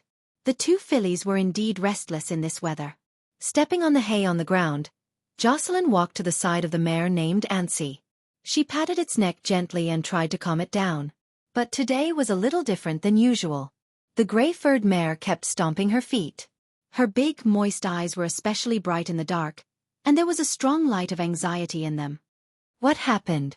Xianxia frowned.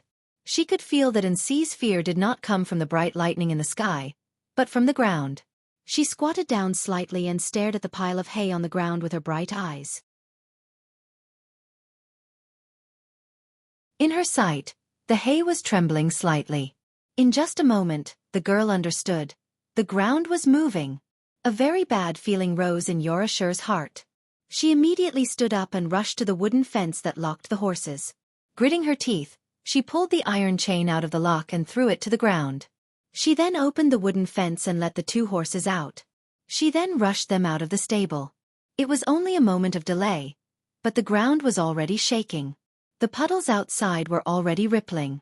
Just as Xianxia ran out of the hut, she heard a strange buzzing sound coming from the north. She stopped in her tracks and subconsciously turned her head back. The Xianxia forest came into view from the north. At the top of the forest, a huge ball of light seemed to rise. The ball of light pierced through the clouds, and because it was too bright and blinding, it seemed to make the world around it slightly dim. Then, a deafening explosion that seemed to tear the air apart swept across like a shock wave, causing a few strands of hair to fly up.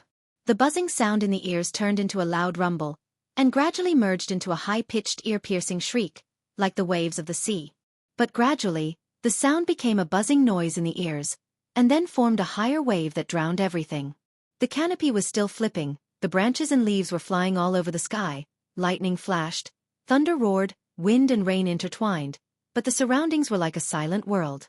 In this silent world, Xianxia watched in horror as the ball of light grew bigger and bigger. Bit by bit, it engulfed the sky and the clouds. Its spherical surface began to collapse as it expanded. The incandescent white shell shattered in an instant, and a blinding flame burst out from within. The flame continued to spread in all directions like a cloud. At first, it was very slow, as if it was far away. But suddenly, she saw the cloud of fire appear above Xianxia and engulf the entire forest in an instant. The towering wall of fire continued to move forward. The sharp cedars, the tall black pines, and the rolling hills had already turned into a sea of fire. The scorching heat hit her in the face. Xianxia's hair danced wildly in the air. In the blink of an eye, the stable had been destroyed in front of her. Xianxia screamed and turned to run. But it was too late. With a loud bang, the flames swept across the entire farm like a hurricane, turning everything into ashes. Ah! Xianxia opened her eyes with a pale face. Her body was already soaked in cold sweat. She propped herself up from the wooden table and realized that she had the same nightmare again. It had been more than a month since the terrible explosion. Although she later found out that the explosion happened in the deadly tundra forest in the north, and the area affected was only north of the Golden Sparrow Mountains and east of the Falling Needle Hills. But in her dream, she dreamed more than once of the flames engulfing the Ansera forest and the farm. The whole of Anthony was a sea of hellfire. She raised her head and looked out the window at the road that led to Kirkus. The forest beside the road was lush and quiet. The sky above the canopy was as blue as the sea. Strands of cotton formed a white trail. Ever since the explosion, the weather had been getting better day by day. From time to time, there were riders on the road in 2s and 3s. Some of them were carrying the banner of nobility. Most of them were knights from the nearby area. Some were simply adventurers. These people had been appearing one after another since half a month ago. Although adventurers usually gathered around this time of year, it was rare to see such a scene in a small place like Bernisel. Moreover, they were all heading north. "You're sure?" someone shouted. Yora Sure looked at the person who greeted her. It was the hunter who lived next door. He seemed to have gone to the city some time ago. "Uncle Betcher, you came back from the city. Did you see my father?" she quickly asked. "Old Bayard. I saw him at the blacksmith's. What's wrong?" The hunter replied. "Nothing, just worried." "Uncle Betcher, do you know what's going on?" She glanced at the passing knight and asked softly. "You mean those night lords?" The hunter stood by the fence and looked at the noble knight on the road. He shook his head and said, "They're looking for someone." "Looking for someone?" "Yes, looking for someone." Fort Valendon. It had been 5 weeks since the explosion, and Eek, Yura, Makarov, and Count Adin could tell that the princess was getting more and more anxious even though she looked calm on the surface. Fortunately, the negotiations with the Duke were smooth. On the surface, Duke Vero was Count Ranner's mortal enemy. The two of them had fought on and off the stage countless times. Now that there was a chance to eliminate his enemy, he naturally would not let it go. But in fact, even a brat like Eek could see that Duke Vero was doing this for the sake of the late king. The Duke's daughter was actually the princess mother. When they saw Griffin calling the Duke grandfather, even the most senior members of the royal faction such as Makarov and Oberwei were stunned. It was as if they just remembered that the Duke had married an elf as his wife when he was young. However, no one had ever seen the face of the Duchess, nor did they know that there was a silver elf duchess in the kingdom of Erewhon. However, Makarov and the others slowly realized that the little girl who once obeyed them wasn't as obedient as they thought. In fact, the princess had such a trump card from the very beginning. King Oberg VII's marriage was arranged by the royal family. Although the fact that the king was marrying a half-elf would inevitably lead to rumors, the old king still displayed his stubbornness in this matter as usual. Moreover, the queen of the kingdom was at least a human, and the royal faction did not want to provoke Oberg VII over such a small matter. But they did not expect that today, Makarov and the others finally understood that the stubborn old king did not pursue some illusory love. The Highland Knights side did not know what they were thinking, but they were so enthusiastic that it was incomprehensible. Originally, they wanted to say that the upcoming war had nothing to do with them, but not only did they send an official group of magi from the Black Tower, they also promised that as long as the princess declared war against Count Ranner, they would join the princess side. This kind of attitude was no longer like an alliance, but more like a pledge of allegiance. This way, the royal faction could not understand. The Highland Knights' political system had always been aloof from the political system of Erewhon. Even when the royal power was at its peak, these knights and magi only maintained a respectful relationship with the royal family. Since when did they show such a humble attitude? After all, at this point in time they were technically the stronger party. After Her Highness had settled the situation in Ampere Seal, she had only relied on her own small territory and the help of that illegitimate Count Trentheim to barely make it to this point. In fact, if Duke Vero was not willing to side with them, the eldest son of the Northern King would have a better chance. But the situation continued to develop in such a confusing way. Because of the precedent of the Highland Knight, even the Duke of Grenoir's envoy came to express his loyalty. This was because everyone knew that the Duke did not have much ambition. Instead of calling him a noble, it was better to call him a hermit who did not care about the outside world. In fact, before the Duke of Grenoir's envoy came, There were people who maliciously speculated that the Duke could not be so well informed, and these envoys were most likely arranged by his aides and retainers. Later on, this guess was proven to be correct. Of course, regarding these details, everyone had a tacit understanding, and it was fine as long as they maintained a tacit understanding. But these details at least made people understand one thing. Erwin's royal power was about to rise. The smooth diplomatic process could not hide the uneasiness of Princess Grimoires. Buga and Oberwei had already returned to Lantern Island. After all, the explosion happened at the junction of Lantern Island and Vero. Everyone wanted to know what happened in the big explosion a month ago. And the news from the front was mostly unsettling. In the report of the scouts, it seemed that the entire deadly frost forest had completely disappeared. In the east of the Gun Mountains, in the area south of Violet Castle, there was a brand new area of death magic. The remaining energy proved that there had been a shocking explosion there before.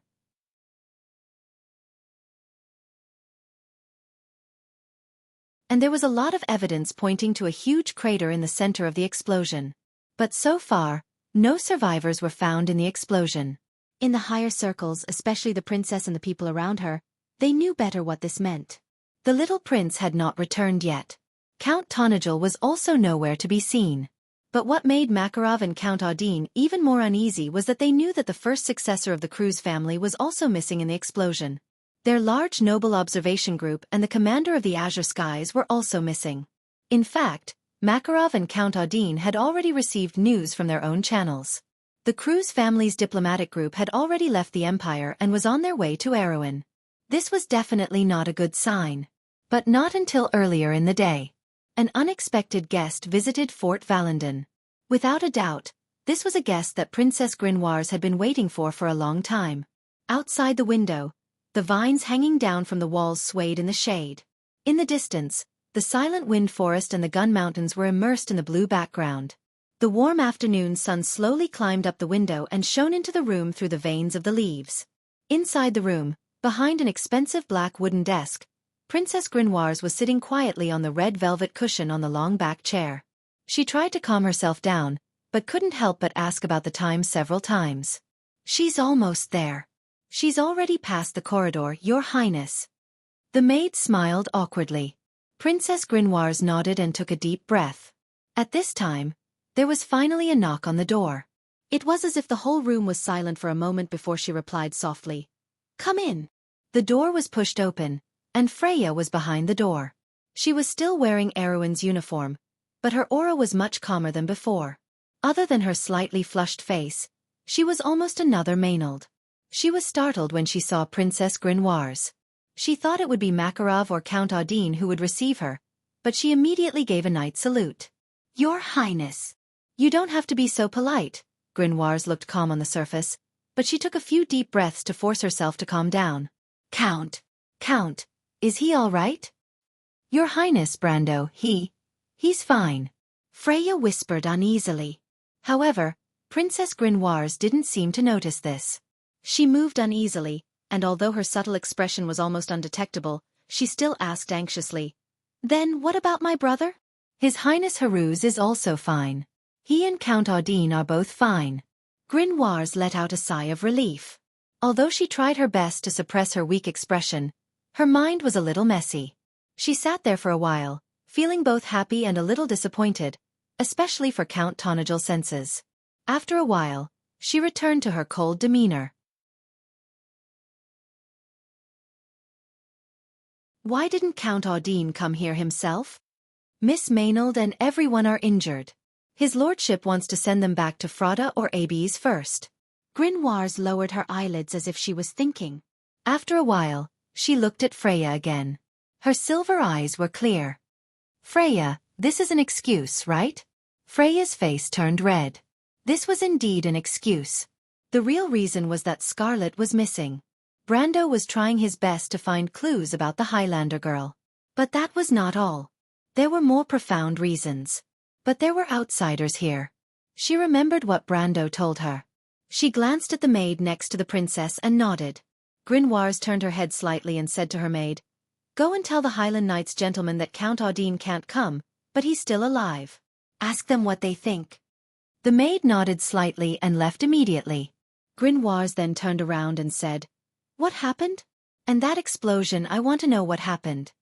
Freya took a deep breath. It's like this, Your Highness. Port Deltal. At dusk, a large carriage that seemed to be loaded with goods slowly moved along the crowd towards the port. But the crowd in front of the carriage was getting bigger and bigger. Something seemed to have happened on the road to the port. Not long after, the crowd was so dense that the carriage couldn't move forward. The carriage had to stop. The coachman turned around and asked something. Then, a man covered in a cloak jumped down from the carriage. The man seemed to have been injured recently, so he couldn't move easily. He limped to the front of the carriage and looked at the situation outside. Then, he talked to the coachman for a while before he returned to the carriage. At this time, a voice came from inside the carriage. What's wrong, boy mare? The voice was a little dry and hoarse. It sounded like an old man. It's good news, Babarn. We're saved. The former looked happy. He came to the side of the carriage and whispered, It's our diplomatic party. They've just docked. There was a silence inside the carriage. Viscount Babarn was sitting on a pile of hay. His face was pale as if he had a terminal illness. When he heard his companion's words, he could not help but let out a long sigh of relief. Then, he struggled to get up and used his hand to lift the corner of the carriage that was covered by a black cloth. It was a whole piece of crystal. Within the crystal, there was a red-haired girl holding a spear. Her angry expression was still vivid and lifelike. She was so beautiful. But this time, Babarn was not looking at Scarlet, but at the silver halberd in the girl's hand. He looked at it with fascination as if he was possessed.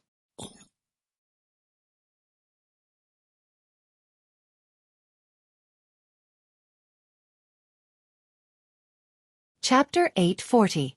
Scarlet. I remember that's your name, right? In the darkness, a voice flashed through Scarlet's mind like a bolt of lightning.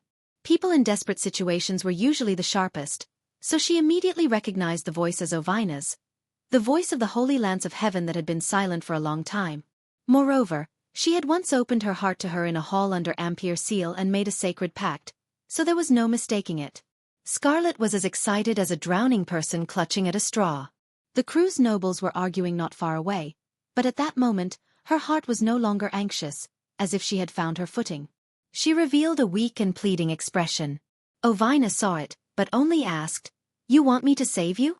The girl nodded repeatedly, tears welling up in her eyes. Too weak, Scarlet, Ovina sighed.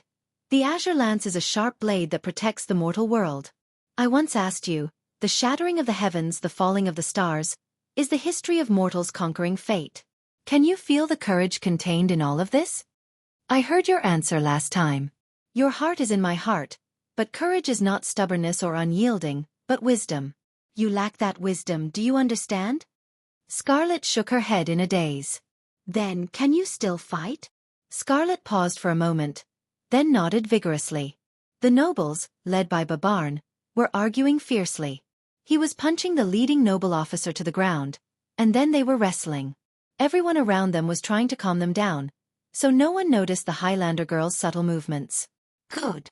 Ovina nodded in satisfaction, as if she didn't care at all about the noble's actions.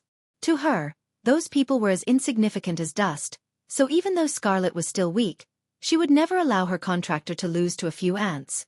It was purely a matter of pride or not. The person who shot you just now was slightly more powerful than you. The crossbow in his hand was probably a weapon similar to the White Rose, or a replica of it. Its effect is similar to the spatial element's sure-hit effect, and it also has a power-draining effect. Since the power-draining effect doesn't count as damage, it can bypass the undefeatable fate and hurt you. Ovina changed the topic. But none of this is a problem. At the end of the day, you are still too weak. If your lord was here, he wouldn't have been hit by those ants. First of all, you have to understand that ants are ants.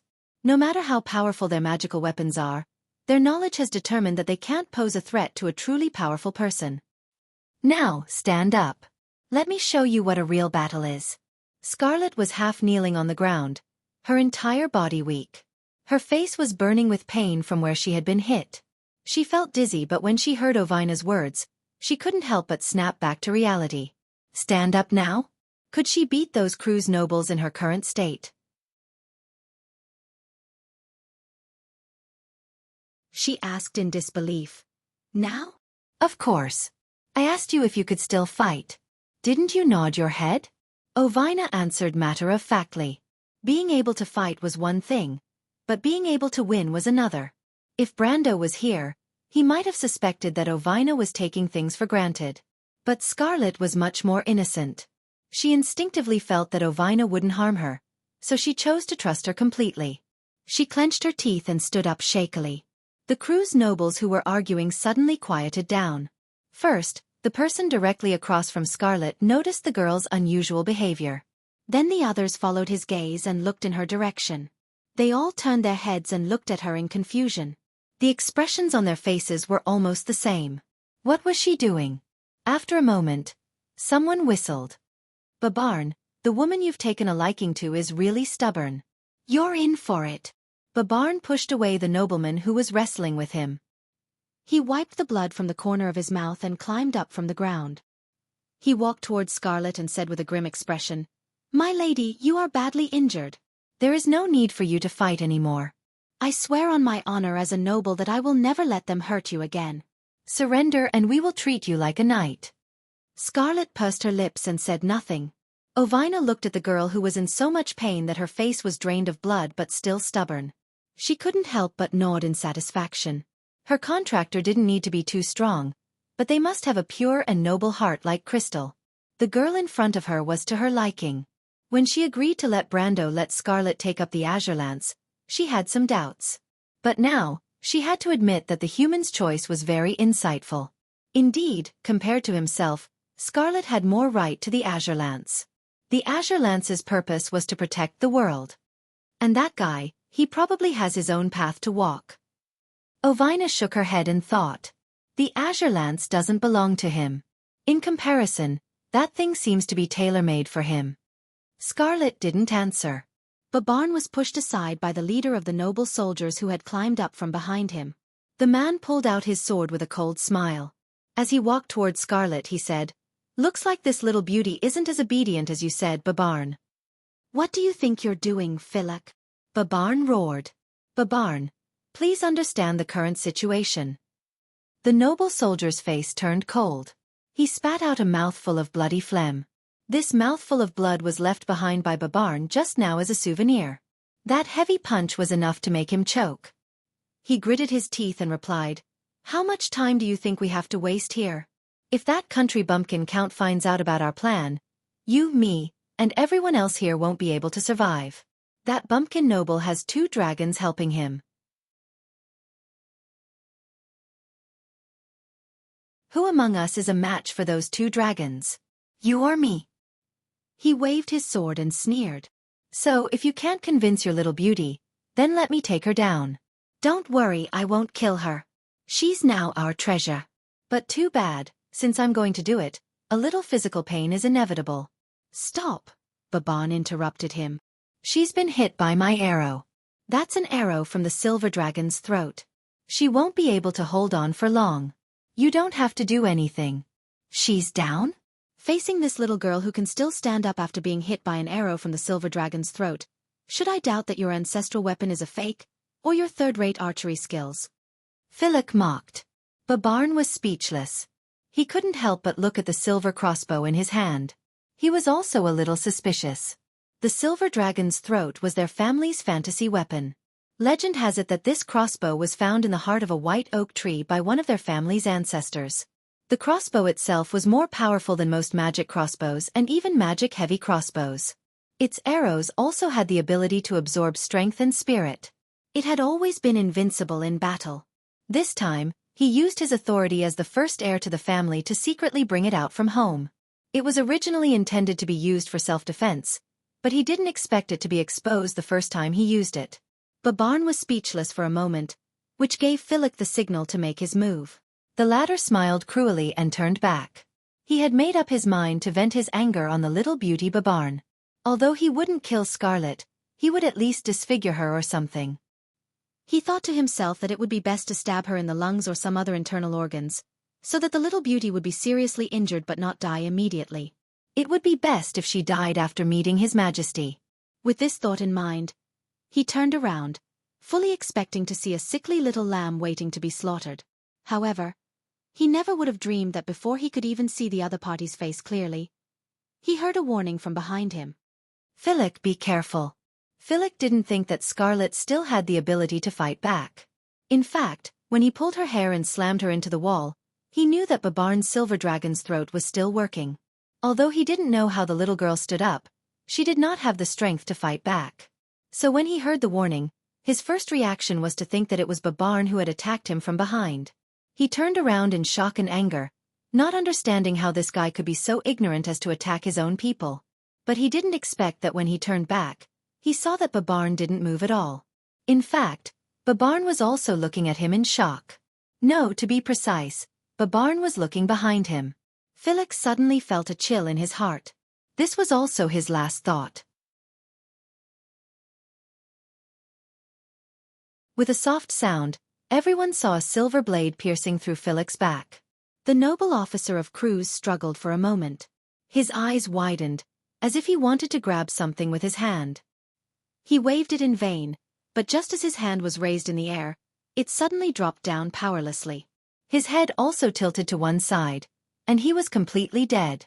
For a moment, there was a dead silence under the glacier. Everyone stared at the Highlander girl behind Philip's corpse in shock. That attack had been far too bizarre. Unlike Philip's attack, they had seen the Highlander girl stand up shakily, and then assume a strange attacking posture. Everyone present could swear to the heavens that they had never seen a spear technique with such a posture before. It felt as if Scarlet had suddenly disappeared in front of them. Although she was still there, all they felt was the cold law. It was the law. When Scarlet raised her spear, she didn't use any power at all, but the law of the entire space changed with her attack. The law ordered her to hit the opponent, so she hit the opponent. At this moment, everyone's mind was filled with this strange thought. Babarn's expression also changed. Although he had his eyes on Scarlet, that didn't mean he was an idiot. He immediately turned around and shouted to the others, "Johann Mises, you guys attack from the side. Buy me some time.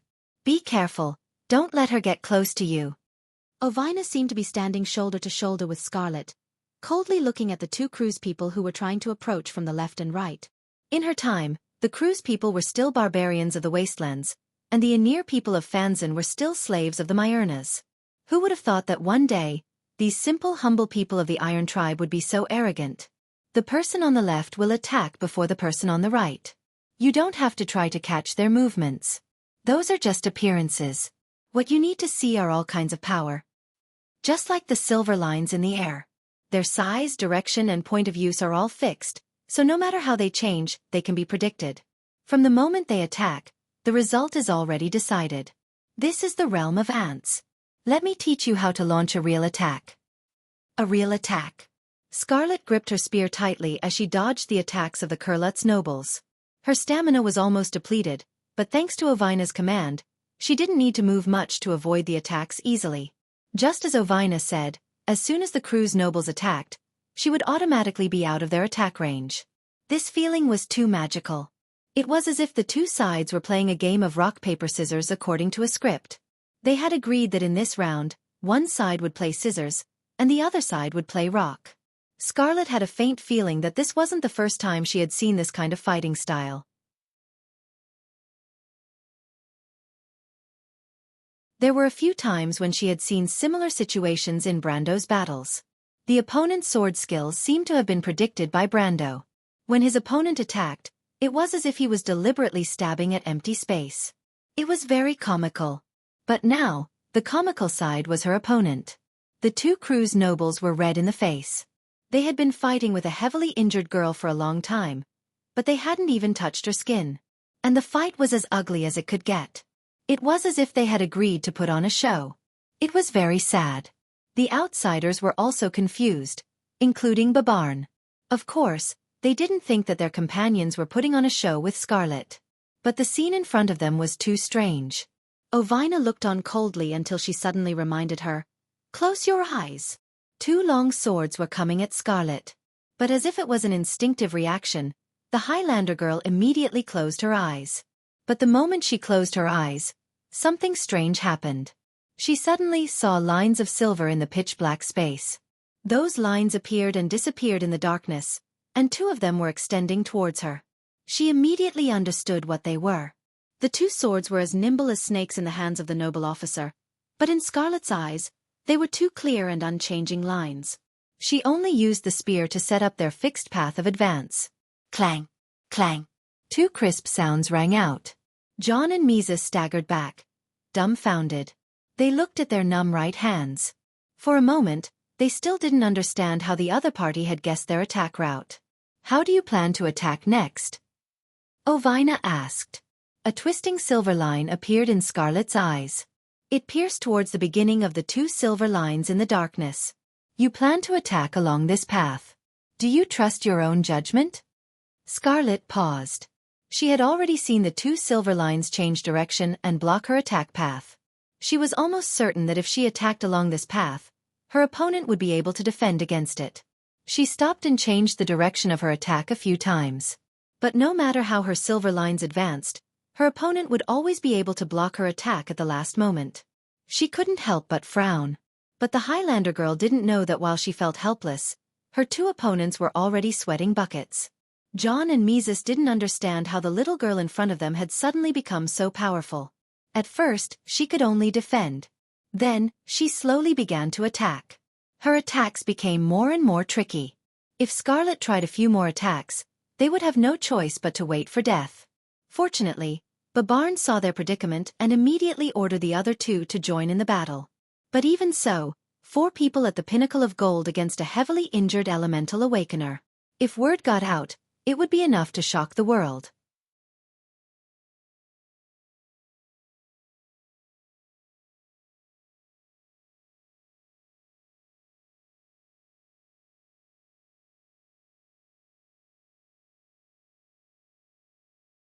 Chapter 841. "Spear, that spear is strange," someone shouted in a low voice. The space beside the spear in Scarlet's hand shattered like glass, revealing the original appearance of the azure spear. The body of the spear was as green as an emerald. 2 streaks of lightning intertwined, drawing a bright arc along the long blade. It sent Johann's body flying, bringing with it a string of filthy blood. It was as if the air was still and frozen. The nobles of Cruz subconsciously shut their mouths. The spear from before was seen differently in everyone's eyes, but everyone clearly saw the spear pierce through the lines of law. Although Johann's sword did indeed block Scarlet's spear, the spear pierced Johann's chest from another world, as if the two had crossed each other. This scene had been repeatedly sung in the Pale poem, the creation myth that originated from Cruz, beyond the spear of earthly age.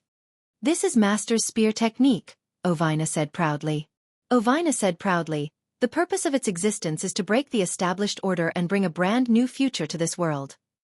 But she saw Scarlet open her eyes and stare blankly at her hand, as if she was still reminiscing about the spear from before.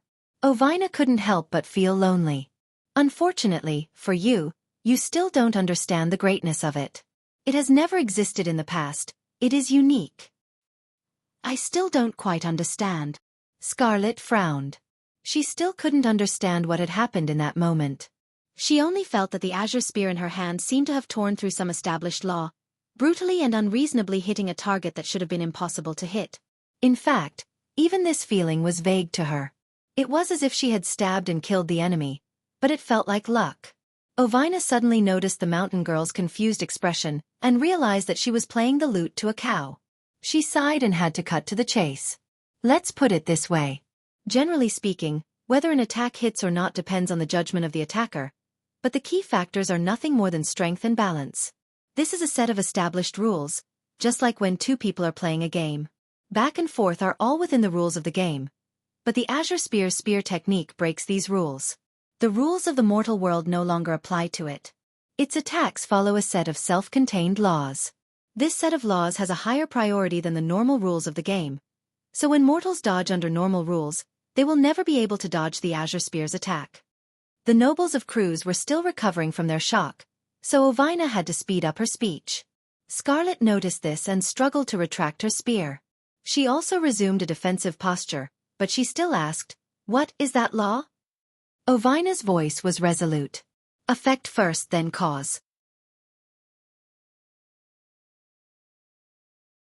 Babarn finally reacted, but he would rather not react for the rest of his life, because that feeling was like someone had poured a bucket of ice water over his head, freezing him all the way to the soles of his feet.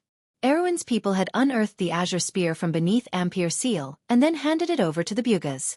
This was something that could not be hidden, so Princess Graphine had never tried to hide it. In fact, in order to divert the blame, she had taken the initiative to spread the news under Brando's suggestion. And it was hard not to notice the name Count Tonagel in the whole process. After all, Brando was the brightest star in the Battle of Ampere Seal, and in an instant, the Holy Lance of Heaven was unearthed from beneath the city. If he said that it had nothing to do with him, it would only arouse suspicion. Beyond the Lance of Earth, this name was mentioned repeatedly in the Pale poem. Mythology said that it could pierce through the world, and even ignore the laws.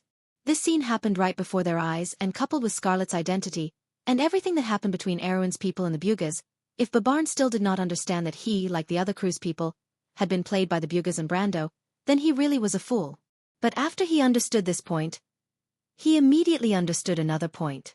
Since this great secret had been exposed in front of him, then could they still leave here alive? He could not help but look at the others, and saw the fear and greed in everyone's eyes. Even now, they're still thinking of snatching the azure lance. Babarn only needed a glance to understand that his colleagues had already guessed the origin of the lance in Scarlet's hand, and even if there were one or two who had not yet reacted, they should have guessed something by looking at the faces of the others.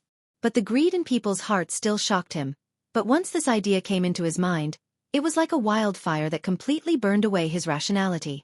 That was the most brilliant gem in the Pale poem, a real divine weapon from the last era, a lance that pierced through the sky and brought about an era, the weapon of the Azure Knight. If he could take it, then would he also become the king of the world? But Babarn still retained a trace of rationality, and understood that the divine weapon was not something that everyone could afford. It was impossible for him to monopolize this ancient sacred object. After all, the reputation of the Azure Lance was too great. The Wind Elves, the people of Cruz, the people of Fanzan, who did not covet it? Even the Silver Folk like the Bugas may be tempted. Although the attitude of the Dragon Clan was unknown, judging from their greedy nature, they would not give up easily. None of these forces were people that he could afford to offend. But Babarn understood that he still had a choice, and that was to offer the Azure Lance to His Majesty the Emperor. Once this idea came into his mind, it could not be stopped, and he felt more and more that this was the best choice. He could not help but lower his voice and say to the others, "Everyone, I'm sure you've already seen what it is.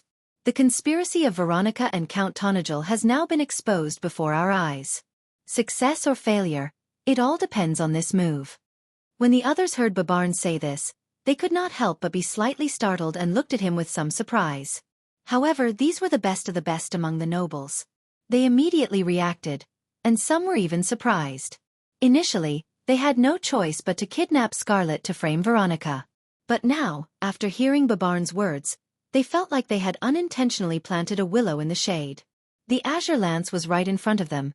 Who would believe that Veronica did not know about it? Even if it was possible, as the highest-ranking officer in this group, it was a dereliction of duty for them to discover this secret instead of her. Moreover, with such a valuable gift, presumably His Majesty would not be too hard on them. The biggest possibility was that not only would he not be hard on them, but he would also reward everyone greatly. At that time, as the heroes who brought the Azure Lance back to the Empire, even if the Cecil family wanted revenge, it would not be so easy. Even if it was done well, the Cecil family would only vent their anger on Veronica, as the Cecil family and the Ashric family were sworn enemies.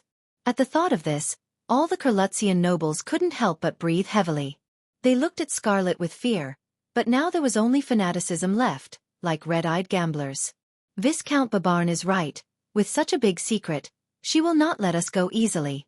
Whether you want to live or die, it all depends on this gamble. Don't talk nonsense, we all know that. Everyone. Together. A Kurlutzian noble replied in a gruff voice. It was not his original voice, but it sounded too nervous. Scarlet took a step back. They seemed to have found the Azure Lance. She frowned and whispered to Ovina. "What's the big deal? Just kill them." "Dead people can keep secrets," Ovina answered nonchalantly. Clearly, she had thought of this when she unleashed that spear technique. She also understood that for Scarlet, It would not be a good thing for the azure lance to be exposed. After all, the Highlander girl was too weak. Scarlet listened to Ovina's words and did not say anything, only nodding. Freya might have been hesitant to kill without hesitation, but for Scarlet, it was not something she could not accept. She was a mercenary herself, and the experience she had over the past few days had made her more mature. She no longer had any illusions about her enemies. Scarlet was even a little upset now. If she had not rescued Babarn from under the ice, then there would not be so many things happening now.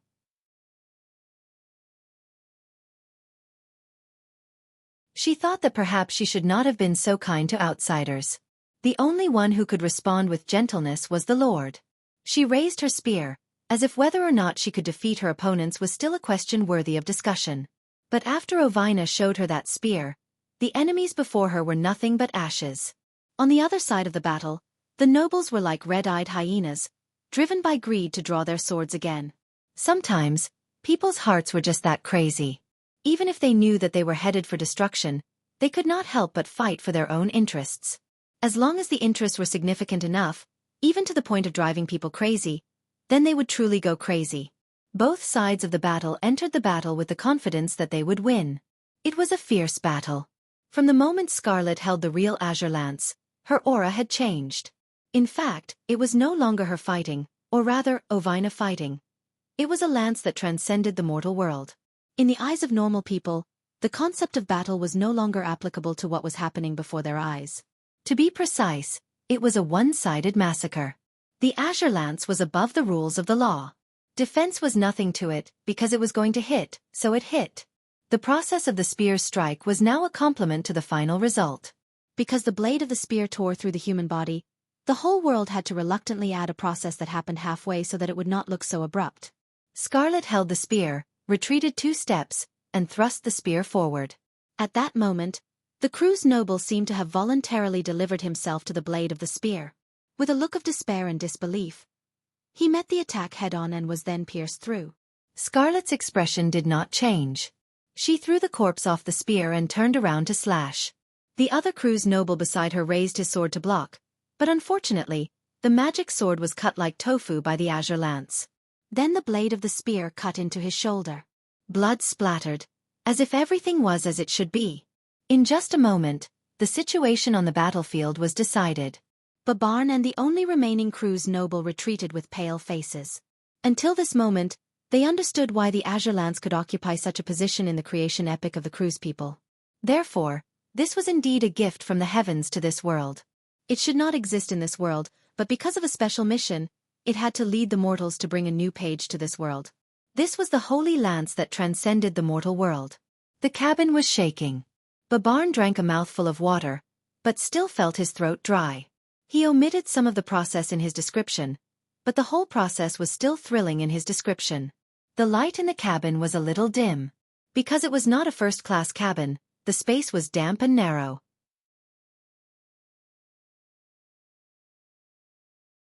At first glance, it looked like a cage where the sailors lived. There were a few hammocks in the barrel-shaped cabin, and 3 people were sitting on the hammocks. Babarn, Boymare, and another noble who was also wearing a beautiful coat. The 3 of them did not look like people who should be in such a low-class cabin, but now they did not look uncomfortable at all. In fact, they did not dare to feel uncomfortable. Viscount Bernie sat opposite Babarn. He was the special envoy of the Queen who secretly accompanied the diplomatic group. He originally had a special mission, but now he had to go back with the ship first, and did not even have time to set foot on Erwin's land. However, he did not have the slightest complaint, and only felt lucky. Fortunately, he did not inform Erwin of his presence before he came, or else it would have aroused suspicion. But if he was not here, he would not be at ease with the thing on the ship. After all, it was too important. After listening to Babarn's description, he subconsciously did the same thing as the other party. He picked up the cup and took a sip. The cup was filled with watered-down rum. This terrible thing was now like a sweet spring in their throats. Even after taking a sip, they still felt their throats were a little dry. He sat silently for a moment, and then asked, "And then, why didn't she kill you, and how did she become like this?" Babarn's face turned green and white, and cold sweat covered his forehead. Opposite him, Boymare was not much better, and both of them looked like they were seriously ill. The former was still in shock, and only after a long while did he answer. Because of the explosion. Explosion. After all, Viscount Bernie didn't experience that battle, so he recovered faster than the other two. Soon, he returned to normal and frowned at the two who were battered and exhausted. He wanted to reprimand them, but decided against it after some thought. After all, that battle was chilling even to him, not to mention experiencing it himself. More than 30 gold-tier nobles were killed in an instant, and that happened in a battle between two people of the same rank. Of course, he did not know that Babarn was lying, and pushed all the blame on Scarlet and Brando. He thought for a moment and said softly, "Explain it clearly. When the time comes, Her Majesty will ask about it clearly." Babarn looked at the Viscount with some gratitude. Viscount Bernie was from the House of Palat, and was a close vassal of the Queen. The Viscount's attitude made him feel a little flattered, but it also confirmed his thoughts. Her Majesty had long coveted the azure lance. He secretly felt that he might have made the right bet, and as he calmed down he slowly answered, "She did intend to kill us at that time, but because of something that happened suddenly, it was interrupted." "Was it an explosion?"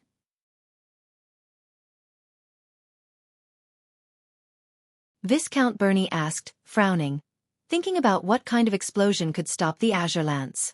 But all of a sudden, an inexplicable look of surprise appeared on his face. Babarn and Boymare, who were sitting in their hammocks, saw the Viscount suddenly stand up in agitation. His face was red as he paced around the narrow cabin a few times before he seemed to catch his breath. He stopped and turned around, patted Babarn on the shoulder and said loudly, "My lord, my lord, my lord, my lord, my lord." It was an explosion. So that's it, the explosion in the deadly tundra had something to do with the azure lance, so it makes sense. Viscount Babarn, tell me in detail, what exactly happened at that time? Viscount Bernie said excitedly, but suddenly realized that his tone seemed to be a little too strong. Although the two people in front of him had no status at the moment, they might be favored by Her Majesty in the future, so he quickly changed his tone and said, "You should know the purpose of my trip. Her Majesty is very concerned about this explosion." Babarn nodded, but answered a little awkwardly. "That explosion. Actually, I can't say how it happened." "Wait, is it related to the azure lance?" Viscount Bernie could not wait to interrupt him. Babarn looked at the Viscount suspiciously, not understanding why he was always so hung up on this question, but he still shook his head honestly. "I don't know, maybe not, but I can't say for sure. But one thing is for sure. The explosion came from behind us. At that time I felt a strong light and roar, and because the explosion happened so suddenly, I didn't know what happened at that time. I only felt the ground shake, and then the whole world fell into a blazing white. If you don't believe me, you can ask Boymare, he had the same experience as me." Boymare's face was pale, and he hurriedly nodded with lingering fear. Viscount Bernie looked back at him, thought for a moment and asked, "And then?" "And then? Then I vaguely heard an unfamiliar woman's voice saying, 'Damn it, this is—' Be careful. I'll protect you." But I can't guarantee that I heard this voice, it was very loud at the time, I could have been hallucinating. Babarn replied, "No, Lord Viscount, in fact I heard it too." At this time, Boymare hurriedly replied. Viscount Bernie nodded, and frowned. "So, at that time, you were actually near the center of the explosion, but you all survived, right?" Babarn looked troubled. He hesitated for a moment, and then nodded. "Yes, Lord Viscount. P.S. Got my thumb bitten by my own stupid dog, too stupid, went to get a vaccine, came back a little late."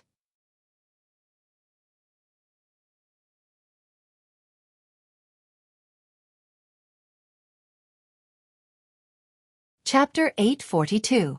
A scarab was slowly climbing up the smooth surface of the hourglass. The barbs on its feet were useless against the glass.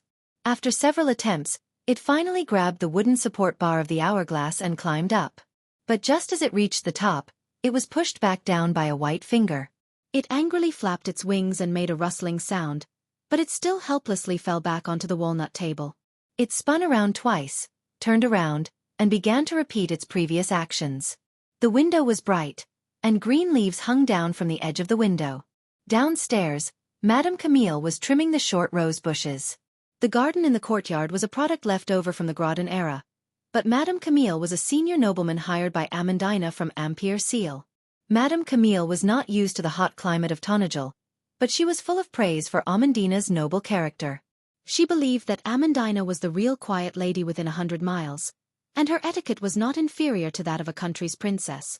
And it was very likely that she had taken a fancy to such a master, that this arrogant madam was willing to agree to come to Abes, a remote and desolate place. Brando, you really don't blame me, do you? In the study, Alaz looked at Brando submissively, which was rare, even rare. A tall man with snow-white hair looked at this scene with inexplicable surprise. In his memory, when did this female dragon have such a docile side? Of the 3 scourges of the dragon race, Alaz was at the top of the list. If he were to tell others about her current appearance, he was afraid that no one would believe him. He felt that this must be an illusion, or that the sun outside was too bright and dazzling his eyes. Speaking of which, it was strange that after the end of summer, the temperature did not drop but instead rose. Recently, the weather was getting hotter day by day, as if they had returned to the hottest days of summer. It had been almost 2 weeks since it rained. My lord, this is not Miss Alaz's fault, it was my negligence, Metasha quickly said softly. Brando glanced at the silver elf princess. He knew that this was most likely the little dragon's negligence. At that time, she used the star-shaped stone as a stool, and then completely forgot about it when she went to save people. And most likely, Metasha did not notice it, and Erek seized the opportunity. Now that Scarlet was missing in the explosion, the little dragon was anxious all day, but Brando did not expect her to care so much about his attitude, which made him a little less angry. In fact, he was not worried about Scarlet.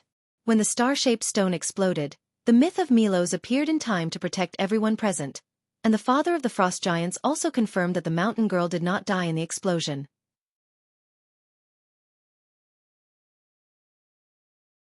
If the word of a god was not enough to be trusted, then the fact that the azure lance was not found in the ruins later proved the same fact. The question now was where Scarlet was missing, but this was not the main problem. Scarlet's current strength was not much of a match for her in Erewhon, so Brando was not very worried about the mountain girl's misfortune. If what Milo said was true, she did not die in the big explosion, then she must have been delayed by something. Now, the knights and mercenaries sent out from the territory and Lantern Island to search for her had also set off. The deadly frost forest was only so big, and now that it had been flattened due to the explosion, he believed that there would be news soon. Although he was still worried about Scarlet's condition, it was not to the extent that he would fly into a rage over this matter. But what was really bothering him was Erek's death. Now that Erek was dead, he couldn't hide the fact that he was the Dark Dragon anymore. This matter was always a hidden danger for him. Now, he really wanted to know who was in charge of Erek, but it was obviously impossible to find that person in the vast sea of people. He glanced at the submissive little female dragon. The man beside Alaz was also a giant dragon, and it was said that he was here to take her back to the Dragon Clan. Because this guy was suspected of cheating in the exam, she was put in solitary confinement. This was also her own fault, but she was really pitiful. He could not help but shake his head and replied softly, "It's nothing, how long will you be back this time?" If he remembered correctly, the Dragon Clan's confinement lasted for hundreds of years. If Allah's crime was too serious, she would be confined for hundreds of years. Wouldn't that mean that the relationship he had with the Dragon Clan that he had worked so hard to establish would be completely wasted? It's about 300 years. The little female dragon began to answer with a frown, but she quickly perked up and replied casually, "But it's okay, they can't lock me up, I'll be able to escape soon." Brando was almost scared to death. He glanced at the white-haired man. Fortunately the latter was looking at the sky, as if he did not hear anything. Only then did he breathe a sigh of relief, although he did not know why this guy was like this, but it most likely had something to do with the little female dragon. He could not help but glare at the latter, and thought to himself, if you want to escape, then escape, don't say it in public. Even if you're not afraid, what if others think that I'm in cahoots with you? If the Dragon Clan came to punish me, even if Valhalla was 10 times stronger than it was now, it would not be enough. Allah saw his expression and immediately rolled her eyes, which meant, "I know, really." Then, the little female dragon mumbled for a while and said a few words that were neither painful nor ticklish. In short, the general idea was, "You can't forget me. I'll be back soon," and so on. Then, she was finally taken away by the white-haired man. Then Metasha also said goodbye softly, and in her words, she seemed to mention that Veronica wanted to see him or something. Brando knew that the female army commander was probably in a hurry to rush back to the Empire. This mission was completed successfully for her, but strangely, Brando often saw a worried look on her face recently. He nodded in agreement, and soon only the two of them were left in the room. After the study was quiet, Brando looked out of the window again. Separated from the flower bed by a row of bushes, next to the stable, Coden was staring at the servants grooming the two tall erect horses. The mottled sunlight filtered through the dense oak leaves and fell on the old swordsman's gray military uniform, making him look like a retired colonel. However, the news of the princess's plan to take action against Radner could not be hidden from Brando's subordinates. Brando knew that Coden might have already known something, and although he did not say it out loud, he was a little disheartened. After all, on one hand, he was loyal to the kingdom, and on the other hand, he was his old master. His position in the castle was now closer to that of an old butler, and Brando also allowed the old swordsman to have his way, partly because of his relationship with his grandfather, and partly because he regarded Coden more as Tonigel's guest rather than his subordinate. Further away was the white walls of Castle Abes. The walls were covered with creepers, giving the place a green shade. There was a staircase that led to the walkway on the walls, where there were a few patrolling guards. There were parapets and battlements outside the walkway, and these defensive facilities were connected to a tall archer tower at the corner. The shining helmets of the archers shone brightly at the entrance of the archer tower, and one of them seemed to be leaning against the doorframe as he bragged to his colleagues. Outside the walls was one of the main streets of Abes, but the thatched huts on both sides of the street had been torn down and replaced with more sturdy and beautiful buildings made of wood and stone. The streets were paved with stone slabs, and it no longer looked as desolate as before. Now the white streets were filled with people, and they were as small as ants. Further away, there were only patches of red roofs, and the canopy of trees crisscrossed between them, making them look like clusters of parsley in the middle of the city.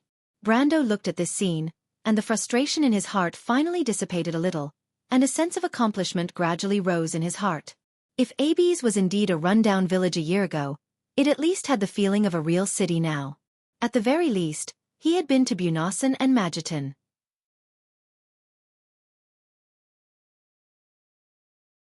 Compared to the big cities in the southern border, Furber was comparable in terms of urban style.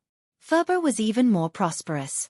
And these changes, even in the game, had never happened before. They were all brought about by him. Of course, he also understood that the one who did all of this was not him, but Amandina and Romaine. To be more precise, a certain Romaine who was still a little unconventional in her actions was the one who took the most important part of the credit. She was the one who came up with a plan to revive Tonigel, and then personally brought about the prosperity of today's business. Today, the link between Port Gris and Ampere Seal connected the entire north, and countless merchant ships sailed through this route every day. Under the watch of the Shining Scale Nagas, this route had become one of the safest in the whole of Erewhon in the past half a year, and its reputation had spread far and wide among the various merchant guilds.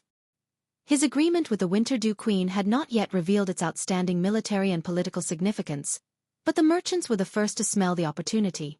This was not strange because they were the group of people who had the best sense of smell in human history. An endless stream of goods was being transported through this route to Abes, and then from Abes to the loop of trade winds. There was no need to worry that these goods would not find a place to go, and the dark forest was a truly fertile land waiting to be developed. In just the past 2 months, the students and subordinates that Grandmaster Bosley had summoned from all over the world had explored 2 or 3 areas of the forest. There were silver, gold, copper, and even mithril. There was also the best forest, countless prey, all kinds of precious plants, and fertile soil that had been deposited over thousands of years. In the past, the terrible environment and terrifying monsters in this forest had stopped pioneers. But now, the flame of order in the heart of the loop of trade winds had been ignited, and with the entire Kalanga mountain range as the center, order was being restored. The druids and tree elves had also joined Brando's war chariot, opening the last door for the people of Erewhon. The goods transported from all over the north were quickly turning these buried treasures into reality. The merchant ships gathered at the port took them back the way they came, and turned them into manpower, technology, and magical resources that Brando desperately needed. It was like a waterway that flowed with gold, and everyone who traveled through it benefited from it. As long as they had the strength or intelligence, they would be able to obtain what they wanted, because they had a generous fiancé. All of this was due to the Romans' efforts. Even though Amandina, the somewhat muddle-headed merchant girl, might not have been able to organize the spring plowing and autumn planting festivals in Tonajil so well, but at least the current prosperity of the city that was always filled with people, the inns that were filled with merchants, and the shadows of the sails that filled the port were all thanks to her. From the very beginning when she had nothing, to relying on empty words to win the trust of the merchant guilds, to the arrival of a ship at Port Gris, and leaving with a full load of goods, it was all done and accomplished by this little girl who usually did not seem to care much. Brando did not pay much attention to these matters, but he suddenly felt that he was very lucky. It was as if all of this had suddenly appeared in front of him. He did not have to worry at all, as the merchant girl had already arranged everything for him. Now that everything in Tonajil was on the right track, others thought that he could only wait until he obtained the land of Randner before he could make his grand plans, but they did not know that Erwin's future had already been laid out in front of him. The little girl who had been by his side since the beginning had already drawn the most important blueprint for him. He could not help but look at the Roman. The merchant girl was retracting her fingers that were as white as onions and holding her face. Her dark eyes were staring straight at the scarab that had climbed up again with interest. When it climbed up to the top again, she mischievously brought it down again, and repeated this several times as if she did not get tired of it. The merchant girl was wearing a noble's dress, but her back was bent as she sat on the bench, causing the dress to become wrinkled. She even rolled up her sleeves, successfully making her look like a country girl. If Madame Camille saw her like this, she would probably sigh and shake her head again. In fact, Brando knew that she once thought that Amandina was his fiancée, but fortunately, Amandina personally went to resolve this misunderstanding. He still remembered the strange look in Madame Camille's eyes. Even though Brando did not feel the slightest bit of fear when facing a real god, that old-fashioned old lady's surprised look made him shrink back and flee at the last minute. It was said that it was the first time in this world that he retreated without a fight. Brando and the merchant girl sat side by side. Because they sat so close to each other, he could almost feel her body temperature, and his nose could faintly smell the fragrance of a young girl. He was a little flustered, as if he was thinking about something, and subconsciously put his hand around the Roman's waist. The merchant girl's waist was so light that it could be held with one hand. She seemed to feel Brando's sudden feelings, and turned to look at him with a slight smile.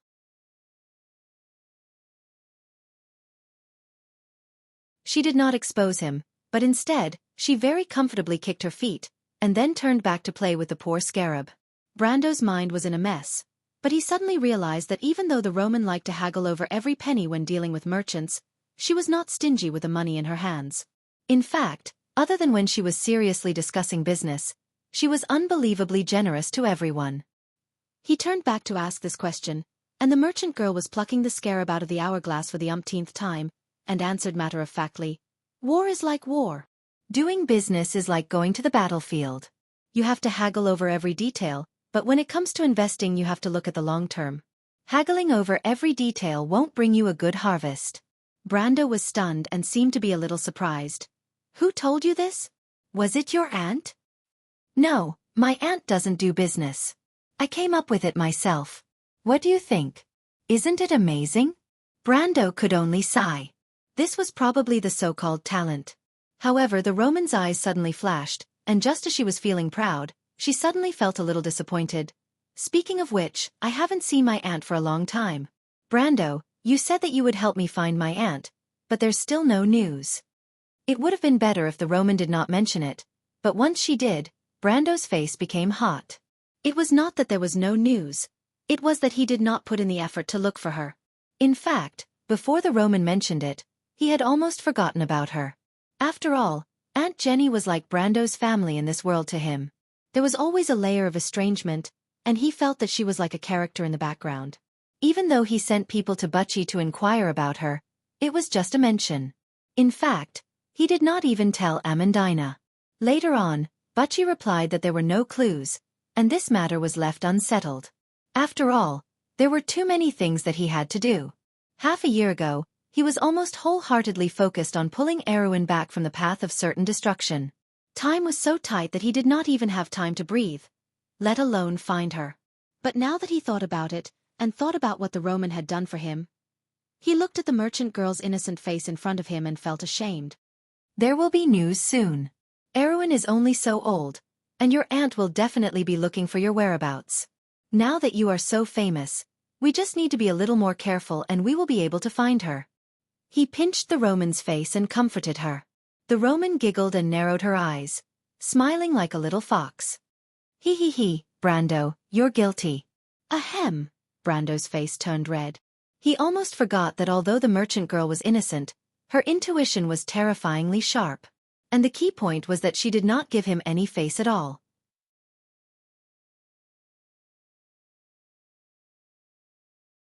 He could not help but look at her in annoyance. But he did not expect her to look up seriously and shake her head vigorously. It's actually nothing. Brando has a great goal, and the Roman also has a great goal. In the past, when I talked about my goal, even Freya would giggle, but only you, Brando, believe that I can do it. You have never laughed at me. Brando can tolerate the Roman's goal, so the Roman can also tolerate Brando's goal. Brando, did you know? Auntie said that a mortal's goal is like the stars in the summer night. It seems unreachable and dazzling, but as long as we dare to reach out, then we will definitely grasp the starlight in our hands. Because the stars in the summer night belong to everyone who looks up at the starry sky. Brando stared blankly at the Roman's eyes, as if those bright eyes really reflected the starry sky in Butchie. He used to think that this little girl had been following him since Butchie and did all these things for him because she liked it. This was because it was like the Roman's personality. She did not care about the right or wrong of the people she was close to. But he never thought that she would really believe that he could do it. Just like she said, the stars in the summer night sky. But as long as he reached out, then he would definitely grasp the great starlight in his hands. Even if the star he wanted was the most dazzling one in the night sky. Do you know what I want to do, little Roman? He suddenly asked. Roman nodded seriously and answered word by word. I know, Brando, you want to marry Princess Griffine and become the real king of Erewhon. PFFF. P.S. It's a bit late, I'll give you a few hundred more words. You're tuning in to the Wisdom Diary YouTube channel. Don't forget to subscribe and join us on this journey to catch the most captivating stories.